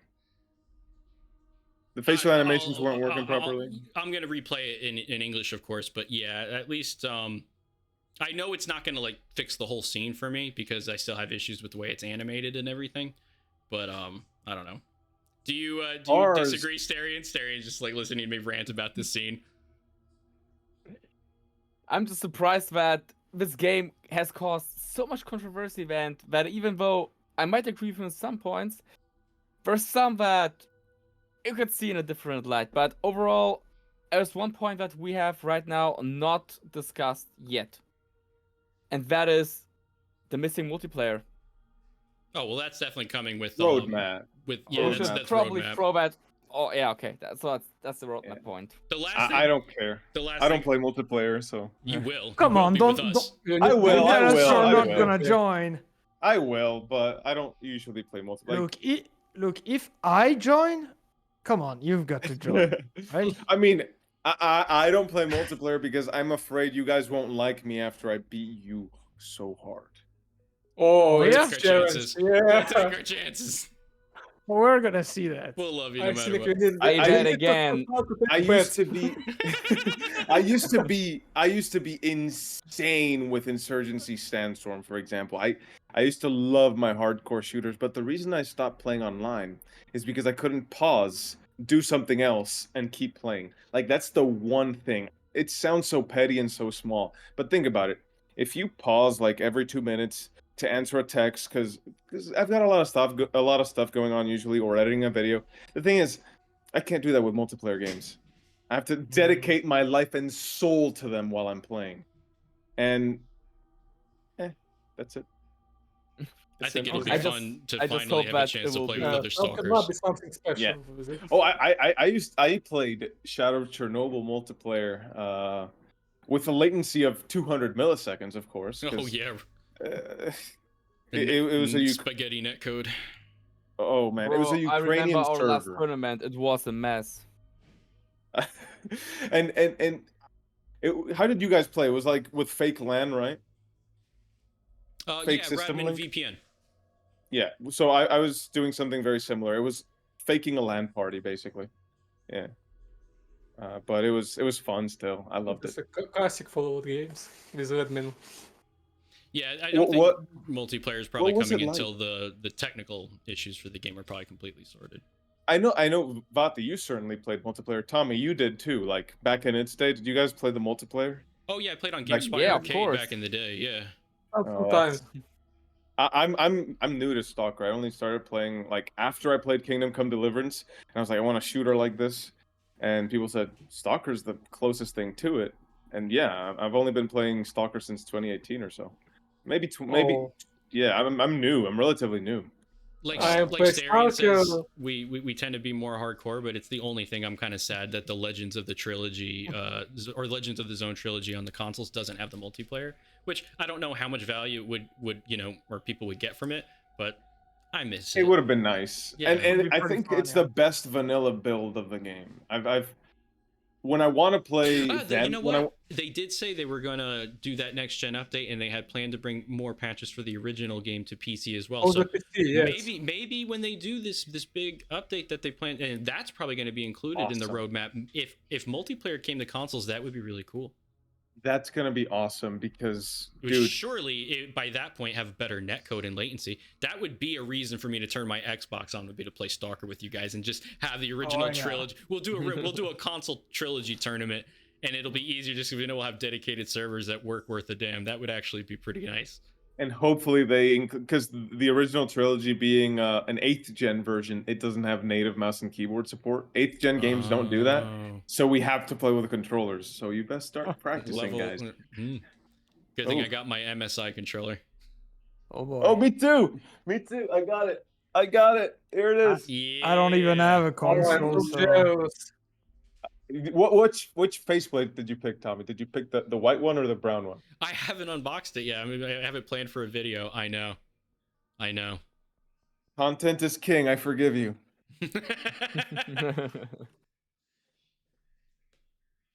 Yeah, I got distracted by a lot of personal stuff, but I'm coming back around to it now.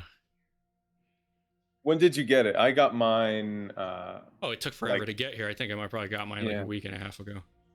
Yeah, me too. Like, I ordered mine last year, and it only got here like 2 weeks ago. No, maybe three. I ordered it in December. The thing is that those December shipping timings. They were wrong. They were so wrong. Amazon Germany had no clue. Yeah. Wait, you got.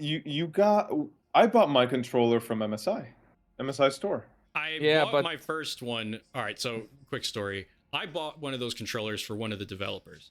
I got that one through the American store because it showed up and it was quick to get. But I had already put in an order for myself through Amazon Germany because they had it first, and I wasn't going to mess around with missing the controller because so apparently Ukraine got no more than 25 of those controllers, like for the whole country. So I got scared. I was like, oh, that's too limited. This might be a problem for me. And if anyone's trying to get one from me, then I needed to try and secure an extra. So I did that through the Amazon Germany just in case, and it worked. But it took forever. It came by the Pony Express, so it took like 2.5 months to get here, but it all worked out in the end. So I was very happy about that. Packages from Ukraine. I regularly receive leather sheaths from Ukraine for the knives I make, and they usually take about a month and a week, like 5 weeks. Was that on like around the same time for you? No, so I've noticed that packages that are going to, because I've been sending and receiving stuff, packages going or coming from Ukraine are way faster now. I don't know what they've done logistically, but 2 weeks, I think, maximum. It's a lot faster. Before it was like 2 months. Now I've gotten stuff as quick as 2 weeks, which is crazy. Ooh, that's good. Yeah. That's really good. I live on the better side of the country for shipping speeds and distances for Ukraine. But even with that all considered, I've gotten some packages from there quicker than I could get them from California. So like, yeah, it's pretty. They optimize the patch they dropped over there at Ukroposhta. Ukroposhta got a sick hotfix, bro. They were like running 1.1.6, and they're fast. They got DLSS 5. Ukraine has like 12 different mailing services. It's crazy. How many? Vati, you're here. How many postal services are there available? We have local, it's Ukroposhta, Nova Poshta, Mist, and few others, not big. But main it's Ukroposhta for international, and we have even Nova Poshta is like in Czech Republic, in Poland, post offices. So it's like maybe even faster than Ukroposhta. I think week is for Europe is week is maximum. Maybe even 5 days. I always got my stuff from Ukroposhta. Yeah, Ukroposhta is number one, dude. Це мій улюблена пошта. I have so the way shipping for my country works, because we've got no national mail service that's reliable.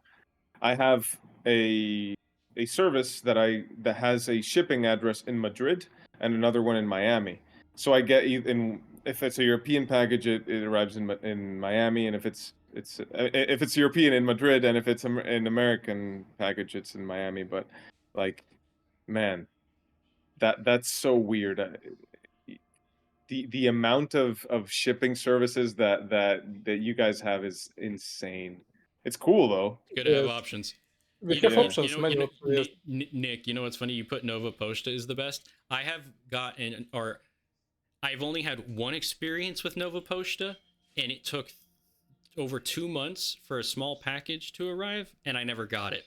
It showed, and in fact, this actually made me sad because this was like a few days ago that it showed up as delivered, and it wasn't actually delivered. And now I'm still trying. This is the last one. This last one.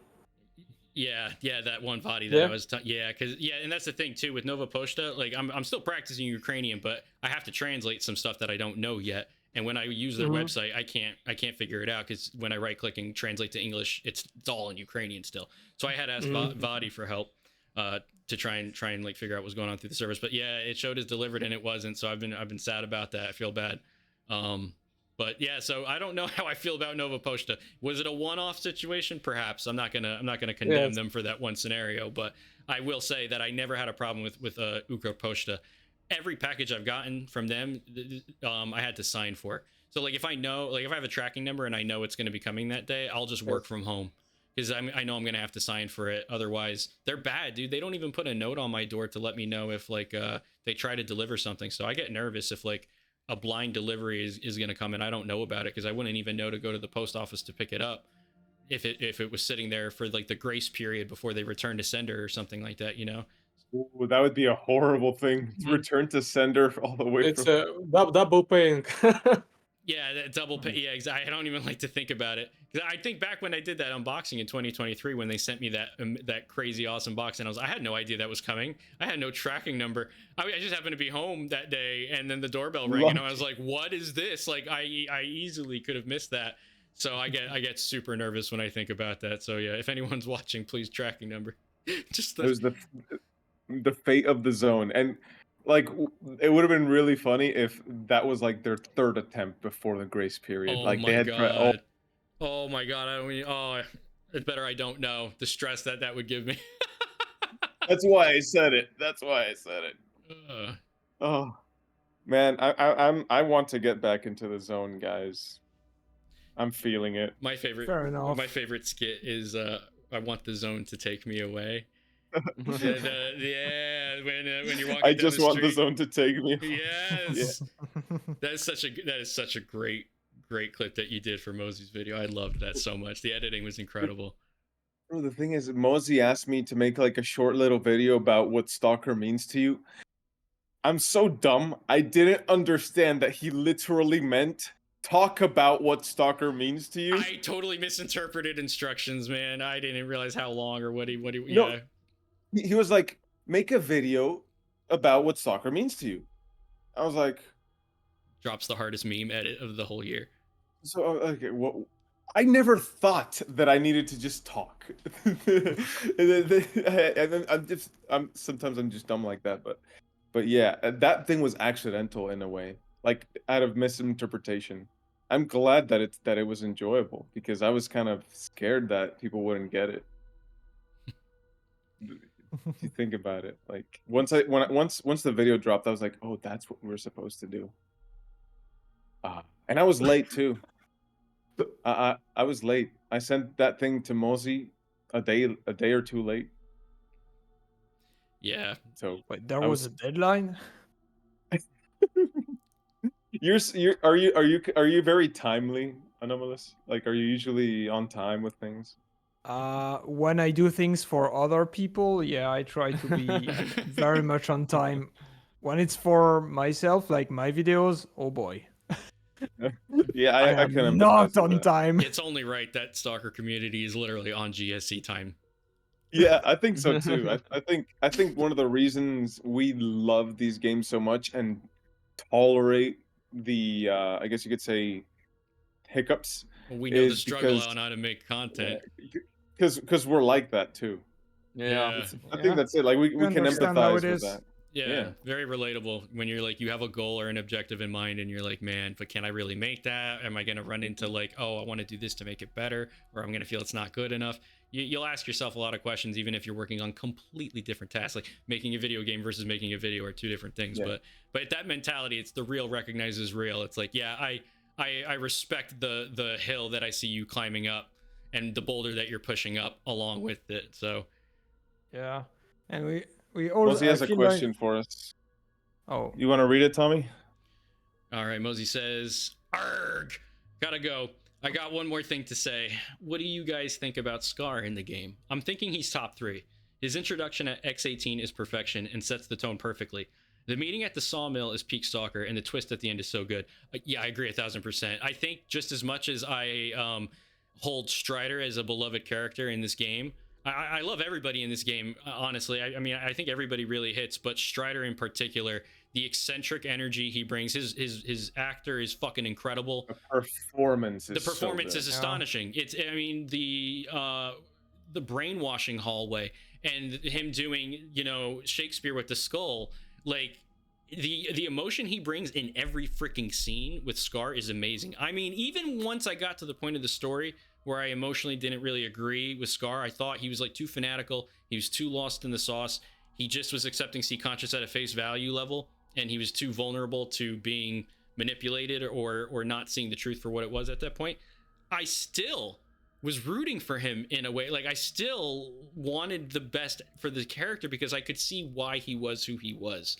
And I could understand why he was lost in the sauce, and I could understand why he thought things would get better if everybody could just communicate without any inhibitions and everything, because he's tormented, and after everything that he's been through, he feels that like the truth of the C consciousness is the ultimate release probably from this pain, and for everybody to achieve connectedness and understanding. It's tragic. He's the most tragic character in a lot of ways. He doesn't even know who he is anymore because so many of his memories are implanted from who Marshall was. Like in the scenes when he is the bang bang bang scene, you know, like look in the background, because I can't remember his name off the top of my head, but that Spark guy just looks and he kind of shrugs like, yeah, he's on a tangent again. Yeah, exactly. Yeah, Star. Because even Star is like, yeah, dude, he wasn't there. Like, Scar was never there. He doesn't know why he's even like going off in this way, but they follow him because he's still who he is, but they just think he's nutty. But it's all the brainwashing. It's tragic. I think he was incredibly well written, and I don't think anybody else could have acted that character the way that that Ye did, or that Say did. I think he fucking nailed it. Absolutely, yeah. That's masterclass performance. I don't think it could get any better. It's like every freaking time Scar is on screen, it's amazing. The betrayal with the tube, it's so good when he throws you in. Like, I just love, yeah, you can feel everything that character is going through right to the end when, yeah, even like the boss fight, like it just feels like even when you win, you lose. Like, I didn't want to see him die. Like, the way that everything is written feels correct, and it feels that that's the way the story was supposed to progress. But it didn't make me feel any better about getting to that point because I was so invested into that character. So that's damn good writing. What I really like about Scar is that Scar, as we know in Clear Sky, is affected by the zone, and every time the zone has a larger emission, his nervous system gets damaged. So that's the reason why Scar wants to prevent like further emissions by stopping S.T.A.L.K.E.R. And it's quite good that you can see the effects of the zone on Scar in Stalker 2 Heart of Chernobyl, because in Stalker Clear Sky, he's somewhat of still a sane person, you know, able to think strategically, able to articulate himself properly without getting, you know, too side-railed. But in Stalker 2, you can really see that Scar is definitely someone who is not very stable anymore, and that the zone has changed him over time. And I pretty much like that, because this made him a character that you can hardly put into just one category. Scar was a fan favorite over the years for a long time, but in reality, he didn't really get the chance to stretch his legs in Clear Sky as a character as much as some of the other characters like S.T.A.L.K.E.R did. So Stalker 2, it makes sense the way it's written for this departure from like the way his character self used to be. I think it really lets him stretch his legs to become a much more interesting character in contrast to these other characters in the main plot. S.T.A.L.K.E.R was always like your brooding, cool, badass, like, you know what I mean? He's got that main character energy and everything.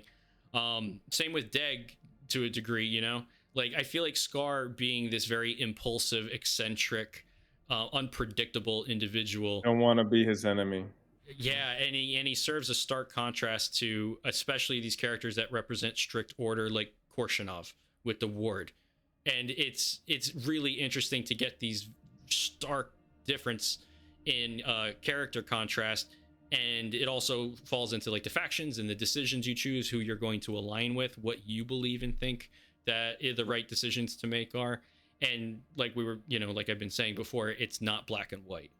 Like I love that they made him such a unique character in that way, and still made him a character that you can understand and want to follow.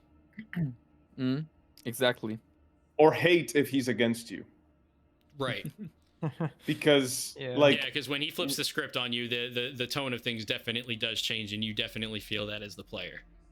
Dude, when spoiler, when you go and speak to Strider's, I don't know, personality. I don't know what we can call that. Orbita, Yeah, in Orbita. And Scar just rips you out of there, and he's like, "Do you see Strider here? Strider!" This guy's Yeah. lost his mind. And I love how his goons actually like look around. They're playing along. And like, yeah, they're in on the joke, and they're like, "Why don't you Strider anywhere?" Bro, that's when I turned on the character and I realized, okay, I can't join Scar now. I can't stand with Scar. I'm Yeah. gonna have to stick with S.T.A.L.K.E.R here. And then he wanted me like that. That's one of those things. It pulls you in every direction, and you switch sides and you betray people even though you don't want to.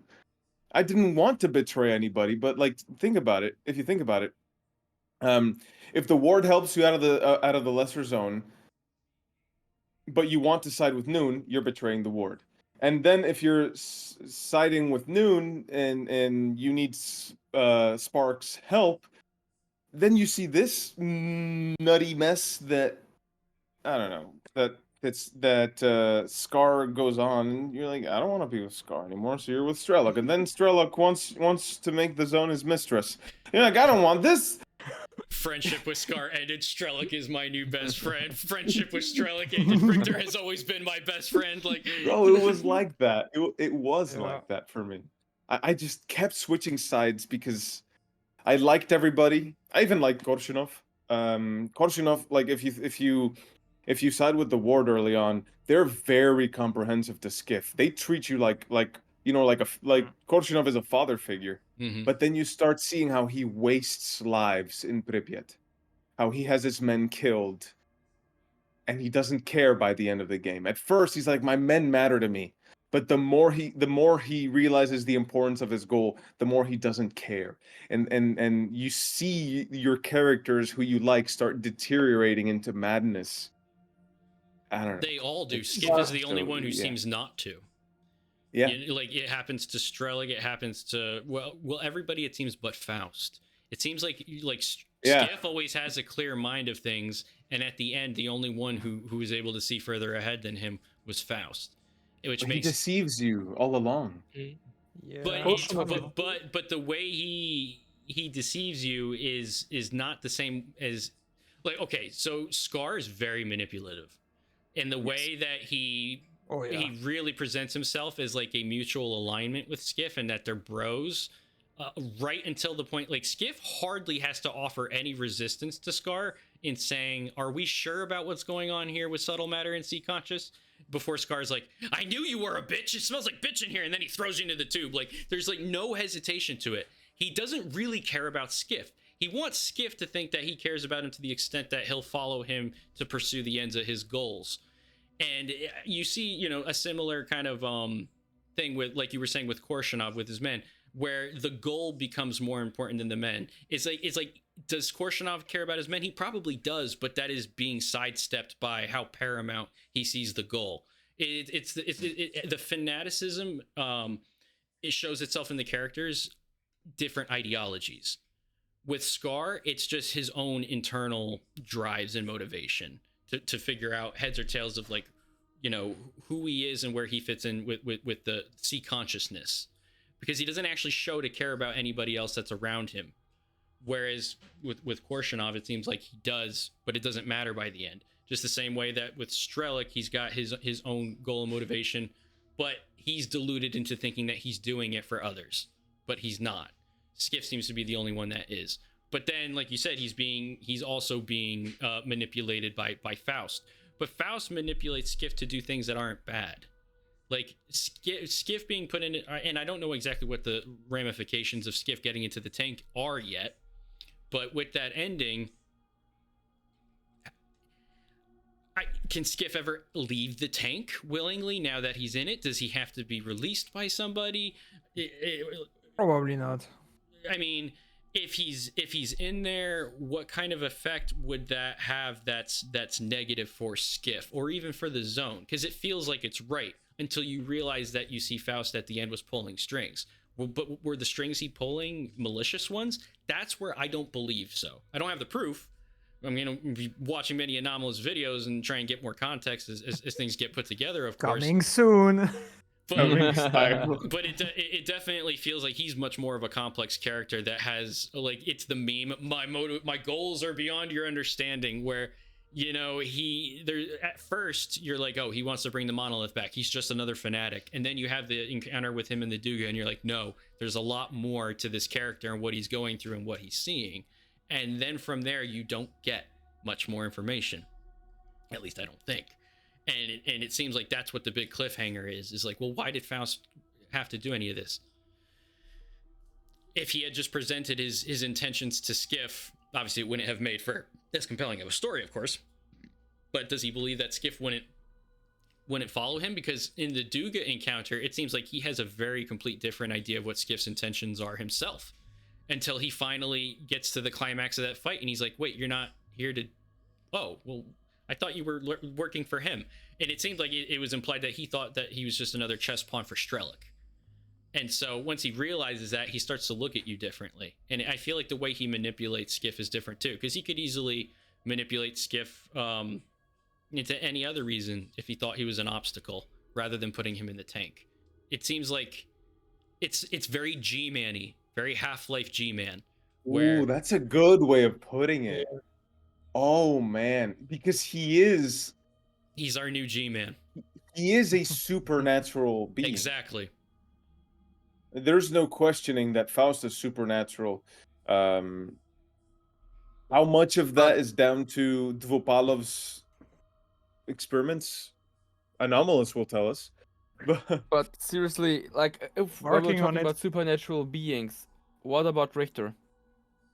I think Richter. It's I don't know. Like, Richter's think just about it. everybody's Like, best okay, friend, dude. okay, I'll just go full schizo now. Yes! Yes, please. boy. Please. Richter appears at different locations all over the game. Sometimes completely random. We encounter him at the Yaniv Tower. We encounter him in Pripyat. We encounter him on top of the slag heap, just dancing around without any issue.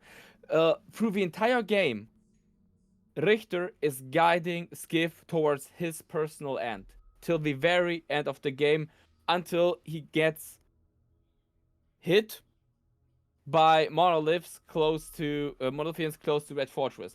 Even though if we decide to shoot off all monolithians, Richter still is wounded and can't follow us on our last steps. What if he is not wounded? What if Richter is just Arian, See, pretending? conscious play the other agent. endings. Play the other endings. Okay. Yeah. Yeah, I didn't You're- play the other endings, but man, I really have the feeling that Richter is more than he appears to be. I thought that too until I played the other endings. Okay. Just so you know. Yes, The No, other but- ending. Yeah. But it's true that Richter seems to pop up every time we actually need him. Like, there is, at some point you have to look for him at either the Shevchenko or the Sultansk. Yep. And whichever ship you choose, he will be there. Like, if you go to the Shevchenko, he will be there. If you go to the So it's Sultansk, almost he like will he be there. knows that Skiff is going to arrive and he's already ready for him. Yeah, I don't know what's up with that. That's interesting. That's And that's I kinda was deliberate. actually GSC. thinking, like, Hmm. is there actually I don't know, a story implication, like, depending on the choice you make, if you choose to go to the Shevchenko or the Sultansk, it doesn't seem to have any effect not- on the story. But I Right, was right. actually thinking about if there was an impact. It feels like there it doesn't change anything, but then why do we have to make this choice? I'm not sure. This is gonna be like a little bit of a random thing. It popped in my head. I just didn't want to lose it, but we didn't talk about it yet. I feel like it's gonna definitely show up in DLC because it has almost no cooking done to it here in the vanilla game, and I think it is one of the most interesting pieces of the game. And it's the blimp in Zalicia. And in the loading screen, you get one particular tip about how it teleported from the CNPP to Zalicia one day, and no one fucking knew why. And I thought that was Yeah. just that massaged and tickled all of the mystery components of my brain. I was like, that is so ominous. What the hell was that about? Was spatial anomaly or what? And since we don't go to the CMPP, it's one of the few things that we have a direct lore reference for that's mysterious, and it makes you wonder, well, what's the real purpose of that blimp then?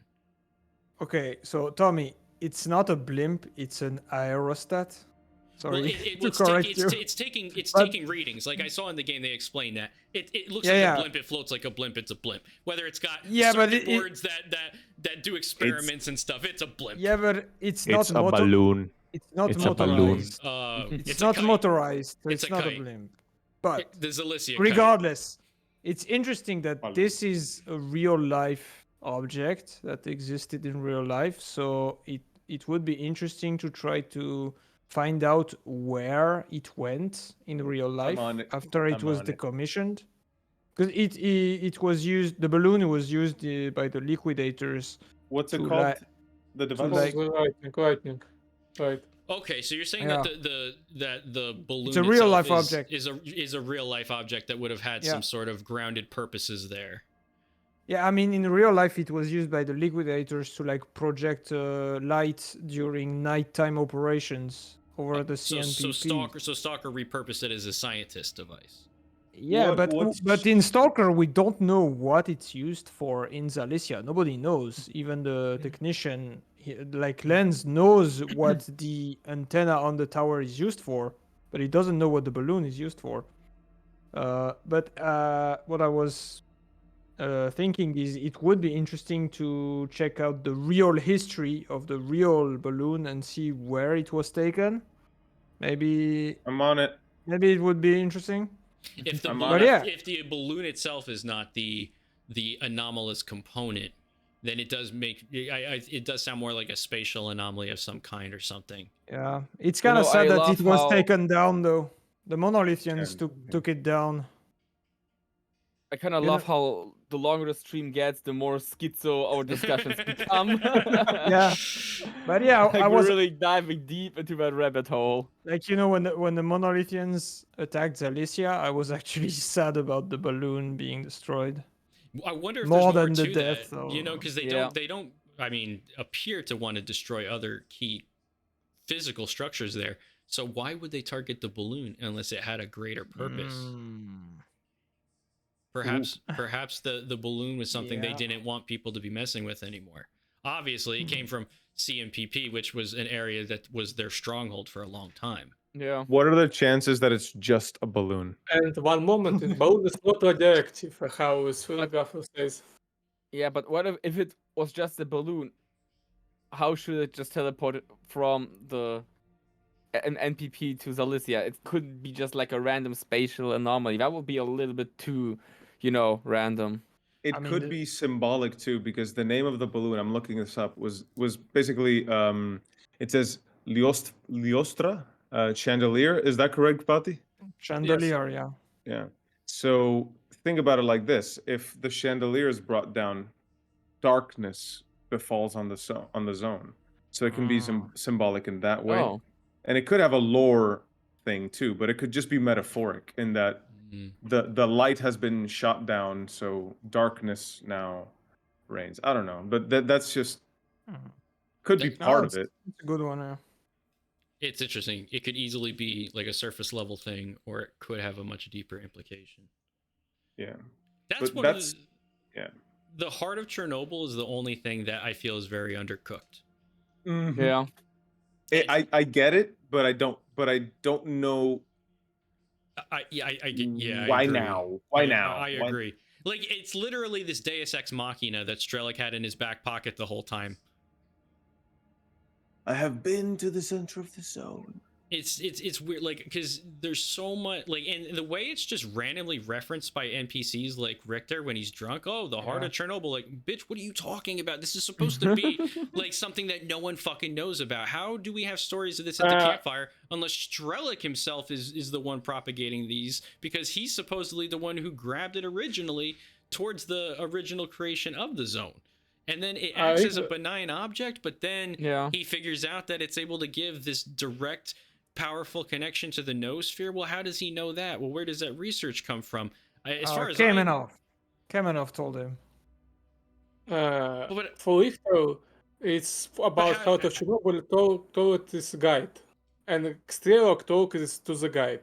So that's That's how Richter knows. Yeah, that makes sense. like for Doc, okay, like if Strelick gave Doc the object and Doc researched it and came up with like some That's exactly what happened. Yeah.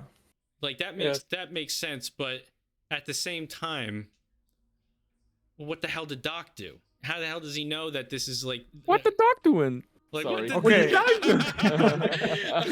That was amazingly like, good. It is, like you know, it's like, well, how would he know, or how would even like Skiff understand from Doc that okay, you put this in the fluid and get in the tank, and this is gonna somehow. Also, like, what does that mean? Like, if Skiff gets in the tank and acts as an 8th member, regardless of the Heart of Chernobyl, he's still a part of the C consciousness. Does he still like? What is the difference that the heart does for the connection to make it more direct and stronger or different? It feels weird. Okay, so the way I understand it for the time being, I will have to go dig deeper, but for the time being, the way I understand it is previously you needed more than one people to be able to connect to the noosphere. That's why they had 8 pods. But if you want to connect with only one person, you either need either class 5 psi protection Like Korshunov, right? or like Korshunov or S.T.A.L.K.E.R, or you need a variometer, and the Heart of Chernobyl is basically an anomalous variometer. But so I think that was how... in Doc's notes, right? Because he's talking about how it's a psi emitter type thing, essentially. Yeah, exactly. Like the scientist had researched the variometers before even connecting to the C That's right. I do consciousness. remember reading that in the journal where he's describing the properties of it were like those meters but higher in capacity than so anything basically what the variometer does is like it increases the signal significantly, and what happened, I think, is that Strelok left the Heart of Chernobyl with Doctor, and he recognized, since he had already worked or like saw research on the variometer, that the Heart of Chernobyl is a variometer. If this is the canon ending, when Skiff gets into the tank, is right Project Y why for this Heart of Chernobyl artifact when he found it from S.T.A.L.K.E.R. I think it's start for this new project. Maybe, yeah. I feel like it's still high level stuff, but what Skiff being in the tank and connecting means, like, I don't see Skiff staying in the tank as far as like moving the story forward. Something's gonna pull him out of it. I mean, if the whole idea of him staying in the tank is to keep the zone to be free to be as she is, But I think it's a one-way ticket. You can't go back, I think. Yeah. No, he's not going to get himself out unless someone bangs the glass open. Yeah, but I'm pretty sure. I mean, it's not the same because T consciousness was multiple people, but the representative said that the merging of their minds was irreversible. So it's not the same because it's one person. Right. But so he not connected in one. Yes, it makes sense. But I feel like he can't go back. I don't know. Because once you're connected to the noosphere, like... What's the goal then? Is that the zone just stays chilling? It's weird. I don't know. Yeah, it's weird. I agree, it's weird. Mosey's pointed out that he thinks that S.T.A.L.K.E.R section was undercooked, and that might have been something they had to do, cut content. It would make sense. Because it definitely feels like the final act of the game is rushed and compared to the rest of it. Because like the Heart of Chernobyl goes from being something that's like never talked about to vaguely referenced twice to okay, it's almost all but in your hands, and now major final story beats are happening with it, which is odd.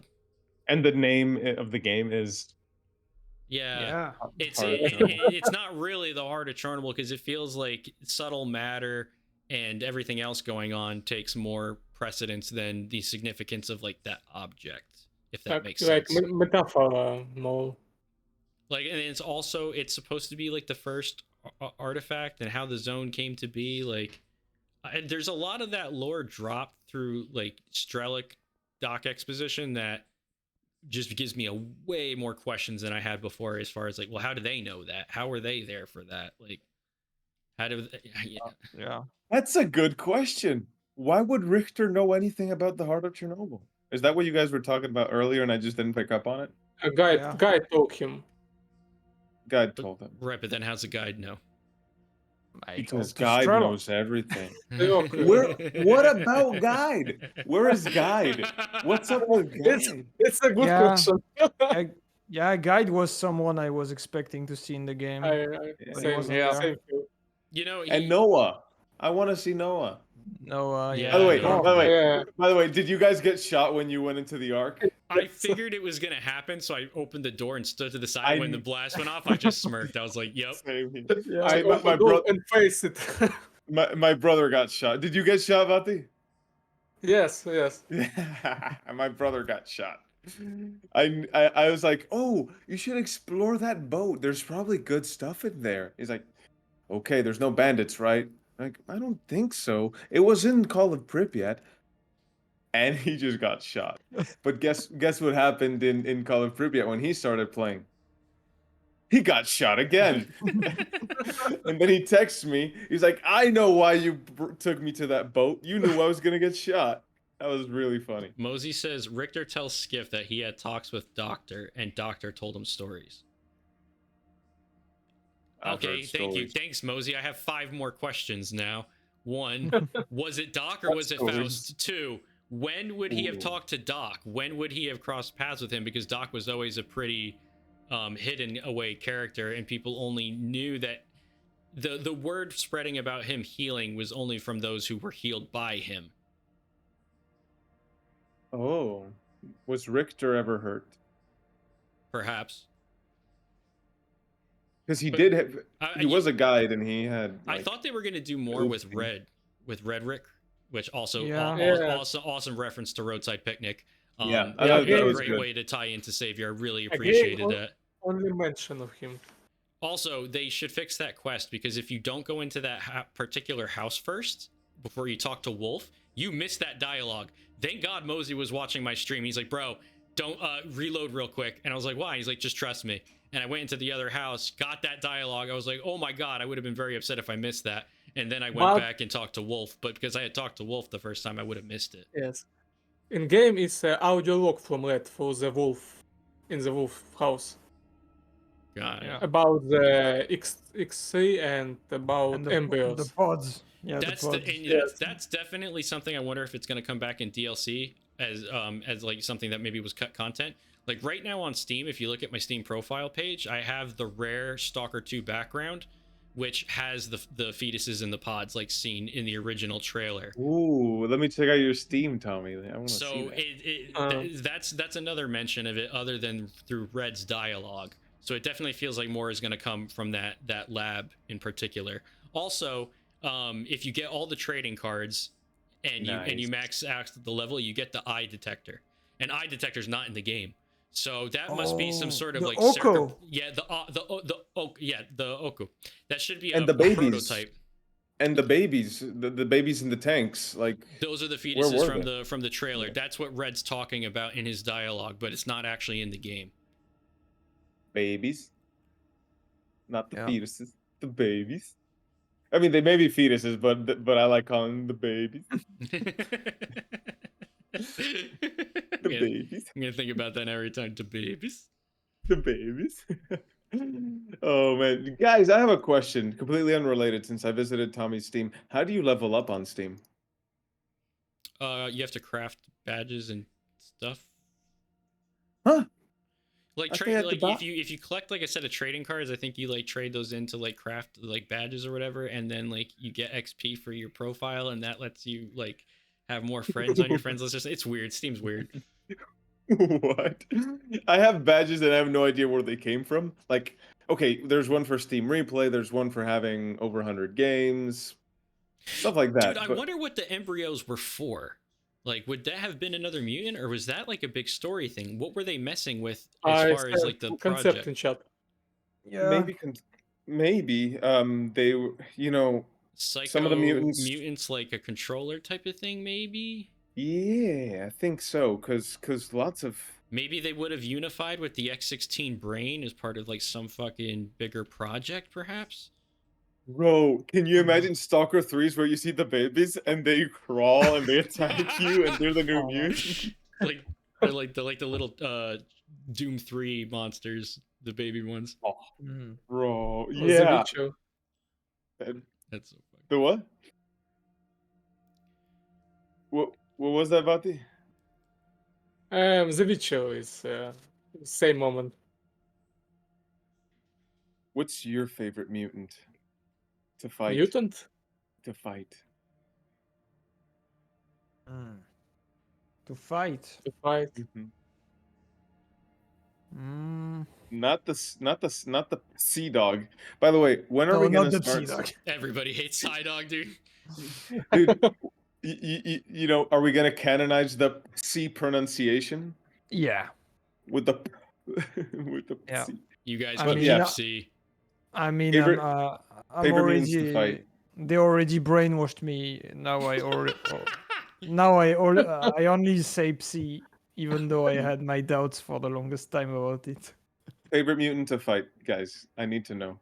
I think I'm gonna say the deer because it brings a lot of other mutants to the party.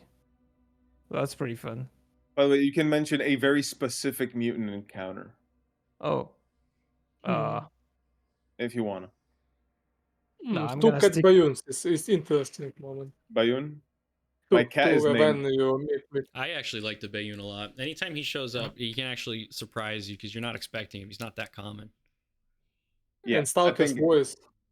Yeah, those caught my brother off guard. I kind of, since I had seen all the previews and I knew what the cats could do, I when I heard a strange Stalker voice, I was like, okay, wait, that's suspicious.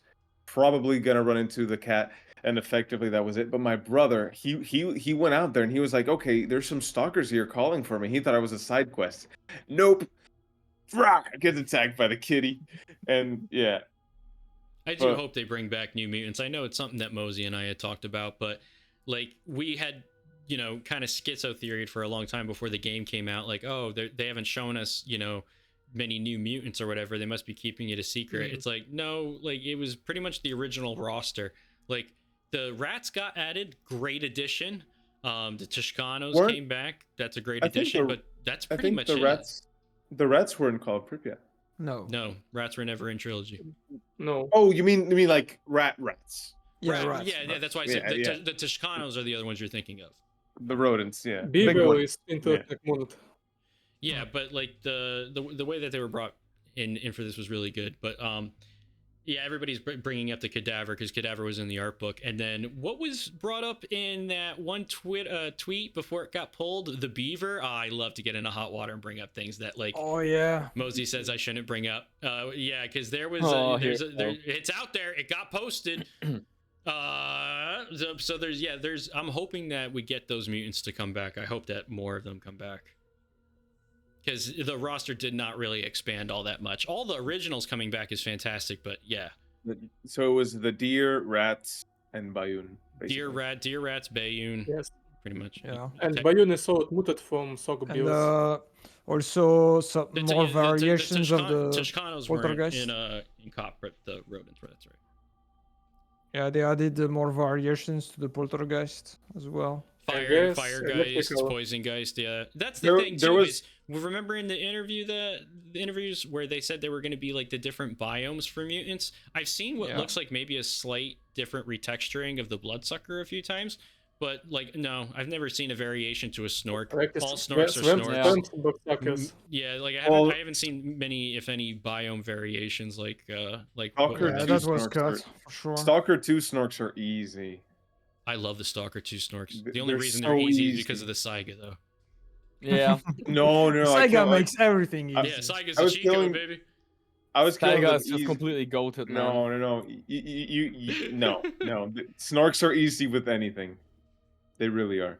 They can get on top of you though, depending on where you are, and the game's not shy about throwing a couple of them at you. I noticed after a patch, They I can can't remember write which one. But did you guys right in notice your that face? did you guys notice the mutant density for roaming mobs went up a lot after one of these recent patches?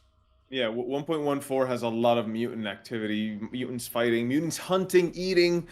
It's very good. It's funny. The swamps is the only location in the game that felt like it was just very different because of the mutant frequency and the fact Owned that by the mutants. yeah, it's Like, it's just yeah, owned like by the mutants mutants. own that shit. Yeah. But every other area is very homogenized as far as how combat encounters feel like they go.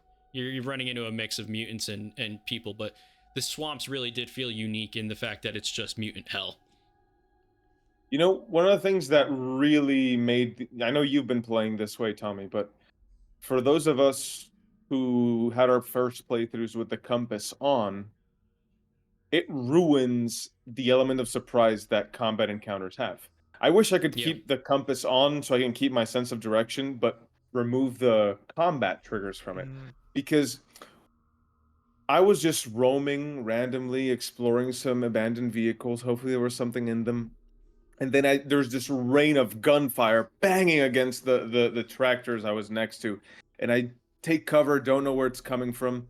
And the bandits start shooting at me, trying to approach me. And the thing is, had I known exactly where they were because of the little triangle that's on the compass and if there's any alive because the compass turns red, that would have been not nearly as exciting as it was.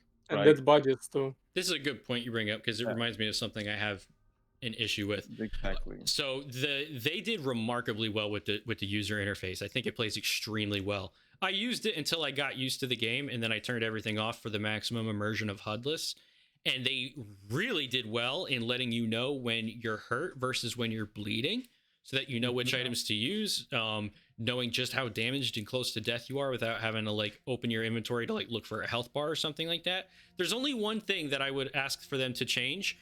I was told that this happened, but it doesn't actually happen. So unless it's broken, I've never ever seen it, not even once. But when Skiff gets hungry and you're doing a HUDless run, you have no way to know.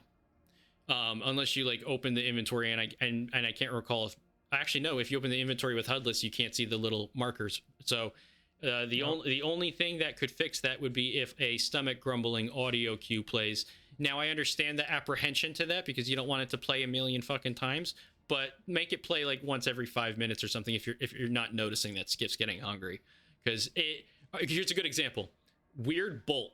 I did not realize, because the description does not tell you, that Weird Bolt freaking nukes your stamina. I thought I had a bug. I remember being at the Corden. Remember that stream? Oh, that explains it. Damn Yeah, it. there you go. There you go. You probably thought the game was freaking out. I know I did, and it wasn't I was like, until why is Skiff so tired? I had to turn the HUD back on because I was like, all right, what's going on? And then I saw the stamina bar was depleting like crazy, and I'm like trying to troubleshoot and figure out what was going on. That's when someone in chat told me about Weird Bolt. I de-equipped it. Then I saw the stamina, and I was like, okay, this makes sense. So This thing gets heavier and heavier over time. I mean the ball. Skiff only growls when the hunger indicator starts blinking. I've literally never heard it, Mosey. Just the same way that I've never had Skiff get tired and need to take a nap. And I was told that when you fight Bayuns, they're supposed to make you tired. Well, guess what? I played the whole game, 130 plus hours, and Skiff never needed a nap. And I wasn't making him sleep too often. I only think I made him sleep once or twice at the S.T.A.L.K.E.R. And that was it. And that's just because I was hoping to get like a temporary stamina duration boost from it. So you don't have the achievement for all effects at once. What's it called? No, that one looks tough. Bingo. It's actually bingo. It's actually much easier than it sounds, because when you fight in the arena, Skeef gets sleepy. So you get Skeef sleepy by No, it's supposed to happen. It's one of the it's supposed to happen. So like, you must be tired. Go to sleep, and we'll be ready to fight again. Something like that. There's a line like that. Yeah, that's right. That's right. So Skeef gets sleepy, so you just fight in the arena, stop by Ganja's bar, buy a bunch of drinks. Don't drink anything, don't sleep anything. Make your way down to the Stone Village, which is just north of Wild Island. And that's a psi field, so you're going to get some psi radiation. Perfect. Bring some artifacts with you, by the way. have those artifacts in your bag. Don't have any countering effects. So just equip all your radioactive artifacts once you get to Stone Village. Start drinking. Have the zombies shoot you so you bleed, and you're gonna have all the effects. Just stay alive for about a minute, right? Because sometimes I don't know, it doesn't trigger immediately, but stay alive for about a minute, and you're gonna get the achievement. Nice. It was extremely easy once you knew how to manipulate the world around you. Nice. I'm gonna keep that in mind. That's perfect. So there's something for you guys to do. Good. North of shit. Wild Island is This is Stone my Village. last one. What? Nice. Your last one? Yes. You haven't gotten it yet? No. Oh, Then you know what? now you know. Dude, the best moment was the one where I got it on stream, and I remember everybody was like, "You lucky son of a bitch!" But it was the one where you win the knife fight against an exo. I had gotten into like a regular firefight, and he was wounded on the ground, and I walked up to the guy and finished him with the knife, and it was like, "Ba-dink!" And I was like, "Let's fucking go!" Like, dude, it was so good. I was really annoyed with that because I had stealth killed exos and didn't get it. So at one point I was just frustrated and I just charged one of them and go, got I it that get way. But you, in the arena. oh, but you played your first playthrough on veteran difficulty, didn't you? Mhm. Yes. Ooh, course. that changes things. That changes things. I played my stream playthrough on. Oh, on Toaster says okay. if you use weird pot and drink vodka, then walk into barbed wire, you can get that achievement. Yeah, but the thing Interesting. is, weird pot gives you a random effect every time you equip it. So you might. So like yes, you can get it that way, but first you have to get weird pot, which is not the funnest. I did not enjoy getting that. Bloodsuckers made it not fun. So yeah, if you don't want to get weird pot, that is a good way to get it if you already have it. But if you don't want to get it, yeah, there's the other option. But yeah, you can do it with weird pot. It'll make you sleepy. It'll give you every effect. Just equip it and de-equip it, equip it and de-equip it, and barbed wire. It'll do its thing. Interesting. It's Okay. it's the original way that I when I was looking up guides, it was the original way people were doing it. But then somebody said, "Hey, if Skeef fights, he gets sleepy," because nobody gets sleepy ever. That's the thing. Yeah, Skeef so get- does weird pot is what gives you the sleepiness then, right? It takes a whole week for Skeef to get sleepy. Yes. Like, And There's no way to make energy time drink. move No without one sleeping. energy drink. Yeah, so you're Yeah. screwed. Like so, Skip doesn't need sleep. He's running on energy drinks, so and yeah, Non-stop. no energy drinks for all this time, right? Yes. You can't take 0 energy drinks. so 0 energy drinks for 7 in-game days is what I think I counted, because I was doing it old school, not the arena way. I was just looking for easy ways to do it. So yeah, I was running around for 7 days or so and finally got sleepy. But do the arena thing. Don't do what I did. Don't do what I did. Best non-stop promotion. What was that, Vati? Best non-stop promotion for drink energy drinks. Yeah, I mean, you're right. You won't sleep for 7 days. I think like Nonstop had a like buttload of great publicity with the game. Yes. Dude, I'm still asking to have them come to America. I feel like they will sell Yeah. boatloads of the things, man. It's genuinely just an amazing drink. The example of And bring Best promotion. Zivchek, bring all the goodies, man. I mean, come on now, like they're holding out on us. Like, I mean, let's get this the logistics worked out, because these companies deserve to get a shot over here. I know best promotion for them is back limited old design from Shadow of Chernobyl. It's Oh, Benzo. dude, I want one of those Yeah. old cans. I gotta find one of those old cans for my shelf, dude. Yes, that's tough. I bet those are hard to best. find. Those gotta be real tough to find. Did they taste different back then? Did they ever do a formula change? I don't know. How old were you back then? Like, just a Not kid, for right? energy drinks. Yeah, just a kid, right? I mean, how Yes. old were you, Tommy? When I first played Shadow of Chernobyl, when it came out on launch, I was 15, 16. All right, so you could have had energy drinks.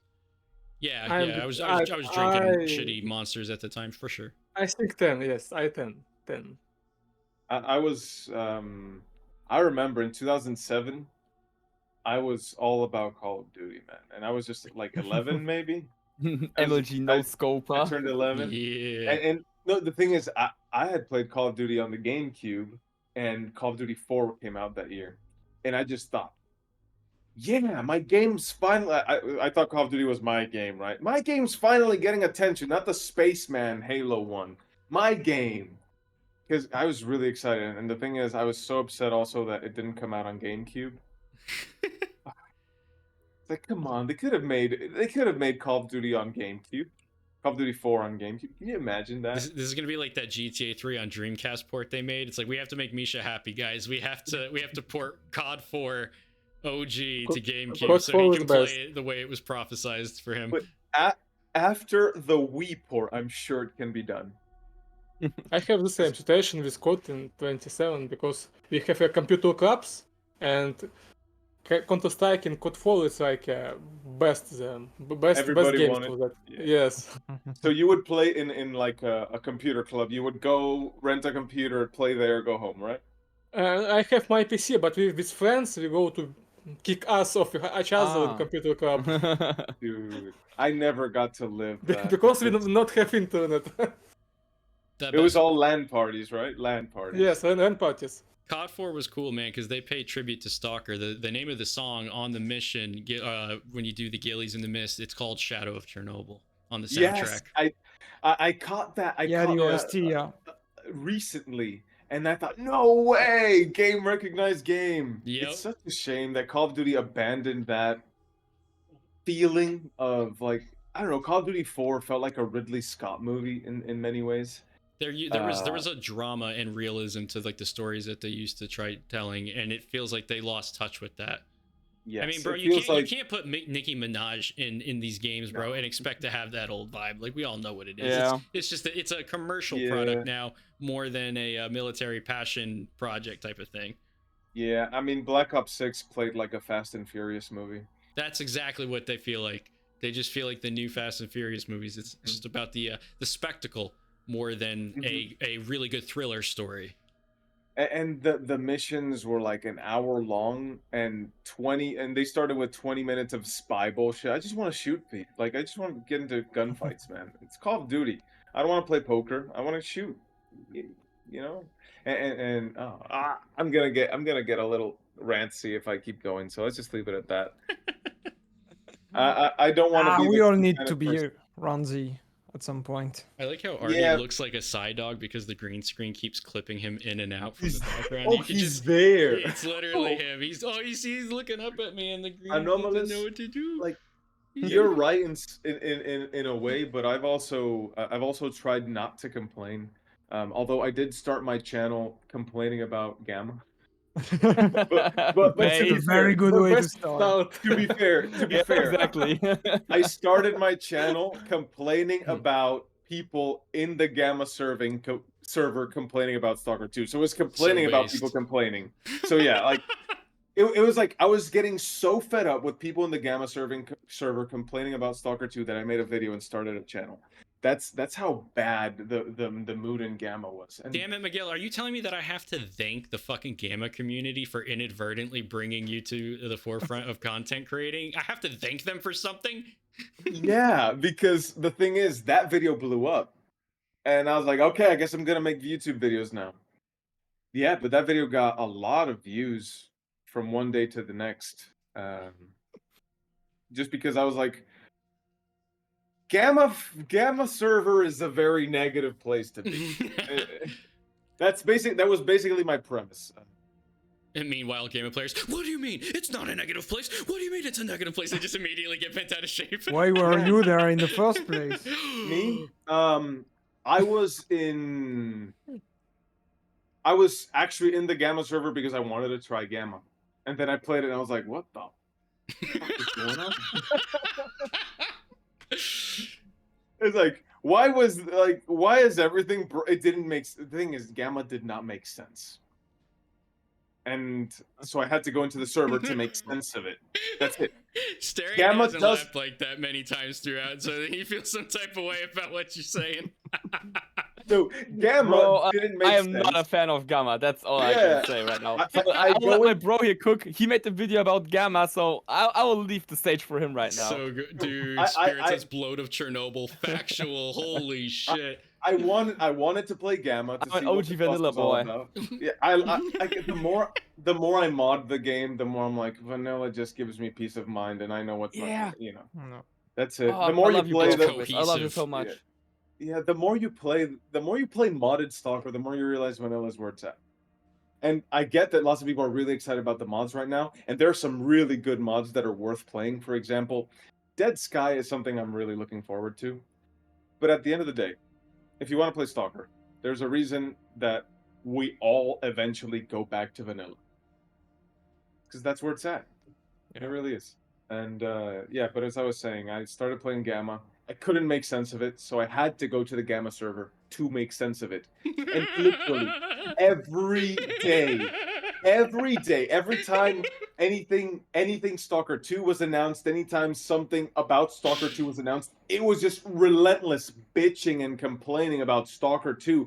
And I was like, bros, can't we just wait for the game in peace? By the way, how do I fix my gun? I need to bring a file to the bolt carrier group? Apparently that's a thing. You don't do that in real life, but in Gamma, you bring a file to the bolt carrier.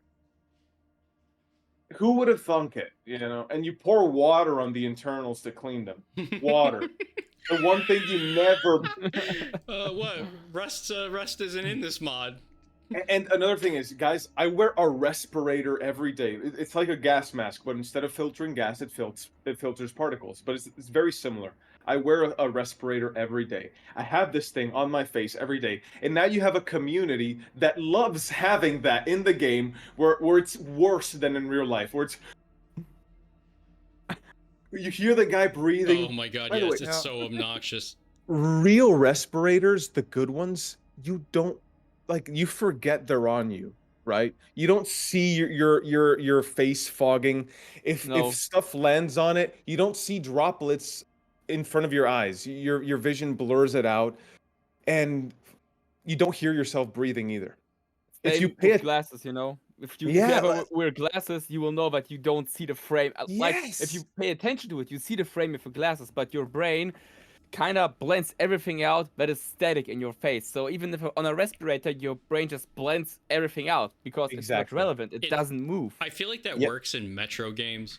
But Oh, it because- doesn't- Sam, I yeah, didn't want to rant about Gamma. I know you got me into it. But no, it's funny that you guys bring that up because I was talking to somebody in the Discord about mask overlays the other night, and he was saying like, yeah, 21:9 aspect ratios are a lot of the reason why they don't work. And I was like, well, yes, that's true, but they also suck. Like I also just kind of don't like them because they usually just inhibit everything about the gameplay to the point that whatever like statistical advantage you get from equipping that piece of armor is negated by the cumbersomeness of my audio is compromised now in the stereo mix. I can't see as much on the screen now. Like there's too much of trying to simulate the mask, like you're saying, that it doesn't actually emulate the experience that you would have of wearing said mask, and it becomes a gas masks. detractor. Yeah, it's gas masks by people who've never worn one. Basically. I agree with you guys. Like you're preaching to the choir when it comes to that.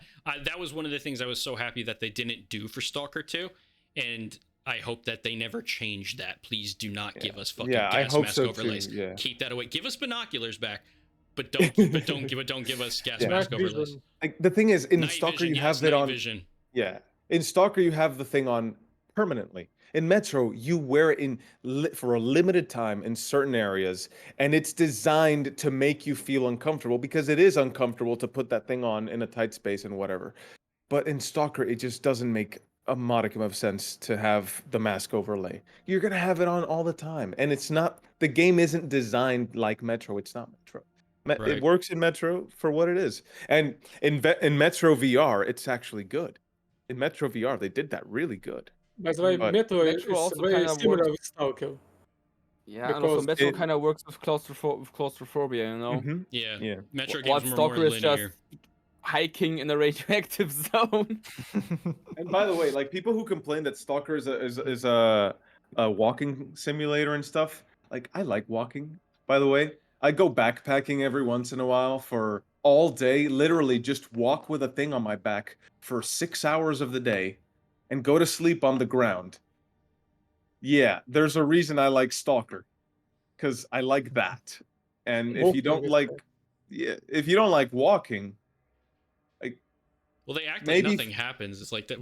Like a million things play out while you're walking. Like you're gonna get interrupted by so many different combat, Yeah. exploration, like characters, lore, etc. Like, yeah, I mean, you could call anything with 4 wheels a driving simulator, and it doesn't have the same negative connotation that like a walking simulator carries with it. Like, no, sometimes it's good to have the slower moments of taking in your environment and reflection, and then sometimes like you're walking into a camp full of bandits that you're gonna have to either sneak or combat finesse your way through to accomplish. But it's not like you literally are just like walking from Corden to the generators, like, and that's the whole game. and that's and it's No, a don't get me wrong. straight- I'll play it's a that, straight like you path. said, at the gym on the treadmill. Give that to me where like I'm just like walking or running and it's just a straight shot, and I can do that every day. But otherwise, I mean, I think it's a bit of an exaggeration. I can't wait for the original games to be modded into VR somehow. That's gonna be so good. I am By remarkably the impressed way, with how well Stalker 2 VR already works.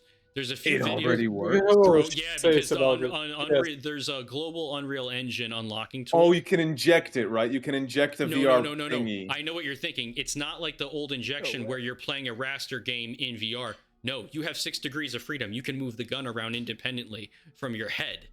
It works. It's just not native, What? but it works because it's an Unreal Engine game. There's a few clips on YouTube of it. Dreamer, I think, sent me one a few weeks ago, and when I saw it, I was like, oh fuck me. I kind of wish I had an Oculus Quest 3 to try and experiment with that, because damn, that looks good.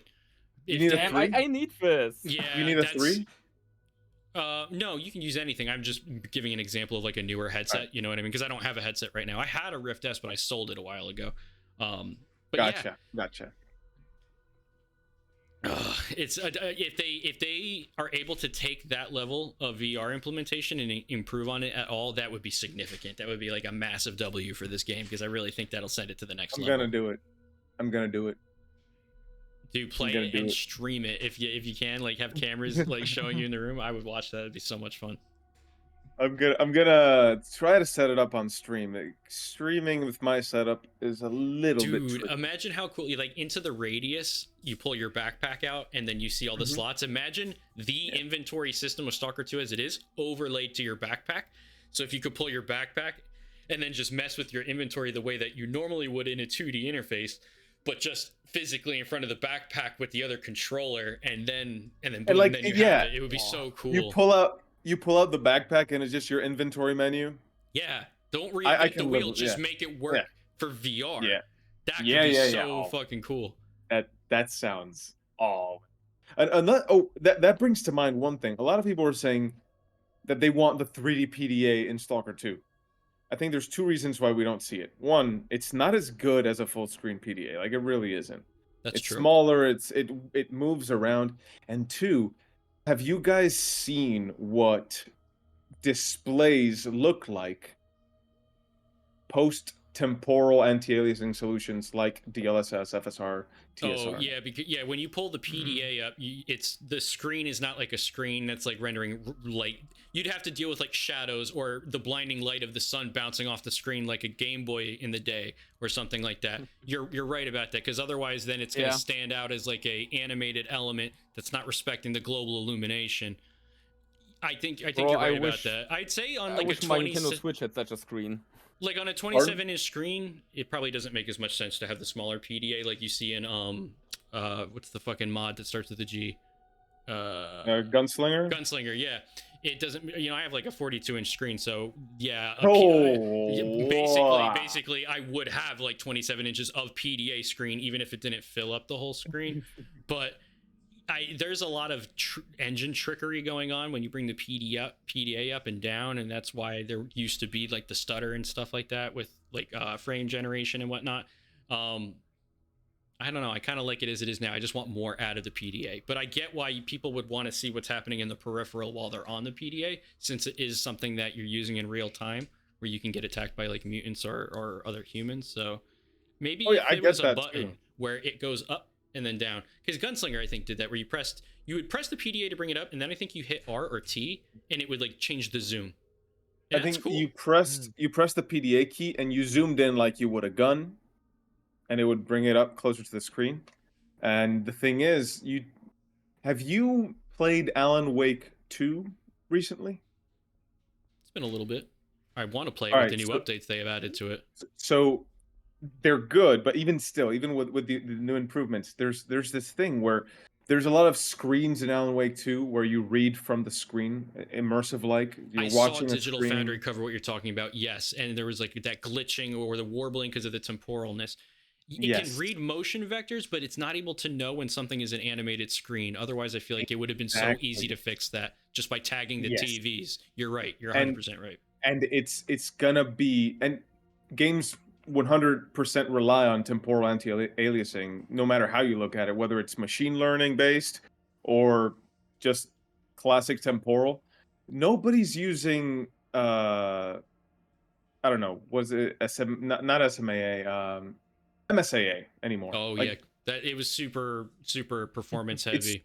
yeah, it's not worth. The juice isn't worth the squeeze. DLAA nobody uses probably it. gives like a better picture with like not as much of a performance hit as well. Oh, I want to test all this now. Right in the stream, I was like, I wonder what 480p on my 1440p monitor looks like in Stalker 2. And guys, this new DLSS Is thing nuts. is good. Even it's the first time that like Wow. I was able to go down to ultra performance Whoa. before things Yeah. actually started to completely fall apart. Like performance worked so well, and I was like, well, damn, how much resolution do they need? And then I went to ultra performance. I'm like, okay, well now this is starting to look shittier. But that's how much it took. I had to go down to like 15% of the resolution of 4K before it couldn't reconstruct like a stable image. That's nuts. In 4K has 720p as its ultra performance, right? Is it 720? Because 1080p is performance, right? 1080p is performance. 1080 is performance at 4K, so 1440p is probably 720. Yes. So ultra performance on 4K is probably 720p, and ultra performance at 1440p is 480p. And I was just playing at 480p. Like, I think Mosey sent me a video earlier, and it was like Stalker 2 in 360p with DLSS 4, and I was like, all right, we're getting to a point now where that's really impressive. it's viable. Like, it's not ideal, but if you have a 4060, Dude, performance is literally better than the quality from the previous model. That's really impressive. no, man. Let me go back. If you have a 2070, Stalker 2 is now Well, pretty. Like, the You don't transformer think? model, no, the performance hit on 20 series is really heavy. it's really bad. The 30, Okay, then never mind. series 30 series loses a few more frames than even the 40 series model. It still works good in a lot of games, but 20 series Okay. is like that's No, too early. I got rid of my 3060 Titan to upgrade for Stalker. But I have to say, I'm live streaming and using like NVIDIA broadcast for green screen and stuff like and that. that takes So resources too. that Yeah. Yeah. eats up so much resources. But I Yeah. just didn't want to downgrade. I want to deliver quality live streams. Yeah, and You know- NVIDIA does the best with the streaming encoders, of course. Yeah. I guess the rule then still stands. Try to keep up to date with the consoles, not just with raw power, but also hardware compatibility. Like, there's no future for people without mesh shader support, without ray tracing support now. This is the time to And get on board. definitely, I think for a long time, people have underestimated the amount of CPU that they need to do games. Yeah. Yeah. And you were able to 6 you cores. were able to get away with a lesser CPU for a long time. People would be like, "Oh yeah, you can pair your 2080 Ti with that i5 and be good." And I was like, there are games that are very CPU heavy that are not RTS games. And now that we're in the era of Unreal Engine 5 and other similar, just like ray tracing in general brings up the CPU demands as well. So like we're at a point now, especially with the Blackwell 5000 RTX cards, you can't really utilize the full benefit of something like that without using the software and the AI benefits, because all right, it's 20% raster uplift. Let's say it was 60. Well, guess what? You probably aren't even going to be able to get most of that uplift because your CPU Without is going to the be CPU. holding you back the whole entire Yeah, time. exactly. Which is why NVIDIA's probably thinking, yeah, we have to do things like multi-frame generation because it makes more sense. Unless you're getting massive fab changes, going from 5 nanometer to 3 and etc., you're just not going to get these massive die, the improvements like you're going to get when you change dies. like from 30 to 40 series, because was 30 huge. series, was 30 series made on Samsung's node? Was that it? I believe the Samsung might have been no they had a split between Samsung and TSMC, I believe, even on 4000. Yeah, Okay. Nvidia had a problem for volume, and so they had to secure some Samsung chips. I know that they might have used those for maybe like lower tier cards, but usually they do them all with the same process, and then whichever ones have more dead sectors, they just drop those unless they have a different die process. So I'm not sure right off the top of my head. That sounds about correct. Nvidia's been like, I was pretty much on AMD's train just because it made more sense. The price to performance was better every time I was shopping for a graphics card at the entry level category, right? Mm-hmm. But lately, They just have no competition. Nvidia is so ahead of the curve that they can afford to just focus on the side features and more or less maintain raster performance and the raw performance element and focus on the side stuff, which is why when you look at 50 series charts, you're like, oh, there's not an improvement. Well, not if you have a 40 series, but let's say you're coming from the 20 series. Let's say you're coming from a D card. This is huge. And they're taking advantage of like giving themselves an opportunity to improve that further on and focusing on the side features right now. People don't like it, but if you're just coming in now, dude, getting a 50 series card is going to be amazing if you're coming from anything 30 series, 20 series. That's pretty typical anytime you're making a 2-generational card jump. The problem with 50 series is that multi-frame generation doesn't really make sense on cards that are below the 5090. You need to get as close to 60 frames of legitimate frames as possible. So with your upscaler, that's fine. But if you can't reach that, then there's no point in multiplying with the frame generation because the input latency will be noticeable and it will be an issue. The biggest benefit I see from MFG is like if you have these ultra refresh rate monitors that are 480 hertz, 500 hertz, 240 really hertz. Pop it up. Exactly, because then you take a game that you're getting like 90 frames in, maybe native or with upscaling, and then boom, go ahead, just flip that switch up to 2-3x to get as close to your monitor's refresh rate as possible, because you're essentially going to get some free fluidity. The latency penalty will probably be so minuscule that it won't matter, and you're already getting such a high frame rate that artifacting will be way less noticeable. But now everybody knows. Oh, Jesus, that scared the shit out of me. You paid for the whole monitor. Well, I was going to say the whole 5070 is as strong as a 4090 is a lie, because if you use MFG to get that frame rate, you are going to feel the difference in the mouse and keyboard compared to a 4090 giving you that level of performance. So if a 5070 is really struggling, like think about it, like a 5080 is basically a 4080 Ti. It doesn't even fit in the stack. The 5080 is not even faster than the 4090 or even close to it. That like the stack is all messed up. Things don't make sense. Nvidia's constantly been doing this thing over time where they try to push you towards saying like the Halo product is the one you want. You don't want to take the second fastest card. I don't like that. They've killed off what the 80 series meant. The 80 series was your king graphics card. The 90 series was your workstation plus card. I game by day and I get freaky in the CAD sheets by night. That's what the 90 used to be. But the 80 was like you're reasonably priced. This is for the gamer who wants the number one card. But now your 80 cards are not even comparable to the 90. And they use all the marketing to show off like 90 class performance. And it's weird because everybody's sitting here like, oh, the 5090 looks awesome. Everybody's happiest about these 5090 numbers. No one's even going to have it. Like, no one's even going to buy that card. Like, it's like, 2000. It's like the 4090 was 1600. That's a $400 increase for a card you couldn't already afford. Now, like they're trying to make it seem like 1,000 for the 5080 is a bargain. It's not. 1,000's what I paid for my 4080 open box at Micro Center at launch. I mean, come on now. Like, I waited 2 years and I went on eBay, and what I paid for my 4080 is what they're selling for secondhand, if not more, because the 50 series is so unobtainable, and Nvidia spent so much time letting the 40 series run out of stock on the shelves, and they don't have the production to replace those cards. So you can't go. They know people would have went back to buy last gen, but now there's no last gen. But you can't Oh, buy the they're new gen clever. because it's a paper launch. The They're clever. numbers came out. They showed how many 90 and 80 class cards went to these stores. It's like barely any of them. The real price of a 5090 is $4,000. The real price of a 5080 is $1,600. It's just people can't afford that. I mean, at that point, I'm out, man. Like, I'll keep my 4080 till it fucking explodes. Like, what else can you do? Like, honestly, And- even though now the new generation is out, wouldn't be, like, just from a financial perspective, much more reasonable to buy a decently used, like a used but in decent condition 4080 than to invest in like a 50 series? The problem Yes, is sort of, but not really. And here's why. The market's going to look There's no so different in a few months. NVIDIA did this on purpose. And they There's did no it because 4080s left. they're trying to produce this perception of demand for the 50 series. Because look at the reviews on YouTube right now. 5080 reviews? Oh my God, it's worse than the 4080 review. But they want people to, but NVIDIA wants you to think that people are going out and buying the shit out of 5080s. You can't even get them. They're flying off the shelves. They make the stock so much smaller to prevent the 4080 launch again. 4080, those cards sat on the shelf at Micro Center. They were not sold out.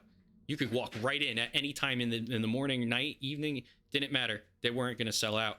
NVIDIA wants to make it look like there's a bigger demand for these cards than there is. Why? Because in 2 months, when they're on the shelves and the stock is no longer an issue, people are going to think, bro, I'm getting such a good deal right now getting this 5080 for $1,100, bro. I was able to go to the store and get one, dude. Life is good. It's like not even realize that card should have been $750. Like, they're making you happy to be able to perform basic commerce to pay them too much money for a card.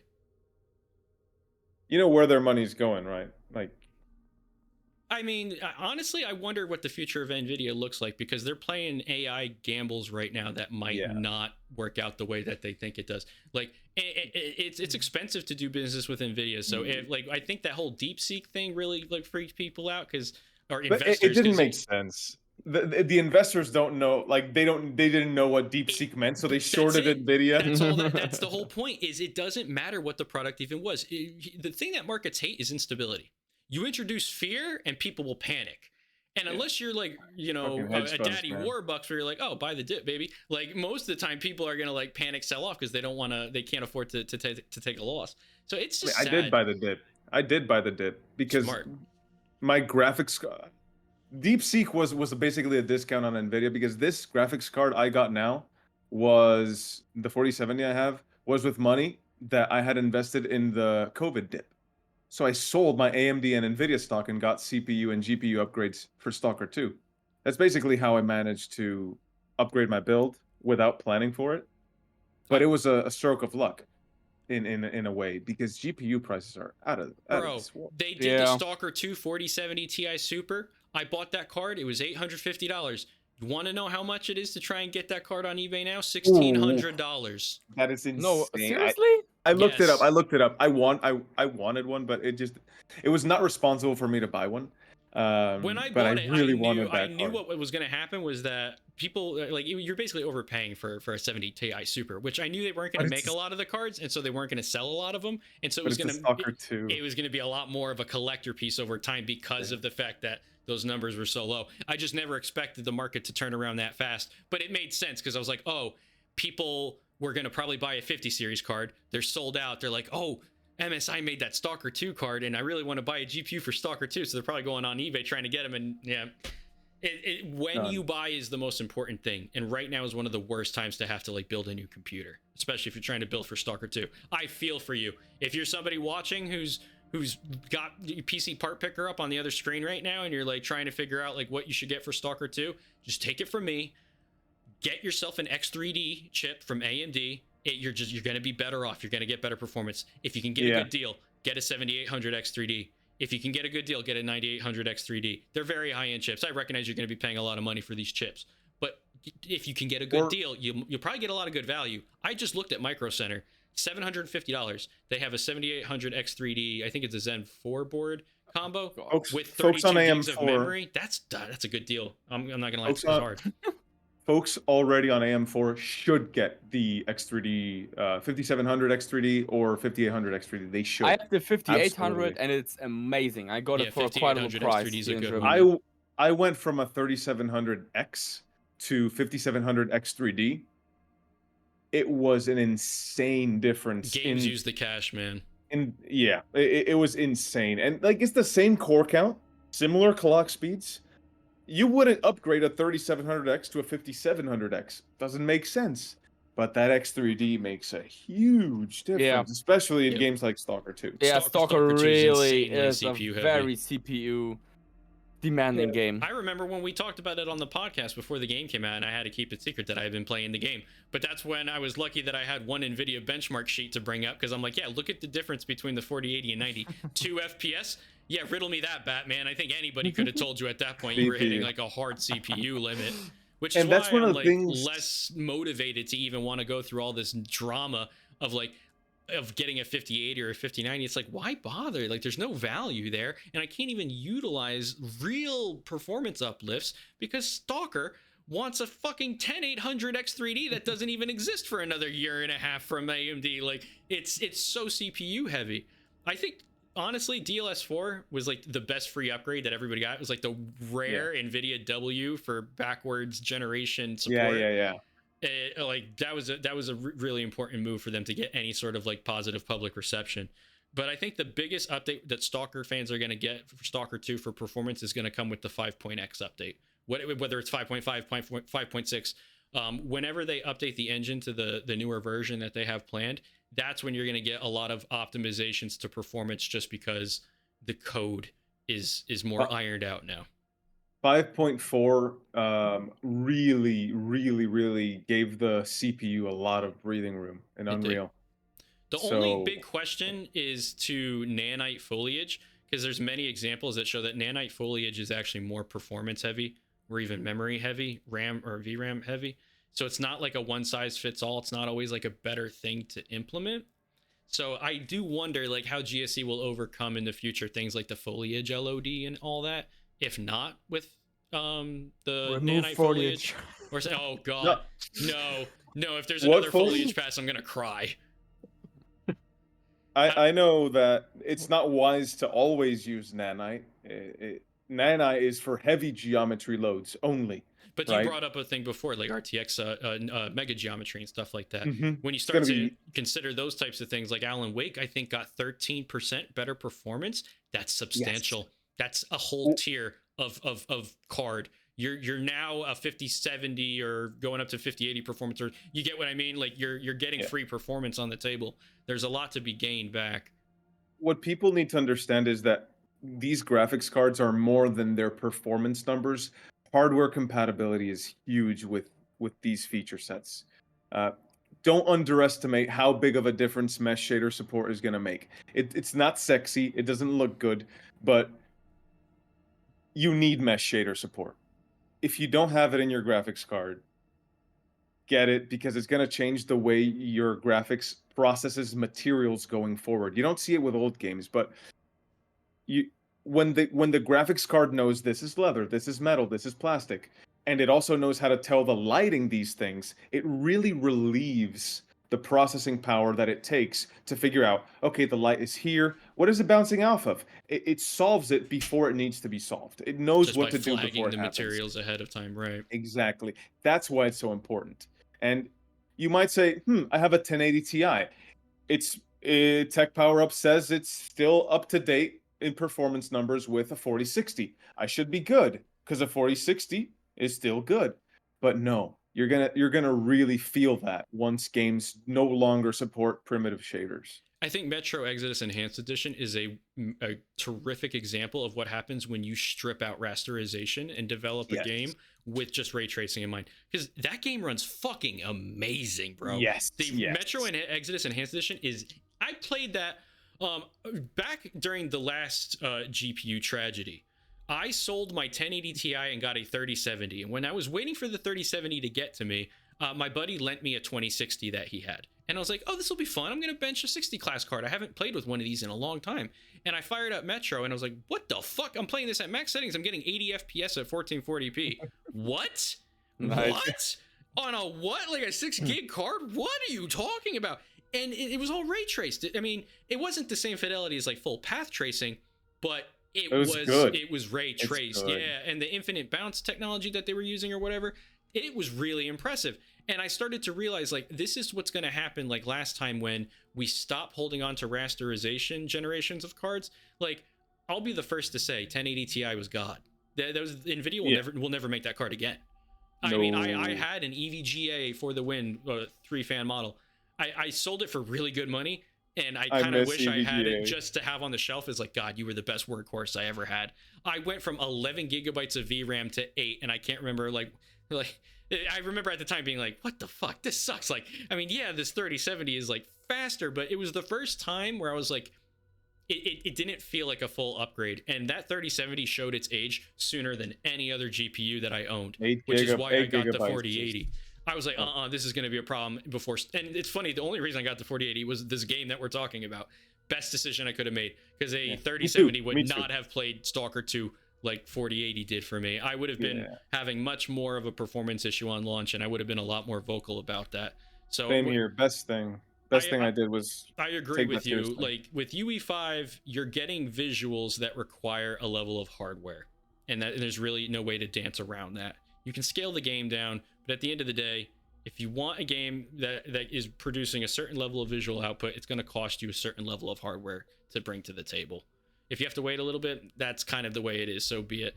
It makes less sense to get mad at Stalker for it. It makes a lot more sense to get mad at like the economy and the rest of the conditions that are causing the boat that we're all sitting in. Because even getting mad at Nvidia is not fair.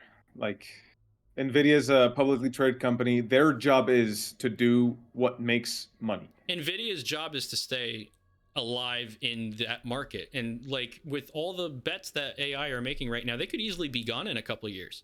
Microprose is gone. EVGA is gone. Like, things can change really quickly in a way that people don't really realize. Like, I think even AMD, if it wasn't for the CPUs, they're suffering really badly in the graphics department, because for too long ray tracing performance was not prioritized, and everybody thought like, oh, RT's not important. RT's the next move forward. Look at the writing, it's on the wall. These games look better. Yeah, it's the youthful state for it. It's a new tech. In the very beginning, it was Battlefield 5. You could probably barely even tell it was only on the water reflections. Now look, you got Cyberpunk 2077 path traced. It's like we're converting classic games now with path tracing, like the original Half-Life. Oh, Remix is so good, man. So Remix is. I love it. Play the first Max Payne. Thank you, Tommy, for that gift. It's amazing. I injected Remix into it, and the scripting, or whatever it's called. I think it's a mod that you have to download to tell Remix what is what. Mm-hmm. It's not ready yet. The guy's working really hard on it. I forgot his name, but the missions he has done are incredible. The Roscoe Street station is it's jaw dropping. Whack 'em. dude. If you have Max Payne and you have an RTX capable card, I think any can do it, even 20 series, because it's such an old game. Inject the path tracing mod through Remix. You will be blown away. You'll be blown away. I period. You're gonna love it. Do it. I love that game. I don't know much about angels, but it's fear that gives men wings. That makes men wings. Yeah. Vinny Gagnetti. Vinny! That's right. Oh, so fucking good. The inner circle. I don't know why it is, like, every time we talk about Stalker, Max Payne inadvertently gets brought up every time. It's like my favorite random thing, like, that it gets plucked. It's like, this reminds me of the time in Max Payne 2. It's like, oh my god, like, where are we going now? Like, I love the segues. It's like, it's a CGI segue. There's so many Easter eggs in Stalker 2. There's got to be a Max Payne one in there somewhere. I wouldn't be shocked. Maybe, I'm so sad no Max Payne Easter eggs. Really? Who said that? No Max Payne. I searching and no Max Payne. There's some really obscure. At least not yet. Yeah, like there's Zone Slug's been cooking, but I remember there was one that showed the little globe on the desk in the game, and Ukraine is like all bright and highlighted, and then Mm. Russia shown as the Badlands. It's mine video. Oh, Yes. that was yours. Okay, my bad. My bad. Yes. Yeah, I know you guys have been like doing a bunch of Easter egg hunts, but I liked that one because I would have totally missed that. Or the one where Sid, when he's sitting in the chair, he's got the fucking hand under the desk.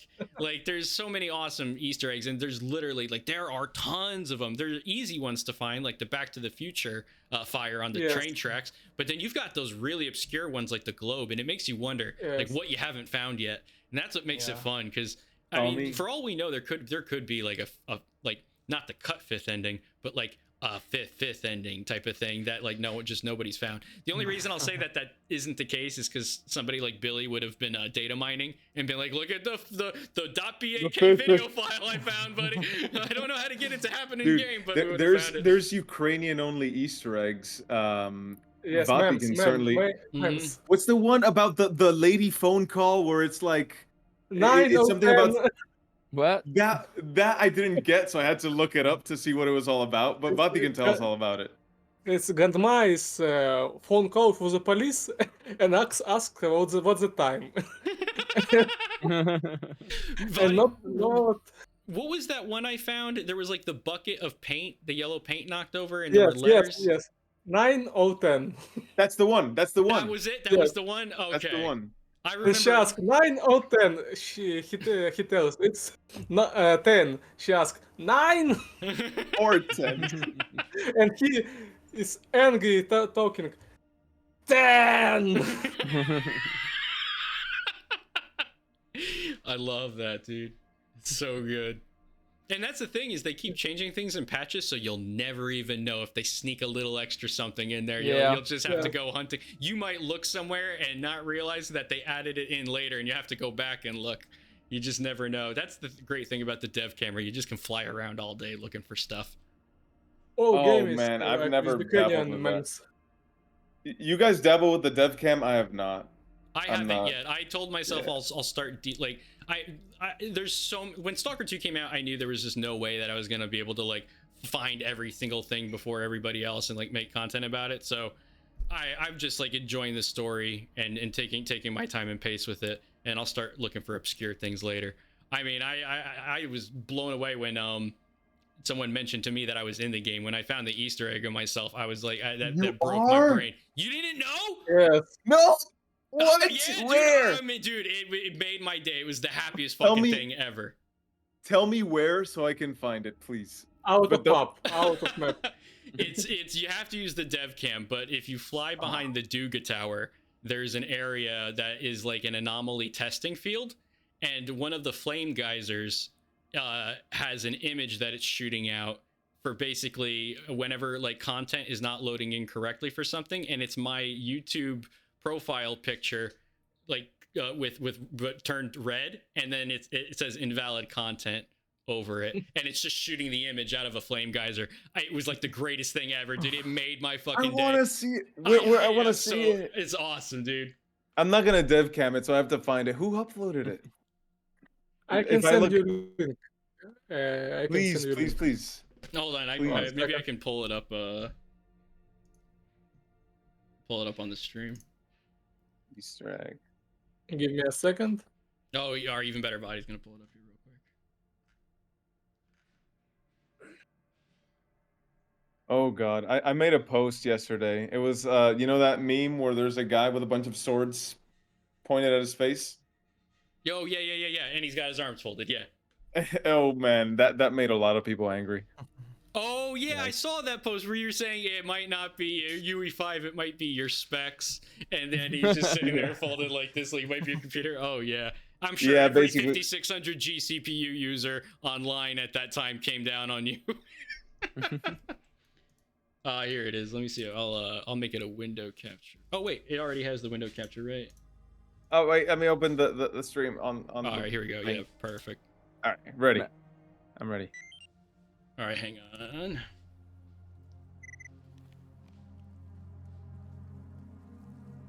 It's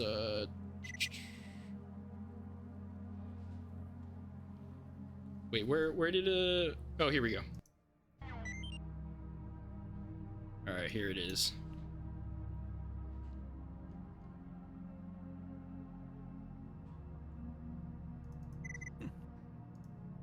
Oh wait, shoot. Go. Dang it! Hold on. I don't know why it just hid that window. Damn it, why did it do that? Hold on. That's in Vati's channel, right? Yeah.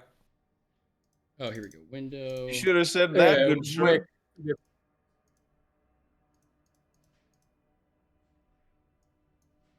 All right, hold on. I think it bugged out. There we go. There we go. I'm Okay. gonna. All right, let me fix. All right, there we go. Yeah, I love that you put that in, Body. Oh man.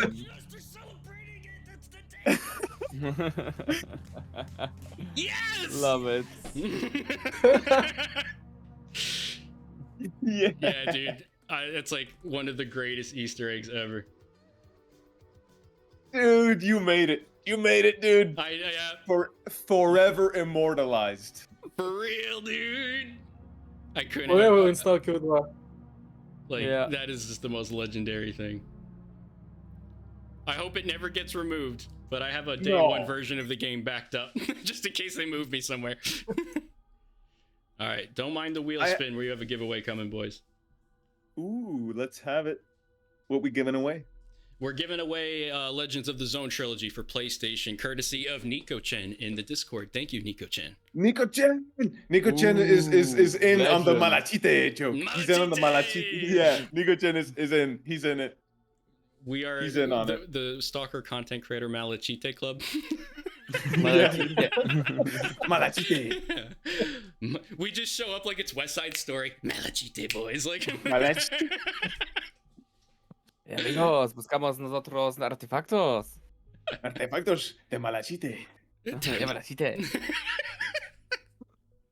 Starion saying Malachite in fake Spanish voice is everything I needed today. No, that was real Spanish. Oh. That was real. Yeah. No Starion soy está hablando maldito, pero español. quiero vosotros artefactos. Sí. Okay, so wait, when are we getting like a Spanish community fan dub mod? Bueno, te puedo ayudar con eso, pero Dado in the zone sabe mucho. Dado es una legenda. Red Blood, creo, también.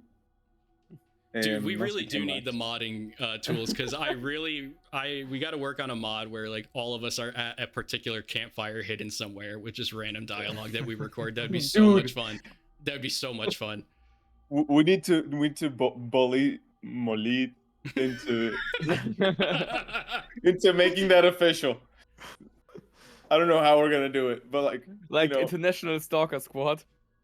Oh, that's a good. That'll fit on a patch. Nice. International ISQ, baby. ISQ, what? ISS. Oh yeah. Where did I get the Q from? From Squad. Squad. Wait. Okay, no. All right. Yeah, ISS is fine. Yeah, that's like the space station. Yeah. It's the other one that's no good. Thank you, Vati. Vati sent in some goodies in the chat. As long as it's not the international squad of independent stalkers, then I think we'll be okay. As long as we stay away from that. Squad of independent stalkers. Squad. What? Squad of independent soys? It's Soy sauce. it's supposed to be ISIS. International squad. I love that he's like, oh, never mind, I get it. I thought maybe I ISS is not the best name. It might get mixed up. Yeah, no, I don't think that's good for our public image, boy. I thought it was a Rafflecopter reference. It's like it's like in username generator. Microsoft says like, this username's already taken. Oh wait, who took it? Google's it. Oh. Microsoft didn't let me have my gamer tag on Xbox be S.T.A.L.K.E.R. Made me mad. Because It's a shame. Yeah, because you know my name, I'm Contreras. That's my name. Like, and if you say it in English, Contreras, and lots of people, when they say my name in English, they're like, "Oh, it's the C word," which is the whole. What? Which is I don't get it. which is why STARionCo is a thing. Like that's it. That's the thing behind STARionCo. Oh my god. The only thing that could have made that funny was almost going, wait, what? And let's not let him in on the joke. Oh my god. Yeah, we're not gonna let you in on the joke, Starion. I'm sorry. Oh, that's perfectly fine. Wait, I refuse to believe can make that my own Starion and jokes. I Anomalous don't need don't you know guys. what the C word in English means. You know what the C word is. Oh, I know what it means. I was gonna So- say he played Gothic. I'm pretty sure like it's in there at some point during a combat sequence or something. So when you read my full name in Spanish, it's in my name. Like, coño? But in English, like if you read my name in Spanish, okay, I it's get the it. C word in English. Okay. Yeah. I thought it was the C word in Spanish, but Yeah, well, coño is not as bad in Spanish. Coño is maybe in Spain it's a little stronger, but in here in my country, Damn, that goes hard. Oasis would be organization don't you use agents, coño stalkers, in your international place? secure. But yeah, it might the be ma- that the Spaniards are using a different word because like Spanish has quite big differences when you either have a Latin American Spanish or European one. yes, and even within Latin American countries, the Spanish varies wildly. Like for example, a word as simple as coger, which means to take, means the F word in Mexico. Oh my god, Like- PMV. In every country, it means to take. In Mexico, it means to fluff. Something else. Yeah, it's. Tommy, what's the language ruling with Twitch? What do you thing. mean? As far as like saying naughty words? Mm. I'm pretty sure it's Ollie Ollie Oxenfree. I think you can say whatever you want. Scheiße, I Digga. Wait, shit, what? Scheiße, Digga. Digga is the German slang term for. Digga means something like buddy. It's street slang. So shit, buddy. Yeah, shit, buddy. Scheiße Digger? Yeah, Scheiße, Digga. Digga is not like digger from digging. It actually comes from Dicker, which means like chubby guy or my. It can be translated to my big guy. You know, my big buddy. Digger. Ah, that's kind of cool. So. Anomalous, give us something in French, like "Vous êtes un visage de merde" or something like that. Not bad, not bad. I don't know, man. I'm not really one to swear. So. La baguette de ta mère. Anomalous Can is you a say very an sophisticated Antibia- gentleman. He's you say far too Antibia sophisticated Granata for our in French? crass antics. Oh, that's like when you warn for a grenade or something. Yeah, I got a grenade for you when you throw one. Okay. Okay. That would be, I don't know. Depends how you want to translate it. I just but, randomly Those are the remembered Polish something. ones. If anyone at GSC is still listening this far into the podcast, you're amazing. Of course Also, they are. please, They are. You know- please increase the frequency of the cheeky breaky voice line in the game, please, because I have heard many times that people have put 200 plus hours and they haven't heard the voice line, and that's just too rare for such an iconic line. And it does sound a little bit different. Like I have heard the line, but it's still awesome. Like I think it should just come up more. They should also have it in the English dub, even though it's Yeah. not in English. Yes. They should mix it in. Yes, just like the old Absolutely days, mix it baby. in. Just like the old days. And, Absolutely. Something I've noticed is that the accents are very diverse and from many different places. But I'm not sure I've noticed any patterns from factions. right? No. But no. let's say like bandits all have this raunchy, super sweary Yeah. speech pattern. That'd be so. I'm not sure how it is in Ukrainian language version, but I would Man. like more unique faction callouts in combat. Like in the original games, there was a flavor to like bandit combat versus fighting other more organized paramilitary factions. I'm hiding here. Like, yeah. Yeah, that's Yeah. the cheesiest line in Stalker 2 combat is I'm hiding over here. I'm like, thanks for letting us know. But but I do like it because it reminds me of the HECU Marines in Half-Life 1, and that's always the reason that they had been perceived as being so smart over the years, was because every time they would do a different behavior, they would call it out. Because you could be behind cover as a player and not know what the enemy's doing, but every time you heard call-outs, you had a better sense of what the flow of things that happening around you was. And Stalker 2, it does do that sometimes really well. It's just not consistent. Like, I feel like when I was in the lesser zone and I was first playing, I was noticing it more, and then not really as I would get further and further into the game. So like I would just notice the basic callouts, but just not like an advanced variety of them. I think that would be good. And it's not lost on me that when I bring something like this up, they lost the entire, studio that they were originally working with, and then they had to build a new one when they went to Prague.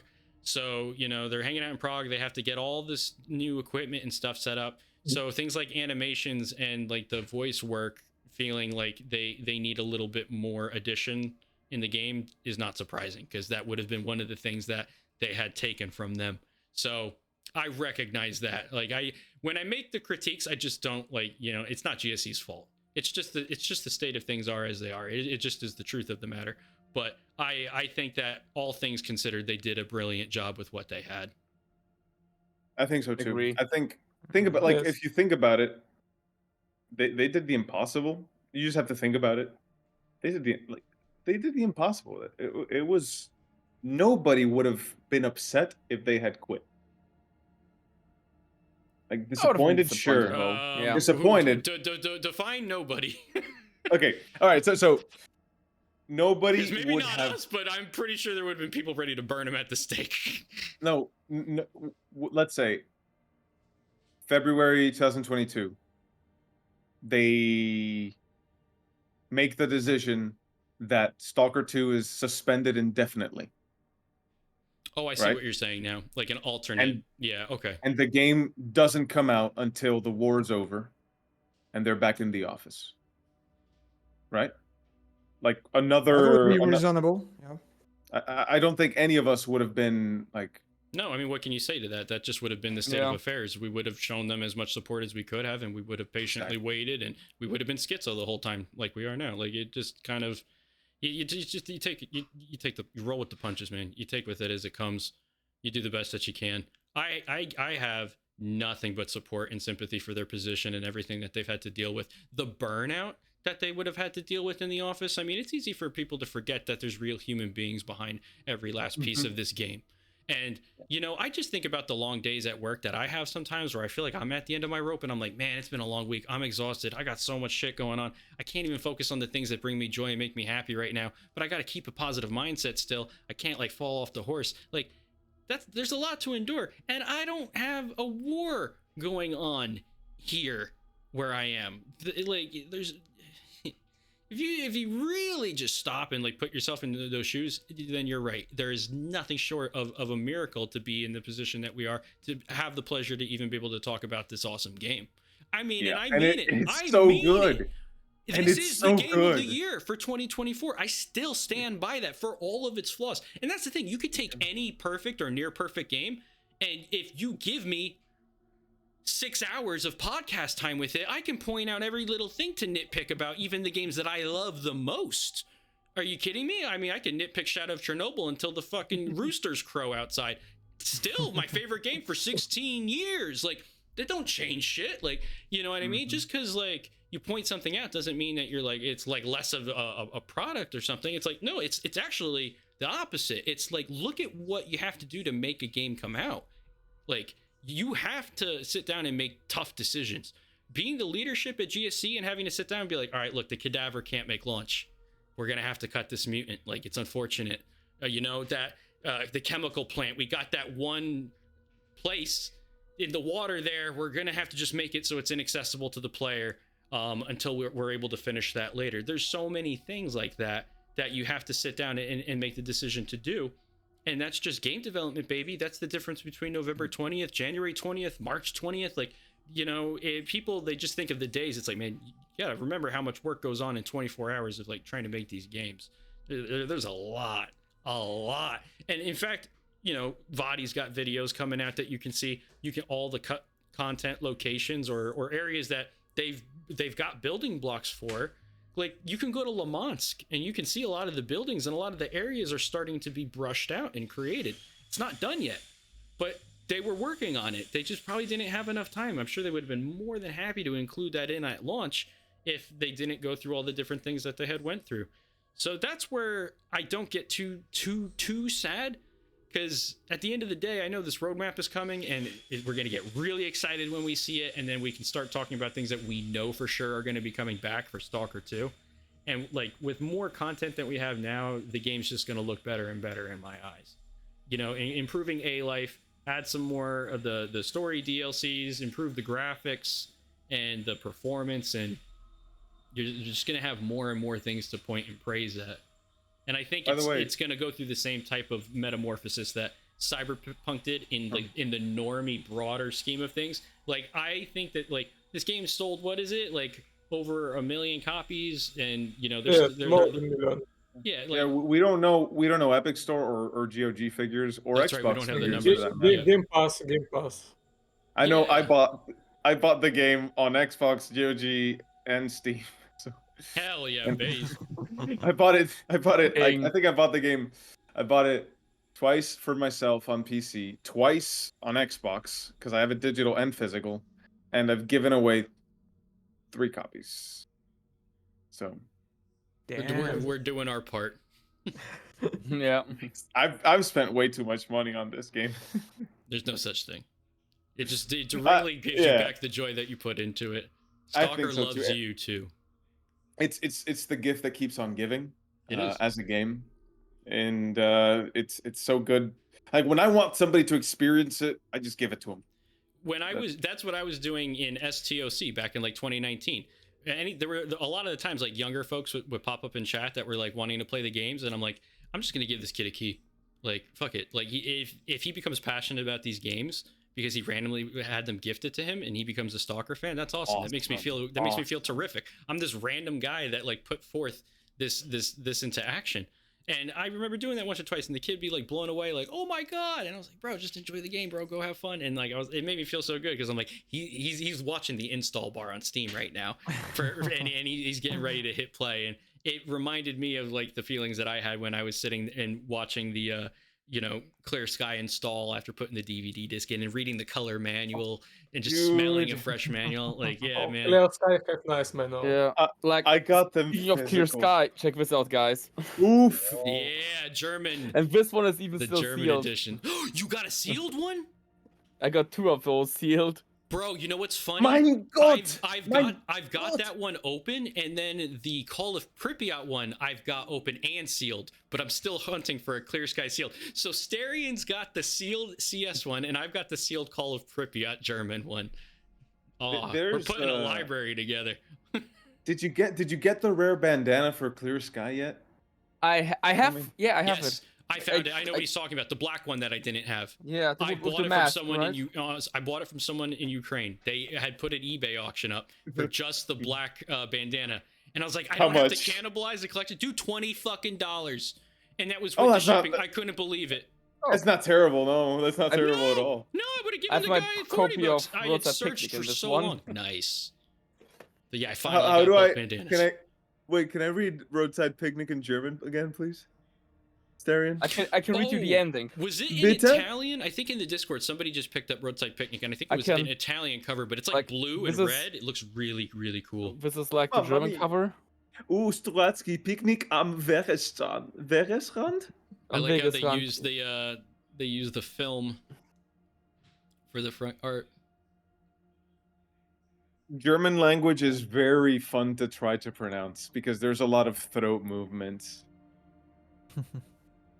Like, it's true, right, Starion? You use your throat a lot, yeah. Okay, but I'll read you just the last sentence in German, and everyone who read the book knows what it says. It's gonna sound so aggressive, isn't it? Der Teufel soll mich holen, aber mir fällt. I'll just start for a little bit further up. Wirfe einen Blick in meine Seele. Ich weiß genau, dass dort alles ist, was du brauchst. Es muss dort sein. Meine Seele habe ich niemals und niemandem verkauft. Sie ist mein geblieben. Sie ist die Seele eines Menschen. Lies du in mir. Lies, was ich wünsche. Denn ich kann unmöglich etwas Schlechtes wollen. Der Teufel soll mich holen, aber mir fällt tatsächlich nichts anderes ein als seine Worte. Glück für alle, umsonst. Niemand soll erniedrigt von hier fortgehen.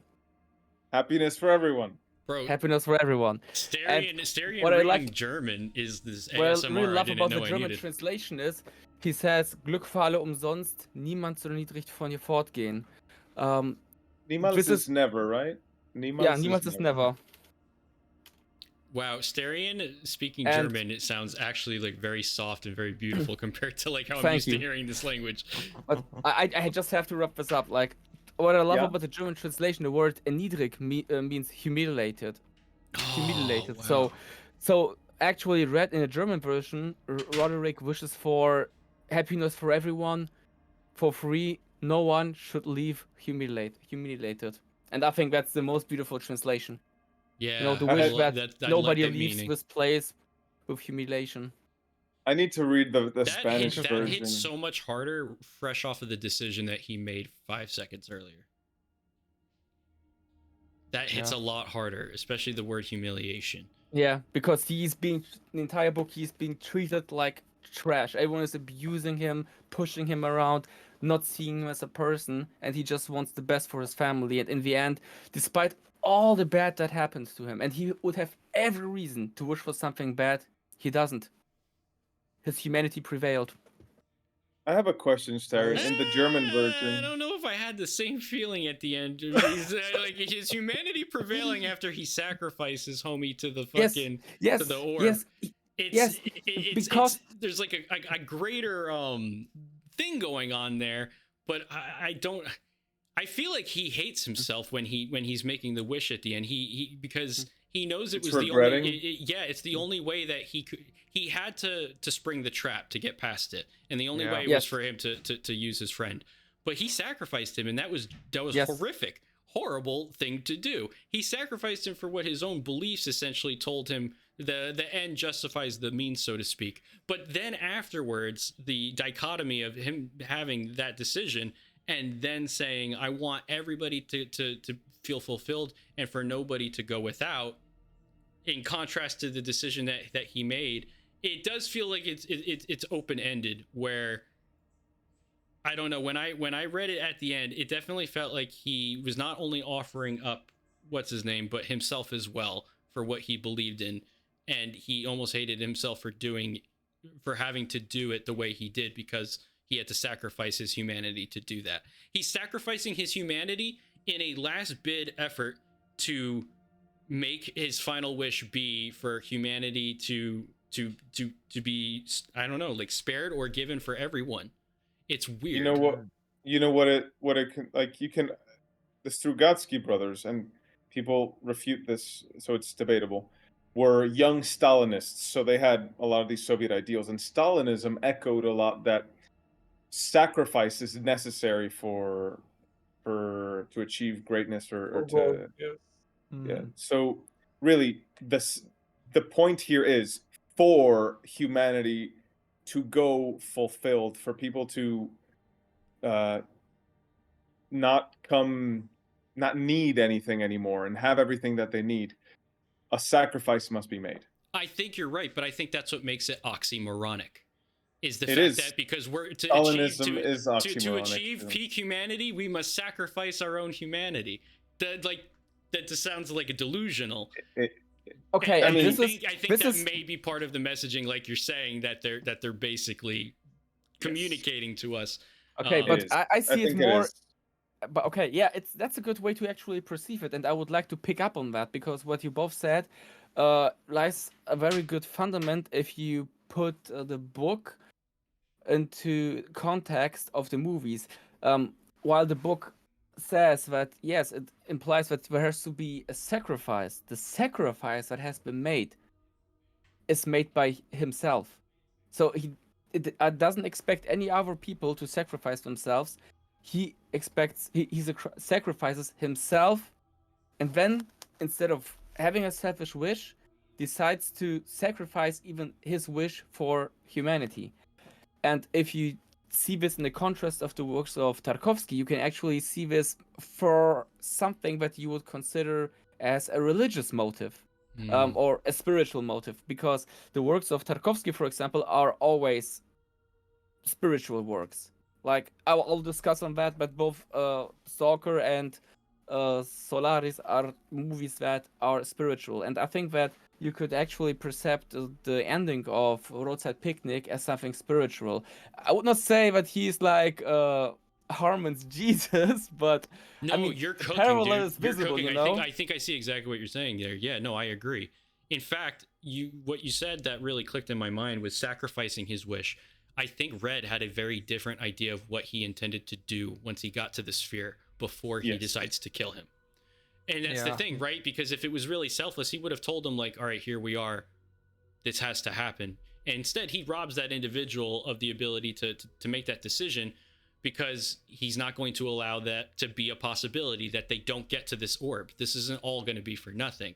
And he purposely keeps this person in the dark about what he knows is coming with that springboard. So once he sacrifices him, the way he feels directly changes. That's a direct catalyst that changes his wish from something that may have been more selfish to realizing that this is the one moment to achieve something greater than he could have acted up until this point out of his own self-interests. And that's what I You'd have like to so ask much the about this boys. ending. You could really look at it a lot of different ways. I think everybody's right.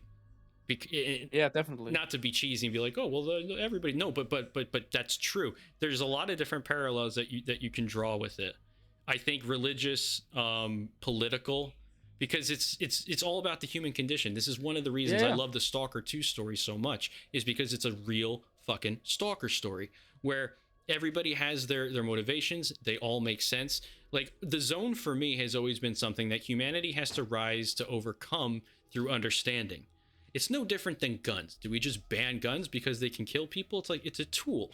And then we have to evolve as independent, thoughtful creatures to not have these tools become our own downfall.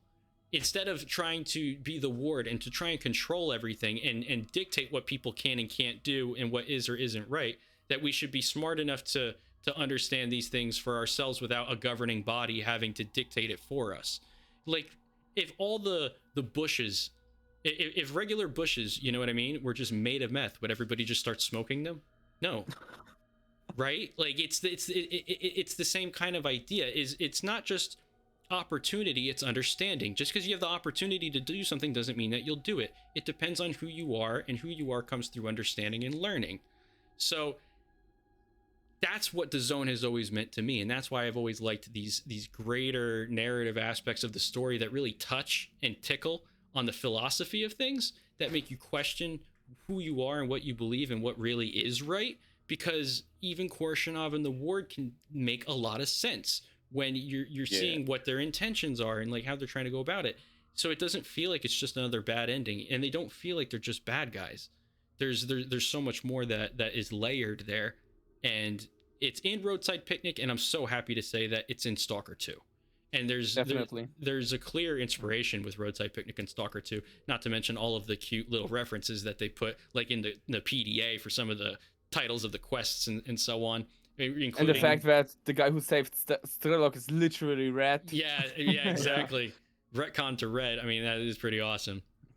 And he has a mustache now. That's canon. So I'll never not see that now when I read the book. But yeah, I think that's part of what makes the story so special. I'm really curious to see where they're going to move forward with raising the stakes from here on out. I just realized something. What if Skiff is like Arthur, the guy that Red has killed in the trap, in the springboard?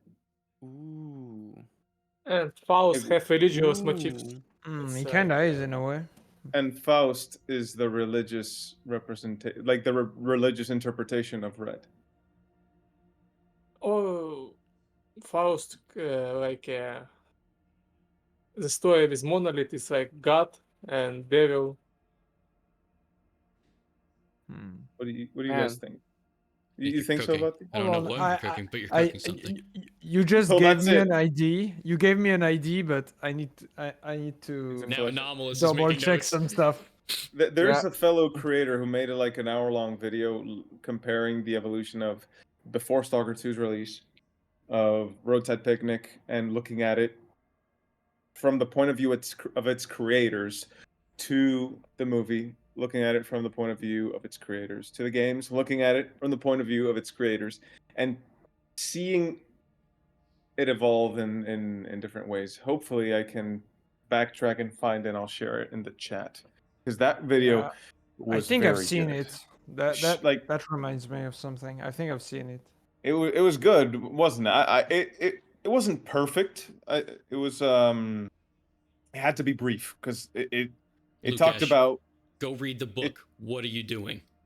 yeah. Read the book, Lukash. Like think of it like this: it's like the Soviet Union's equivalent of 1984. Yeah, I could see that. You know, you can argue for it having a lot of political meaning, and you can look at it from the point of view of the story. You can look at it from the point of view as an expression of individualism. You can view at it as an expression of the cost of individualism and what it means, the collective. But both books are similar in that way. Obviously, even though they're very different stories, they're similar in what they represent in this era of literature. I In think you case make you're an interested. interesting point there. I really like 1984, and I think Roadside Picnic is like a very interesting book to read soon after, and then you start viewing them as kind of like mirrors of each other. When I think of them in contrast to each other, like 1984 feels like what's happening outside the zone, and then Roadside Picnic feels like the internalized progression of the belief structure that they have within the zone. It's weird, like because everything oppressive, like the zone was supposed to be the freedom from oppression. 1984, everything is just oppression. Everything is the city that he's living in. Whereas with the zone, you're going to the zone, or with the Roadside Picnic, you go to the zone to escape that. Like, and there's little pieces of that, like when they try to leave the zone, how they have to go past the checkpoint and everything. So there's still like some implication of like greater government and stuff. But I mean, yeah, and then it gets talked about a little bit more at the bar with Red later before, like, you know, I'm not going to give spoilers away or anything. We just spoiled the ending earlier. They'll forget. But maybe I don't see it exactly the way you see it, but I do think there's a connection there, that they do feel like they're talking about different things, but they're born from the same zeitgeist that the world was at that time. Yes, exactly. Yes. So the Stugatsky brothers look at individualism and what it feels like, and empathize with individualists, but also see what the consequences of that are. And then Orwell looks at collectivists and what it's like for the individual to live in a collectivist society and the price of that. I think that's why you should read them side by side and think of them as what they are: Cold War era literature. Yeah. About Roadside Picnic? Yeah.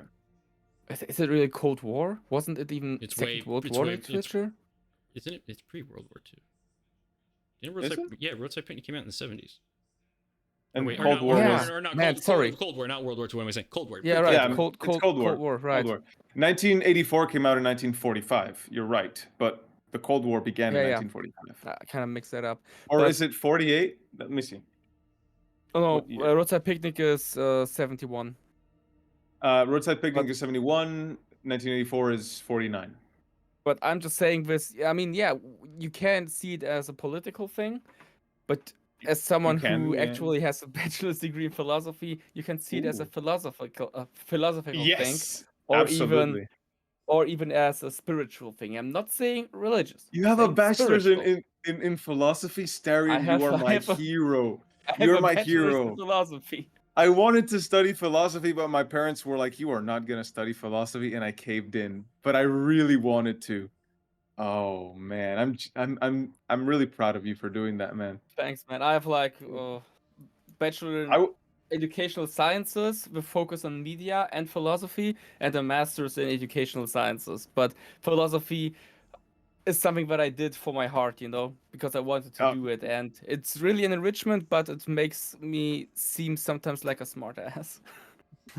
man, the thing about philosophy, if anyone in the chat and here, the thing about philosophy is that you have one, you already do, but you need to articulate it so you can embody it better, right? If you articulate your philosophy, that's because your philosophy isn't about talking, it's about doing, right? Philosophy is the driving force of your cognitive Expression. existence, of your expression, of your personality.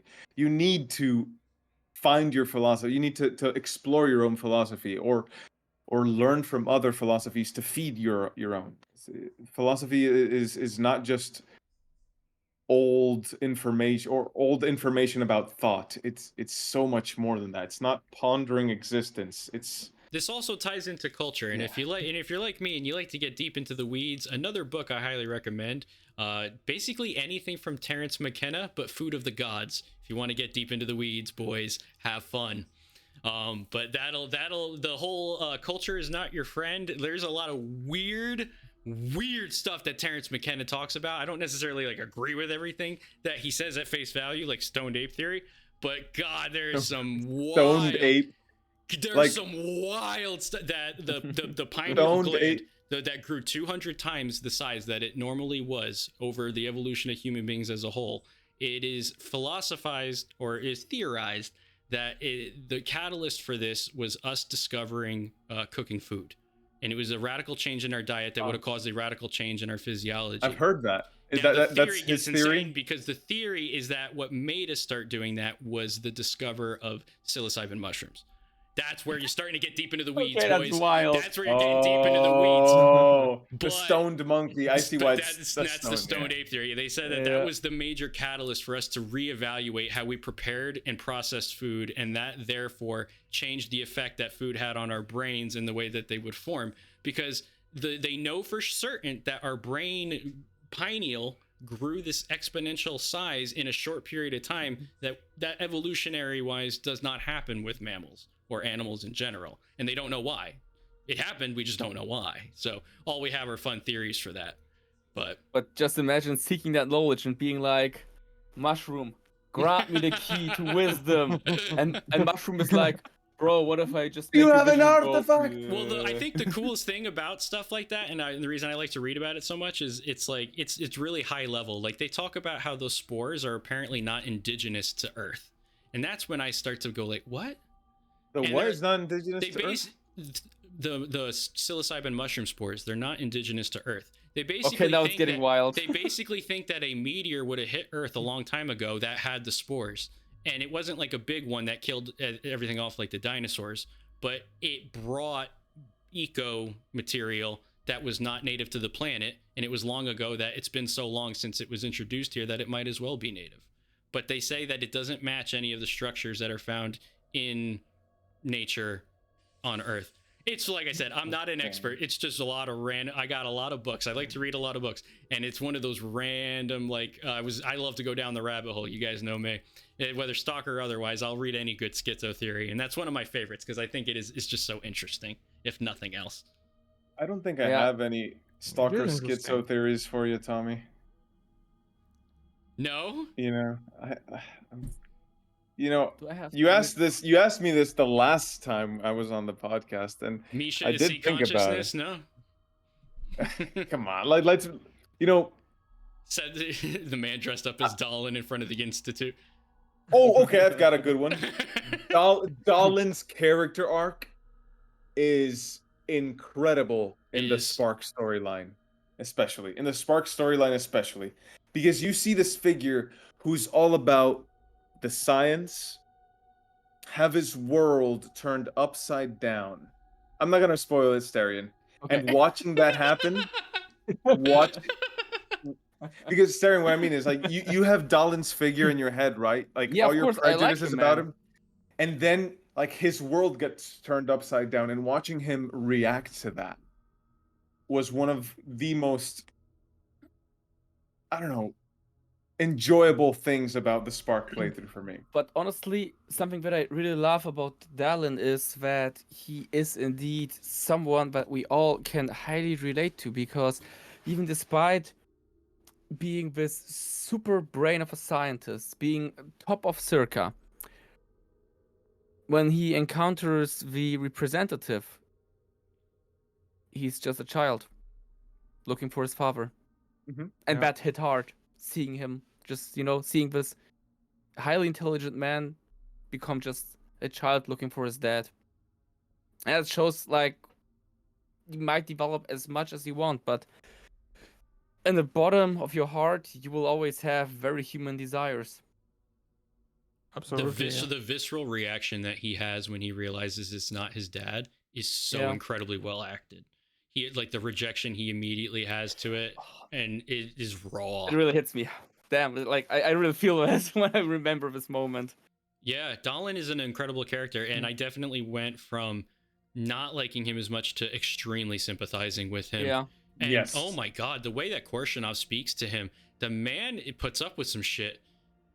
I mean, he gets belittled Yeah. and talked down to, and he really keeps his composure together, and I respect that a lot. You know, he's not a weak embodiment- character. He's not a weak man at all. It's an embodiment of turning the other cheek. Like when I went to Serka, I thought Or we this are is at the just another religious scientist with too motives much again. hubris. I'm like, this guy does he can't see the reality of things. Like the science is too much for him.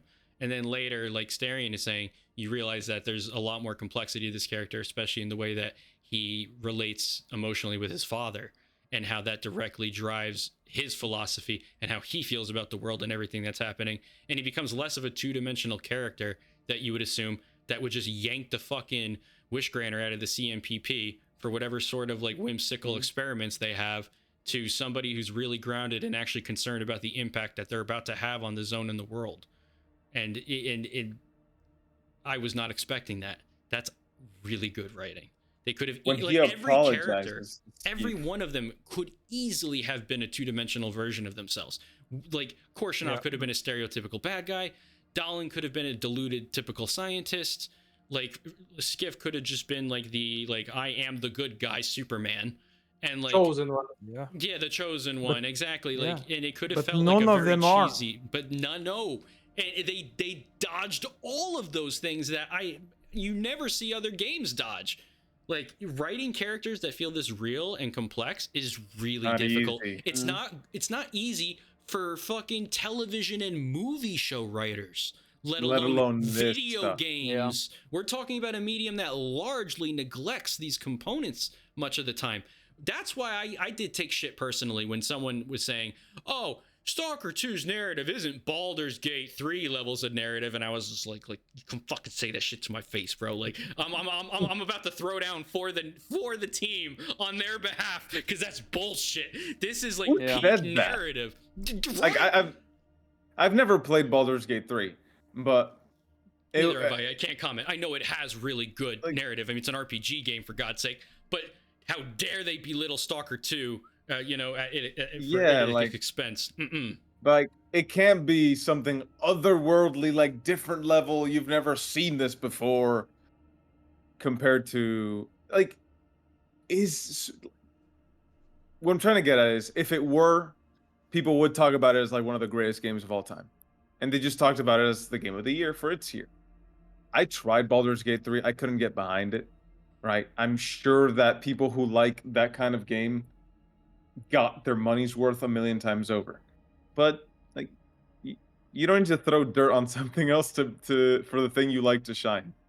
You know, two things can be true at once. Baldur's Gate 3 can be exemplary in its own way, and Stalker 2 can too. Both great games are great. Why would somebody the reviews? A lot of the reviews for Stalker 2, they really only focus on the gameplay side of things. It feels like the narrative and like the depth of the story is lost on a lot of people. They really just Yeah, I see it think as so like too. as like the herder apocalyptic Fallout like backdrop. Like they do not fucking see what's going on with the plot. And They don't it's even think- deep. Yeah, they don't even realize. A lot of them are still calling it post-apocalyptic, and they only realize deep into the game That it's not that, actually that. like, yeah, that it's not The the end world of is the fine. world. It's not an apocalypse Yeah. scenario. Yeah, my Yeah. favorite is still Russian Fallout because it's wrong on every damn level. No. It's neither. It's neither. It's Yeah, not it's like- Fallout, and it's certainly not Russian. It's If neither. someone uses that phrase, you know, you can't just stop the discussion because he has not even played the game. Every time I hear But, Russian Fallout, my fucking hand! But yeah, it's true. I think a lot of newcomers don't really understand what is going on in the story, and therefore they kind of like put it in the back burner of their brain. And especially if they only like do one playthrough and that's it, there's no way they're they're gonna gonna- put the puzzle Full together. picture, yes. This Yeah, this there's- is one of those types of games where it's kind of tricky, where like you just have to play the trilogy. Like you really can't come into this blind.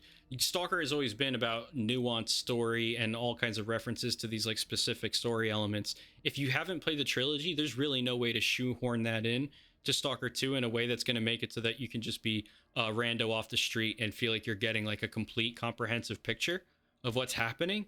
Like this game assumes you understand what's going on with some of like the basic concepts of C consciousness, and that it flows right into subtle matter is like the next big story beat. But if you're a fresh player, you are going to be extremely disoriented and really not know what's going on. Like that's, and even if you have like a basic enough idea, a lot of those concepts are not going to emotionally land the same because you are missing the context for those huge revelatory moments, like discovering S.T.A.L.K.E.R. Like, you know, that's a big moment, even though they gave it to us in a trailer. You know, for years people have been like talking about, well, what happened to S.T.A.L.K.E.R? What was his fate? Yeah. Yeah, so you're missing all of that if you're just coming in as a fresh player. There's a lot of that. And the thing is, like, a lot of the lore in the game is like lore in real life. Like, we are stalkers. We talk about the game, like the events of the game, and that is part of like the lore of things as time goes on. Like, you know, for years, like people like talk about what happened to S.T.A.L.K.E.R. It's like things in the zone went on for years, and like campfire stories were told and shared. It's what's the word I'm looking for? It's almost like an ARG, where like being a fan of a Stalker feels like you're playing an augmented reality game that's alongside Stalker. Like the things that happen in the game are also happening outside of the game in a weird way. And the game just also fills in a lot of blank gaps that we had in the past games, especially when it comes to, for example, the story of Nimble. If you haven't played the first games, you don't even know how Nimble is. And what a I massive hope you guys twist. remember when we were talking about this in a previous podcast, I was saying that I really expect a Nimble comeback because he's a true underdog. And now in Stalker 2, we actually see like how Big deep in character. the entire happening of the zone Nimble is actually involved. Especially Like, with not the saying he's story a about secret sort of- agent, but bro is really deep in the. Yeah, bro was in hunting the Strelick's Stalker group. story.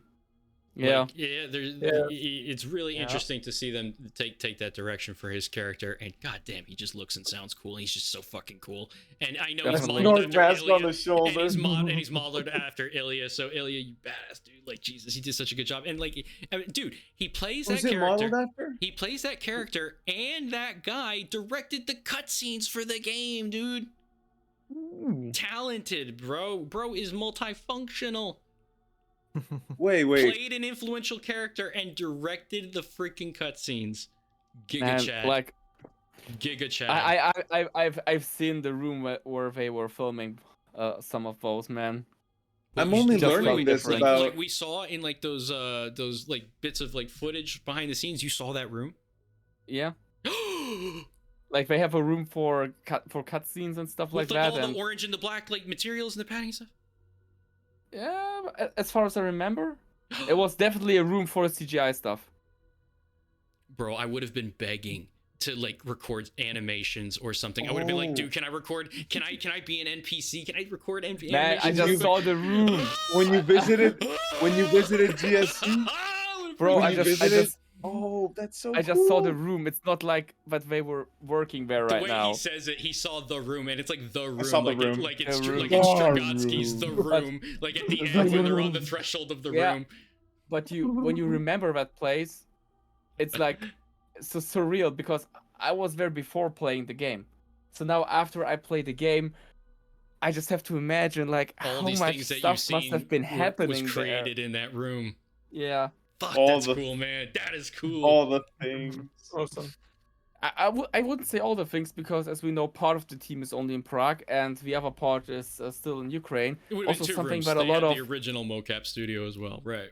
I'm Yeah, also but, like, sure that a lot of- that a lot of the old stuff was still useful, right? I remember when they showed us one of the early sneak peeks of production, they showed us what was going on in the mocap room. And I remember Dark's is the Yeah. spoiler thing on? It's been on. I You just know- left it on. Fuck it. You know, when Dark Yeah. is possessed and he's doing like that, we Yeah. know that we know that's from 2022 at least. So I just wonder how much of this was done. Now I'm the one that's surprisingly not getting into hot territory. It's someone else. This is an interesting feeling. How would you know No, that, no. Misha? How would Oh, you know 'cause- that, Misha? Because it's on YouTube. Uh-huh. Yeah, it's the video where I totally don't know what you're talking about. No, you do. You've seen the video, Tommy. I'm Yeah, sure you have. it's the Anomalous. first video they posted after the beginning of the war, I think. Yeah, I think Well, they that's the say one. they were preparing some Oh, I know materials which to one be you're talking posted, about. And but guy the war is in the, started. okay, yeah. I didn't know if you were talking. Okay, now I remember that official Oh yeah. piece of footage. Yeah, okay. Oh yeah. I didn't Like know. frankly, Yeah. I didn't dabble with any of the unofficial sneak peeks. Of course. The I what? did not. The unofficial sneak peeks that somehow, you know, that would bang bang bang show up, remember? Spider. Bring me back the I don't- spider. I don't know about no spider. I don't know if it was an arch What's- anomaly or what's- mutant, what's the but wait. Hillary Clinton has given me information about a spider that Really see? What's the spider like in the leaked Spider content? mutant or what? It's probably something from 0.3, right? I'm just Yeah, gonna I say have- this: I have not- the I spider have avoided is that. I didn't genuinely care, of man. all, like, I'm just gonna say this for whoever's watching. I want the spider so bad. Of all the things that I've seen, it is at the top of the list of tickling my brain for being one of the coolest concepts. Whoever was working on that, whatever you guys had, bring it back. It's so good. Oh my god, if it comes back, I'm gonna Oh. get so excited if the spider comes back. And that's all I'm gonna say, because I feel like I'm gonna be in real hot water. Because we're not supposed to talk about things that are not like, you know, spider. Yeah. Bring back spider. I think I As just far as googled it and I Astora, think I have the found same it. feeling right If, now. if you Google it, I think you'll find it. But I don't care, man. If it's Send- leaked content, send, I send don't me a care. link, because now I'm curious, because I doubt it would come It's up in that the easily board. in a search. It's also okay. I'm gonna make it canon free. It's also in the board game. There's a spider in the board game. Show Okay. me from the board game. That might give me a little bit of leeway. I want to know if it's the if same it's spider if or it's from not. the board game, I'll check it out. But I refuse to check out leaked content from before release. I avoided that, and I'll I keep avoiding it. empathize. I empathize with that position. I respect Check this that. out. I couldn't. That's it. Bring it back. I'm pretty sure it looks like that, dude. I'm pretty sure it looks like that. I mean, That's the spider. it looks a lot like it from what I've seen Oh, from boy. from concept art stuff. That it looks like that. Please bring that back. Hold It's- on. And How- I think it's how a big is Big. It's fucking big. Okay, yeah, fuck it. We're just, you know what? The gloves are coming off, baby. We're getting into hot water. We're getting into hot water, bro. All right. Maybe. I think it's one. I want to say it's like a arch anomaly, possibly, if not like a super mutant of some kind. But it's not like a common enemy. And it was supposed. Oh god, if I say where it was supposed to be, that's gonna give it away right away. It's by the generators. It was by the generators. Bring it back. Bring the rest of the generators. I I've want- wanted this area forever. I've want wanted it this forever. pig. It's I so want this good. pig. Bring it back. Bring Stickman back. Bring Stickman. Stickman Did was it peak ass just Stalker explode? 2011, bro. Bring it back. That is the coolest fucking mutant. If you add more trees, you bring Stickman back. He's the coolest concept. He's so unique. You just never know when you're running into him if you get too close to the wrong tree, and then he'll suddenly appear. Stickman, bro. Stickman was peak 2011 Stalker 2. Peak, bro. Stickman. Bring Spider and Stickman back, baby. I've been having to get that off my chest for a long time. I want that bad, because those are awesome, dude. Whoever was cooking up those concepts was cooking, dude.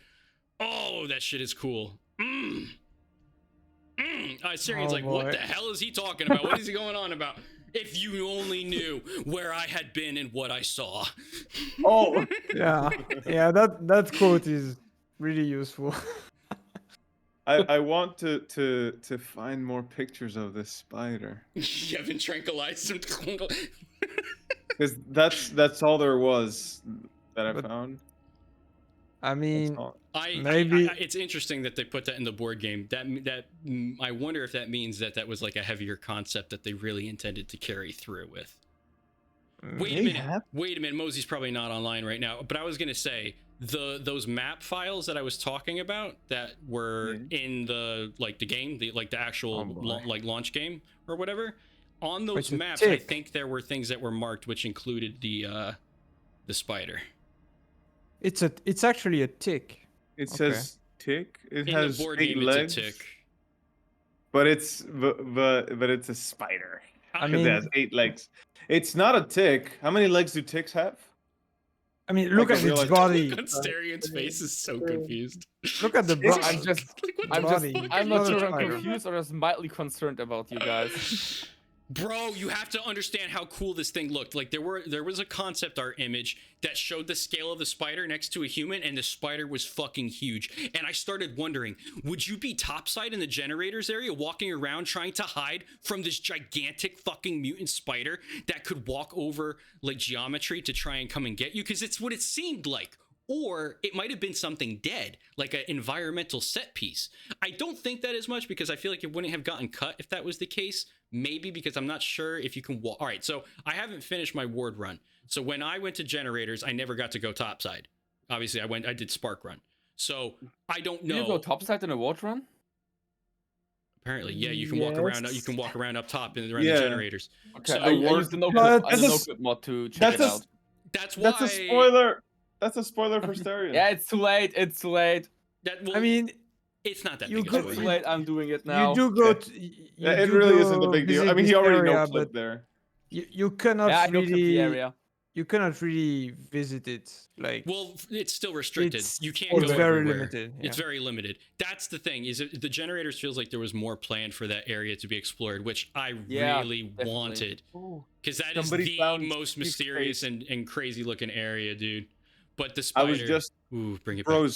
bros. I must interrupt you all. I was just in r/stalker, the biggest source of legitimate information, and somebody managed to take a screenshot of Skeef's face. Oh yeah, without the mask on, Yeah, it's in I've the seen model. that. Oh yeah, yeah. yeah. I know. I've seen it. Wait, you have? Damn, I'm always late to these. Why does he have a receding hairline? Hey, that's the stalker way. Because it's Hey, he's the tradition. main character in the stalker game. Or wait, you're not familiar? Bro, like all OG Legends of the Zone Dude, have a this receding image, hairline, like you the know? smirk. Actually, I don't think that's Skiff's face because someone else had posted Skiff's model, like the hooded gas mask model, just without the mask portion, and it looked different. Tell me this doesn't look like the Zone version of Chill Guy, like with the smirk and Kinda. everything. He just looks like a chill guy with like the smirk and everything. Yeah, he does look like a chill guy. But hey, Tommy, I'm proud that we both are getting the Legends of the Zone haircut, you know? Yes, With the receiving we're- hairline. I'm going canon, baby. I'm going full canon. You know, I'm real committed to my cosplay. You know, if a guy has a hairline like you or me, you can tell that he soon will reach the Wish Granter. That's right. You see a man's haircut and be like, that guy plays stalker. That bro is close to the Wish Granter. I can almost feel it.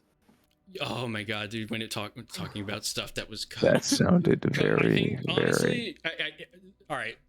Fuck it. I love talking about the pink elephant. I can't help it. I love dancing around What shit. does What is that's the what I spider am. again? This is what Tommy What Love is- is all about, baby. I love to What talk is the about it. pink elephant? So I'll say this: Tell us. Tommy. 030 is awesome and also very sad. Like, obviously the game leaked out. That's no good for GSC. That's not fun for the developers. That must have been an emotional blow. That can't be understated. Now, with that being said, as a fan of S.T.A.L.K.E.R, as a fan of the S.T.A.L.K.E.R history, as someone who quite literally has every single build of Shadow of Chernobyl backed up in a folder, because I collect every build of S.T.A.L.K.E.R feasible. It's a lot harder with S.T.A.L.K.E.R 2 because that's 200 gigabytes roughly a piece. Goddamn. But point being, the history of it is just as fascinating to me as anything else.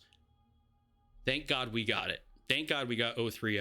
I didn't want to look through everything in it, especially until like S.T.A.L.K.E.R 2 came out and I was able to play it. So I didn't. There's only a few things that I looked at or that people were sharing around because I couldn't help myself and I had to know. And I basically was trying to avoid most of like the story related stuff. So like with that being said, I cannot wait to try and go back and take a look deeper into that, because I know there's other people that already are, and there's a lot of differences. There's a lot of differences, and it's awesome because it at least shows us what the mentality of like the game was somewhat of things that because here's the thing, if that never happened, there might be things that we just never would have known about. Like, who knows? You know what I mean? Like, GSE doesn't exactly have like an open That's discussion the point policy. Of not leaking. Right? Is that the NDA rock is a strong rock, and so there's a lot of really cool stuff like the spider that we probably never would have even fucking known existed. And I'd rather know, even if I don't get it. I'd rather know that about that stuff. Like, it's important to me. I know it might not be important to everybody else, but it is important to me.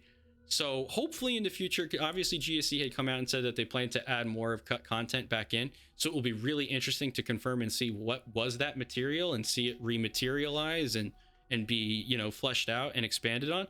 But there's so many things in the game that aren't finished now that like they weren't even like a thing in 030. So they were clearly still, you know what I mean, working and adding stuff that they hadn't even planned to, but there were still clearly a lot of areas and stuff that got cut.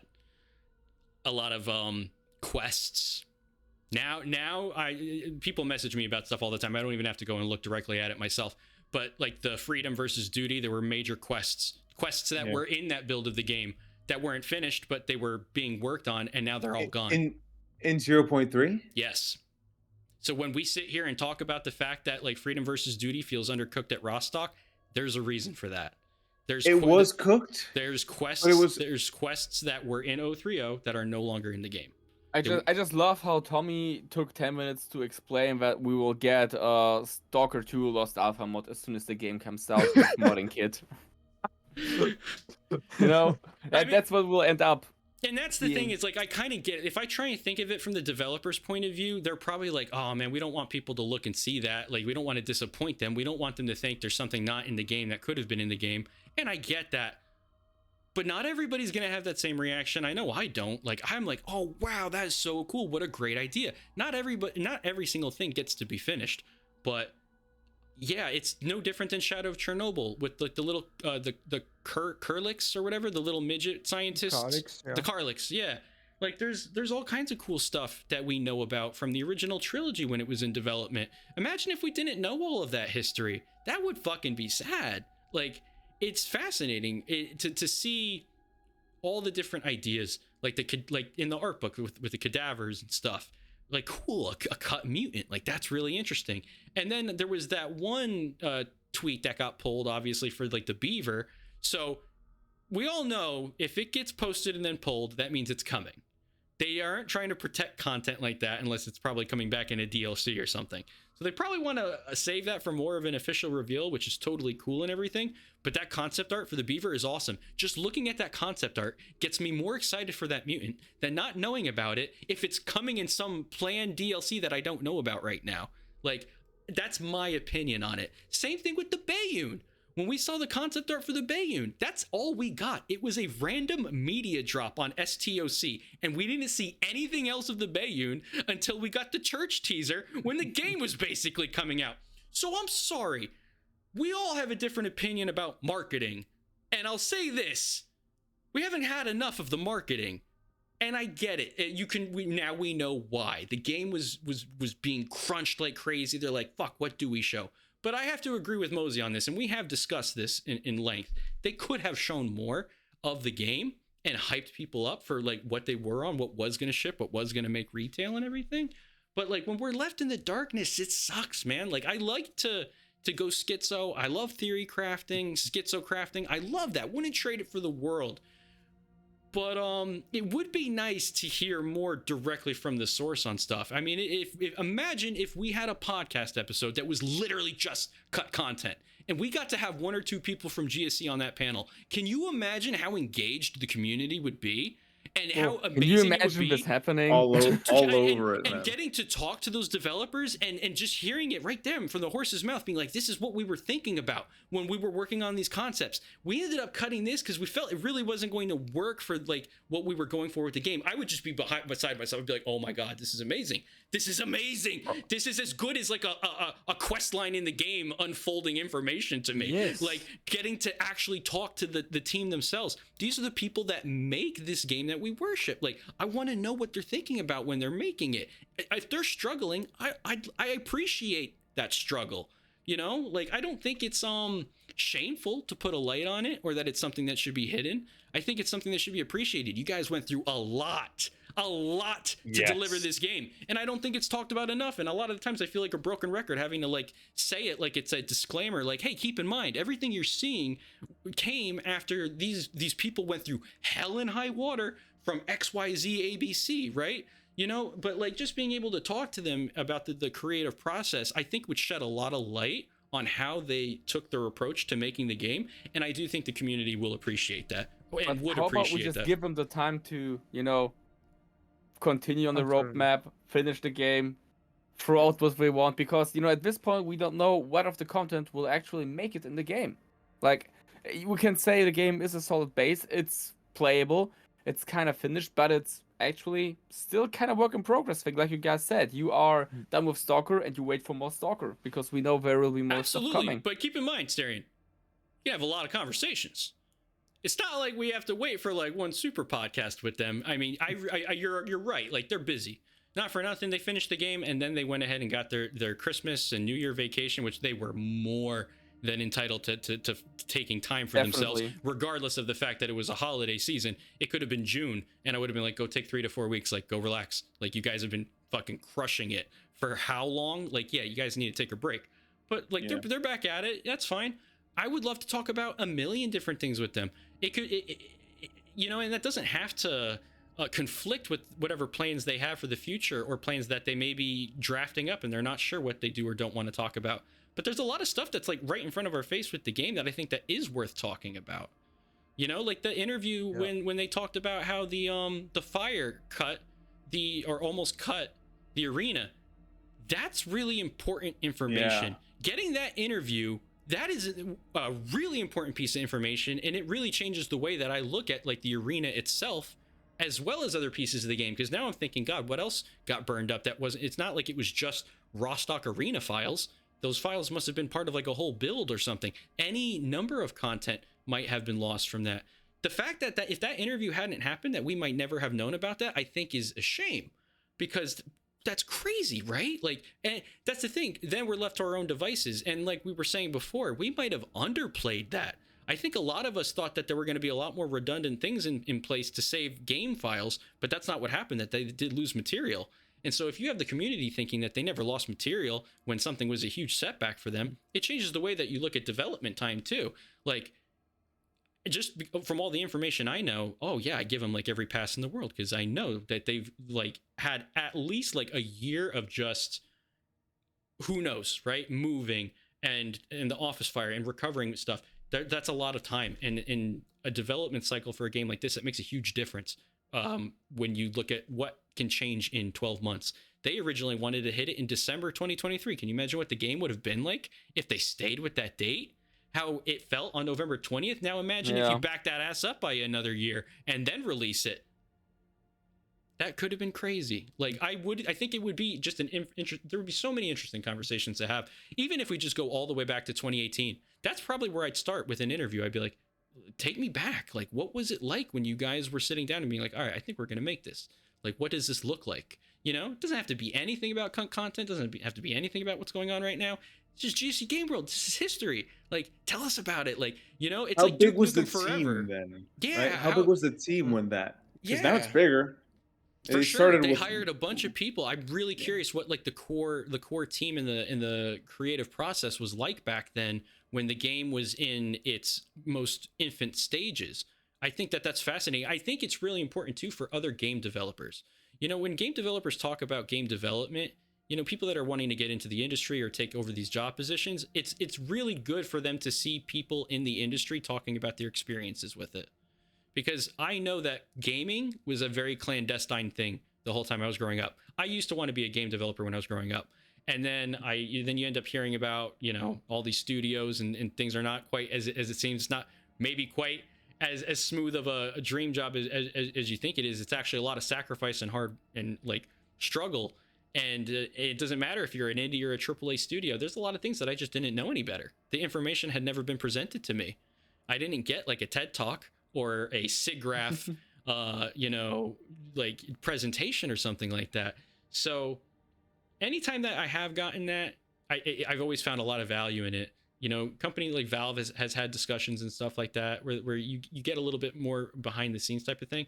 And I think it's really important here because, man, this product is a cultural product for Ukraine. And I'm not going to say it puts Ukraine on the map. Ukraine's already on the map. All it does is shine a massive light on them and say, like, bro, we've been here and we are creatively killing it. We know how to make awesome stuff that the world enjoys, not just one piece of not just one nation or one piece of the globe. No, everybody loves this. Nerdy gamers. Yeah, exactly. Like, no, dude, like all these different like people around the world have this common denominator through the passion that they have for S.T.A.L.K.E.R. And I just wanted to constantly learn and know more about that. Like, what does it mean to, like when you're a GSC employee? What does it mean to work on S.T.A.L.K.E.R? What does it mean to work on Cossacks? Like, it's just all really interesting to me. But it's all it's obviously, you know, it's a company. No company is going to show you like every single inner working of everything that they do. I mean, we'd love to see it all. Yeah, I'd talk to the janitor, bro. Like, take me through 8 hours of your day, bro. Like, it's a busy day. It's a big building. Like, what's your routine? Like, I unironically would have a conversation with someone like that and be like, that's awesome, man. I appreciate everything you do. Like, that's fucking cool. Like, but yeah, you know, it's not going to stop me from asking. I won't, you know, like if we can't have it, I get it. There's only, you know, so much that you can realistically ask for. But if it's at all possible, hey, I'm here. Nothing but love. I just want to know I'm here to learn. I'm just a simple guy, man. I'm just a simple guy. And that would just a chill guy enjoying the zone. Just a chill guy enjoying the zone, man. I just want to learn more about it and share that with others and bring that joy to others who find the same value that I do. We saw the documentary about the game being made during the entire war, and there's one thing that can be said is that the game is, for Ukrainian game development, a monolith. And I mean that in every sense of the word. Because it really shows that Ukraine is not only capable of producing games for a very niche audience, but able to compete on a very, very scale. difficult market and on a AAA scale. 4A games proof with the Metro games as well. But S.T.A.L.K.E.R is another title that we have waited for quite a long time. It's probably the first like big Ukrainian title that made it on the markets, on the international markets, back in the days of S.T.A.L.K.E.R Shadow of Chernobyl. So I'm quite surprised that in the end we got a product that is not as rocky as the original games were, because when we remember how S.T.A.L.K.E.R Shadow of Chernobyl looked like during release, boy. But people forget. But we got a perk that I know stories about what the bar was like. What about Come here, I have my rifle. Bro, the overlapping dialogue. But this game oh just my needed god. like a few patches. Like, how many patches they threw out? 3 patches, 4 patches, and it was just a fine start. People were definitely exaggerating, comparing it to the launch of Cyberpunk 2077. I'm like, this was not like Cyberpunk was on day one. Cyberpunk was critically broken in a way that like you could easily get soft locked and you couldn't just load your game to clear a progression bug and No, it was. I have not had any like main story soft locks in all my playing, and I played it a lot. And a lot of the I main only had glitches the from Alicia launch side got quest bug. fixed. That's it. Me too. So Me too. It was just like this Alicia flushes. for me. Remember the flying flushes? See, this is why I love playing pre-patches. Like, yeah, remember the flushes would die when you would shoot them and they go fucking flying through the air? I didn't get to see that. You missed the flying flushes. It was a good one, You know dude. what? I didn't miss it. I just never saw it. I've been playing since November 20th. When did this happen? Yeah, I think it was didn't get them either. before. It was before 1.02 or something like that, maybe. No, when they did the patch that balanced mutant difficulty, it was the patch right after that. So I think they did a hotfix after that, and that's when it changed. I think that's when it changed. My memory is just. It's on YouTube half compilations, blank though. You I can gotta see a check this bunch of out funny because ones. when I wanted got to the shoot when I got like the pre-release version of the game and got to, and like played and started recording to release my video after the embargo ended, I pulled an entire all-nighter. So I did a full recording at evening because I just didn't have the time earlier. Did the cutting like up to 4 a.m. in the morning also, and uploaded it so it could be released on time, like on private, and went to bed and went to work like 3 hours after or so. So I was like completely on 3 hours of sleep just because I wanted to have this video done on release. And now I see that I'm doing the same mistake because it's almost 2 a.m. here in Germany. Yeah, same here. And I guess with those words, I think I have to say goodbye, guys. I would love to stay longer, but actually, this is actually just about the time where I was gonna say we should probably get to wrap up. So I was gonna try and let the chat know if you could chat, go ahead and type in chat. Just go ahead and what should we put? Just type "let me in!" exclamation, and then I'm gonna add you to the wheel spin so that you can have a chance to win the Legends of the Trilogy PlayStation key. We're gonna go ahead and we'll do a ball. Yeah, post ball. What am I even saying, bro? Ball. Balls in chat. Balls in chat. Ball. All right, let's Wait, go. let me open the stream so I can see this. I want to see this. Hold on. Balls in chat. Balls in the chat. Balls in the chat, guys. I want to say ball, but I don't want to win the giveaway. All right, hold on. Balls in chat. Ball. I'm gonna add the names. Here we go. Hey, that's the same tool I use to do my giveaways. It works. It's a great tool. Yeah, it's great. Is it like a Twitch plugin? No, it's like a standalone website. Yeah, you just go and enter a long list of names, and it just creates this circle and spins the wheel. Well, I'm just like always adding the names to an Excel sheet, giving them numbers, and then going on random.org and picking random numbers like that. He said, "Oh Jesus, come on, guys! It's a giveaway. We're doing a giveaway for a PlayStation key for Legends of the Trilogy. If you win it, you can also give it away." I also had a Stalker 2 giveaway, and this is the thing I used, and the winner, I have a friend who's a pretty big YouTuber in It's just gonna be a 50-50 spin, bro. What is happening? He's got like 1 million subs. His name is Slidan, and he freaking won the giveaway. So when I'm like, dude, AnomalousDugout is here. Who? AnomalousDugout. It's the guy who made the picture that's like here. AnomalousDugout. That's an awesome yeah. name. He actually made the picture of the 100 Rads bar that's hanging here behind me on the wall. Hey, Tommy, if you know what, I'm gonna enter the giveaway, but if I win, you have to double it and give it to the next person. Oh. Bet. Not bad. Ball. Because that's exactly what my friend did to me in the Stalker 2 giveaway. I had one key, and he made me double it and give it to the next person. So I gave out 2 keys. Big and bet. Dreamer was one of them. Dreamer won one of them. That was the most amazing thing. Like, Dreamer was like, "Oh, please let it be me." And here's the thing that kind of pissed me off. Dreamer had pre-ordered the Ultimate Edition, but I think it was that he wasn't gonna get it on launch day, and he wanted to play, so he just refused to buy the game digitally to get it again. So I was kind of, I mean, I was really happy that Dreamer got it, but I was kind of like disappointed because I wanted someone else who hadn't bought the game, someone new to get it. But then the double it and give it to the next person kind of saved that. and somebody else won, and they played it. I added them as a friend on Steam to gift them the game, and they put a lot of hours in, which made me really happy. Hell yeah. Based. Dude, I can't wait to I've been wanting to play Stalker 2 this week, but it's been so freaking busy. But with that DLSS 4 drop, like I can't wait to hop back in there and just Dude, I challenge you to play. When was the patch coming? Do you know about it? Or Tommy? And or the start of February.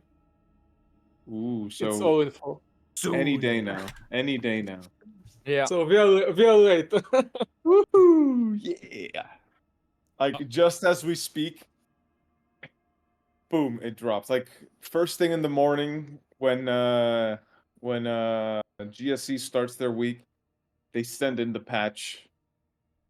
And we're downloading it tomorrow. Must be next week, I think. I sure all right, would love to see that. We got one more thing that I am going to show on stream here real quick before I spin the wheel. I'm going to give everybody like that last chance for the wheel spin. Hold on. This is a browser window. Yeah. All right. So the boys, it would appear, have worked on a new fan trailer that they want to debut here on the stream. Obviously, we've got none other than the Ball faction in our Discord because we worship the Ball. Ball.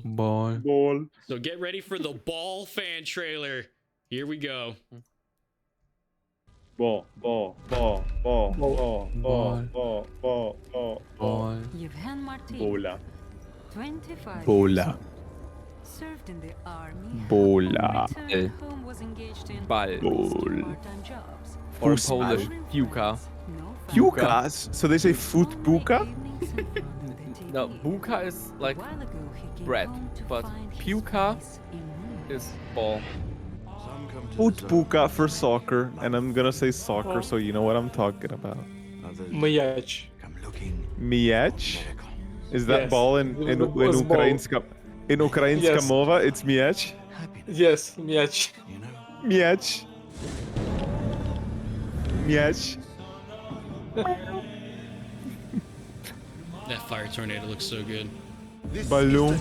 Anomalous. Tu as ton ballon? Boule. Boule? Boule. Tu ne dis pas ballon? Look at all the balls in Stalker 2. Oh, it's a ball trailer for balls. Exactly. I'm still wondering how this channel can't be monetized right now. Sick, dude. Oh my god, the weather transitions, bro. Yeah. It's a ball trailer. Ball.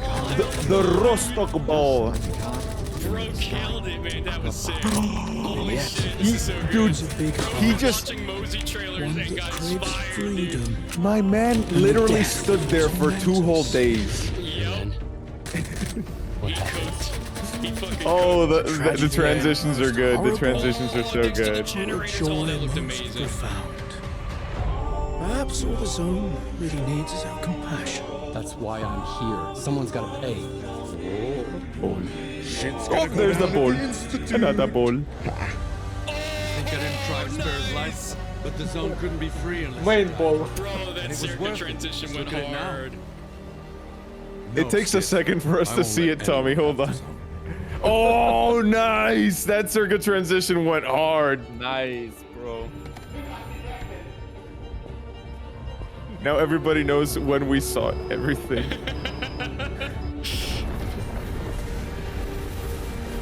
Oh man, no S.T.A.L.K.E.R punch. It's so good. You put your secrets before. Trailer needed a S.T.A.L.K.E.R punch. And the white. To snuff it. But it's so good. Where are the balls now? Just for some make-believe miracles of the zone. Bro, made a killer fucking trailer. He's building up to the best ball. That's what he's doing. He's building up to the best ball. Thank you, ballers. That's so sick, dude. He shot him in the ball. That was incredible, dude. That was incredible. Good job, dude. Man, that was really hell of a ride. That was a great ball. Bro, the Malachite weather transitions went crazy. That was really good. He really took us for a ball. And now Indeed. you're going to take us for a spin. There you go. Speaking about spinning things, Yeah. I think we got something spinning soon. Yeah, Was ist das spinning? We're gonna spin the wheel. That's right. Yeah. All right, Spinnen boys. Sie das Rad, ja. All right, we're gonna go ahead and spin it. This is the end of the stream. Now's the time. Last chance. If you have a PlayStation and you don't own Legends of the Zone trilogy, please just say Ich bin ein hello in chat. Flammenwerfer. Say anything. Say ball. Say ball. Say ich bin ein Flammenwerfer. If you can spell all of that correctly, I'll give you 5 copies of the fucking Legends of Zone trilogy. All right, here we go. Here we go. We got Miguel on here. Of course. Everybody. All right, here it is. I'm gonna make you double in and give it to the next person. So what I'm gonna do is, if Miguel wins, I'm gonna spin the wheel one more time, and then whoever wins gets this key, and then I will do another giveaway with the second key in the Discord, so that people that have a PlayStation have a chance to notice the post, because they're probably just not on the stream right now. So that's how we're gonna go ahead and do it. Here we go, boys. Let me see. Let me get the best, most dramatic S.T.A.L.K.E.R 2 OST soundtrack. Let me my favorite ending theme. No spoilers, it's just the theme, but damn is it good. Here we go. Wheel time.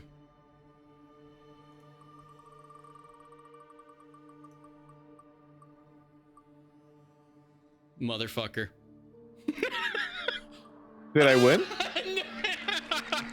Almost. That's so fucking funny, dude. But you know what? We're still gonna do it. Ooh, I was like, we're still gonna double it and give it to the next person, bro.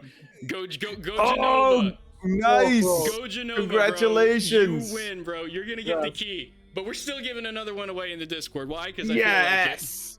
Yes. In this because I refuse to live in a world where Miguel doesn't win. Miguel always wins. Yeah, thank you. That's right. All right. Let's see here. Just let me know the best way to give you this key, dude. If you're on the Discord, let me know. Otherwise, I can send you a whisper on Twitch. Just let me know what works for you, man. I got that key. But I'm gonna go ahead. We're gonna wrap the stream here. This has been the longest one that we've ever had before. That's dude. what whispers are for. Not what that other guy. Not what that other guy used them for. Who was it? The big streamer. I don't know. Let's go. Oh my God, was that a Dr. Disrespect reference? Yes, that's the one. No way. Such a random reference at the end, though. Oh no. Oh shit. I guess you could say his career was deadlocked. Oh, another reference. No. Sarion's like, no. I always say something that could get you in trouble, Tommy. I'm sorry. We have too much fun. What can I say? I'd be lying if I said that I'm not the same. They're gonna have to dig through 7 hours of fun That's to right. find it. We gotta make it hard for them. They're like, we gotta make sure that they didn't give away critical details. And I made sure we only talked about them 5.5 hours in, so only the real ones. Yeah. Then they'll see it. You got to struggle through the podcast to get the juice. And by the way, we didn't even really follow the script. Not at all. We were jumping all over it the whole time. But it was one of those things too, where I was like, there's probably like a million things that we want to talk about, but won't remember until it like gets jogged in our brain. Hey, I know that happened for me. I did take notes for look at this. This is all the script. I was ready. Oh wow. Damn. All right, well, boys, I cannot wait for the next podcast episode. I'm sure there will be much that takes place between now and then. We have much to talk about. As always, you guys can catch up on the S.T.A.L.K.E.R 2 100 Rads Bar Discord. That is where we hang out every single day. We keep it real. The community never sleeps. It's awesome. Real. Awesome. So, you guys, good hunting. Good hunting. Good hunting, stalkers. Buenas cazas, stalkeres. And I will see you in the Вдалого полювання. Ball. Ball.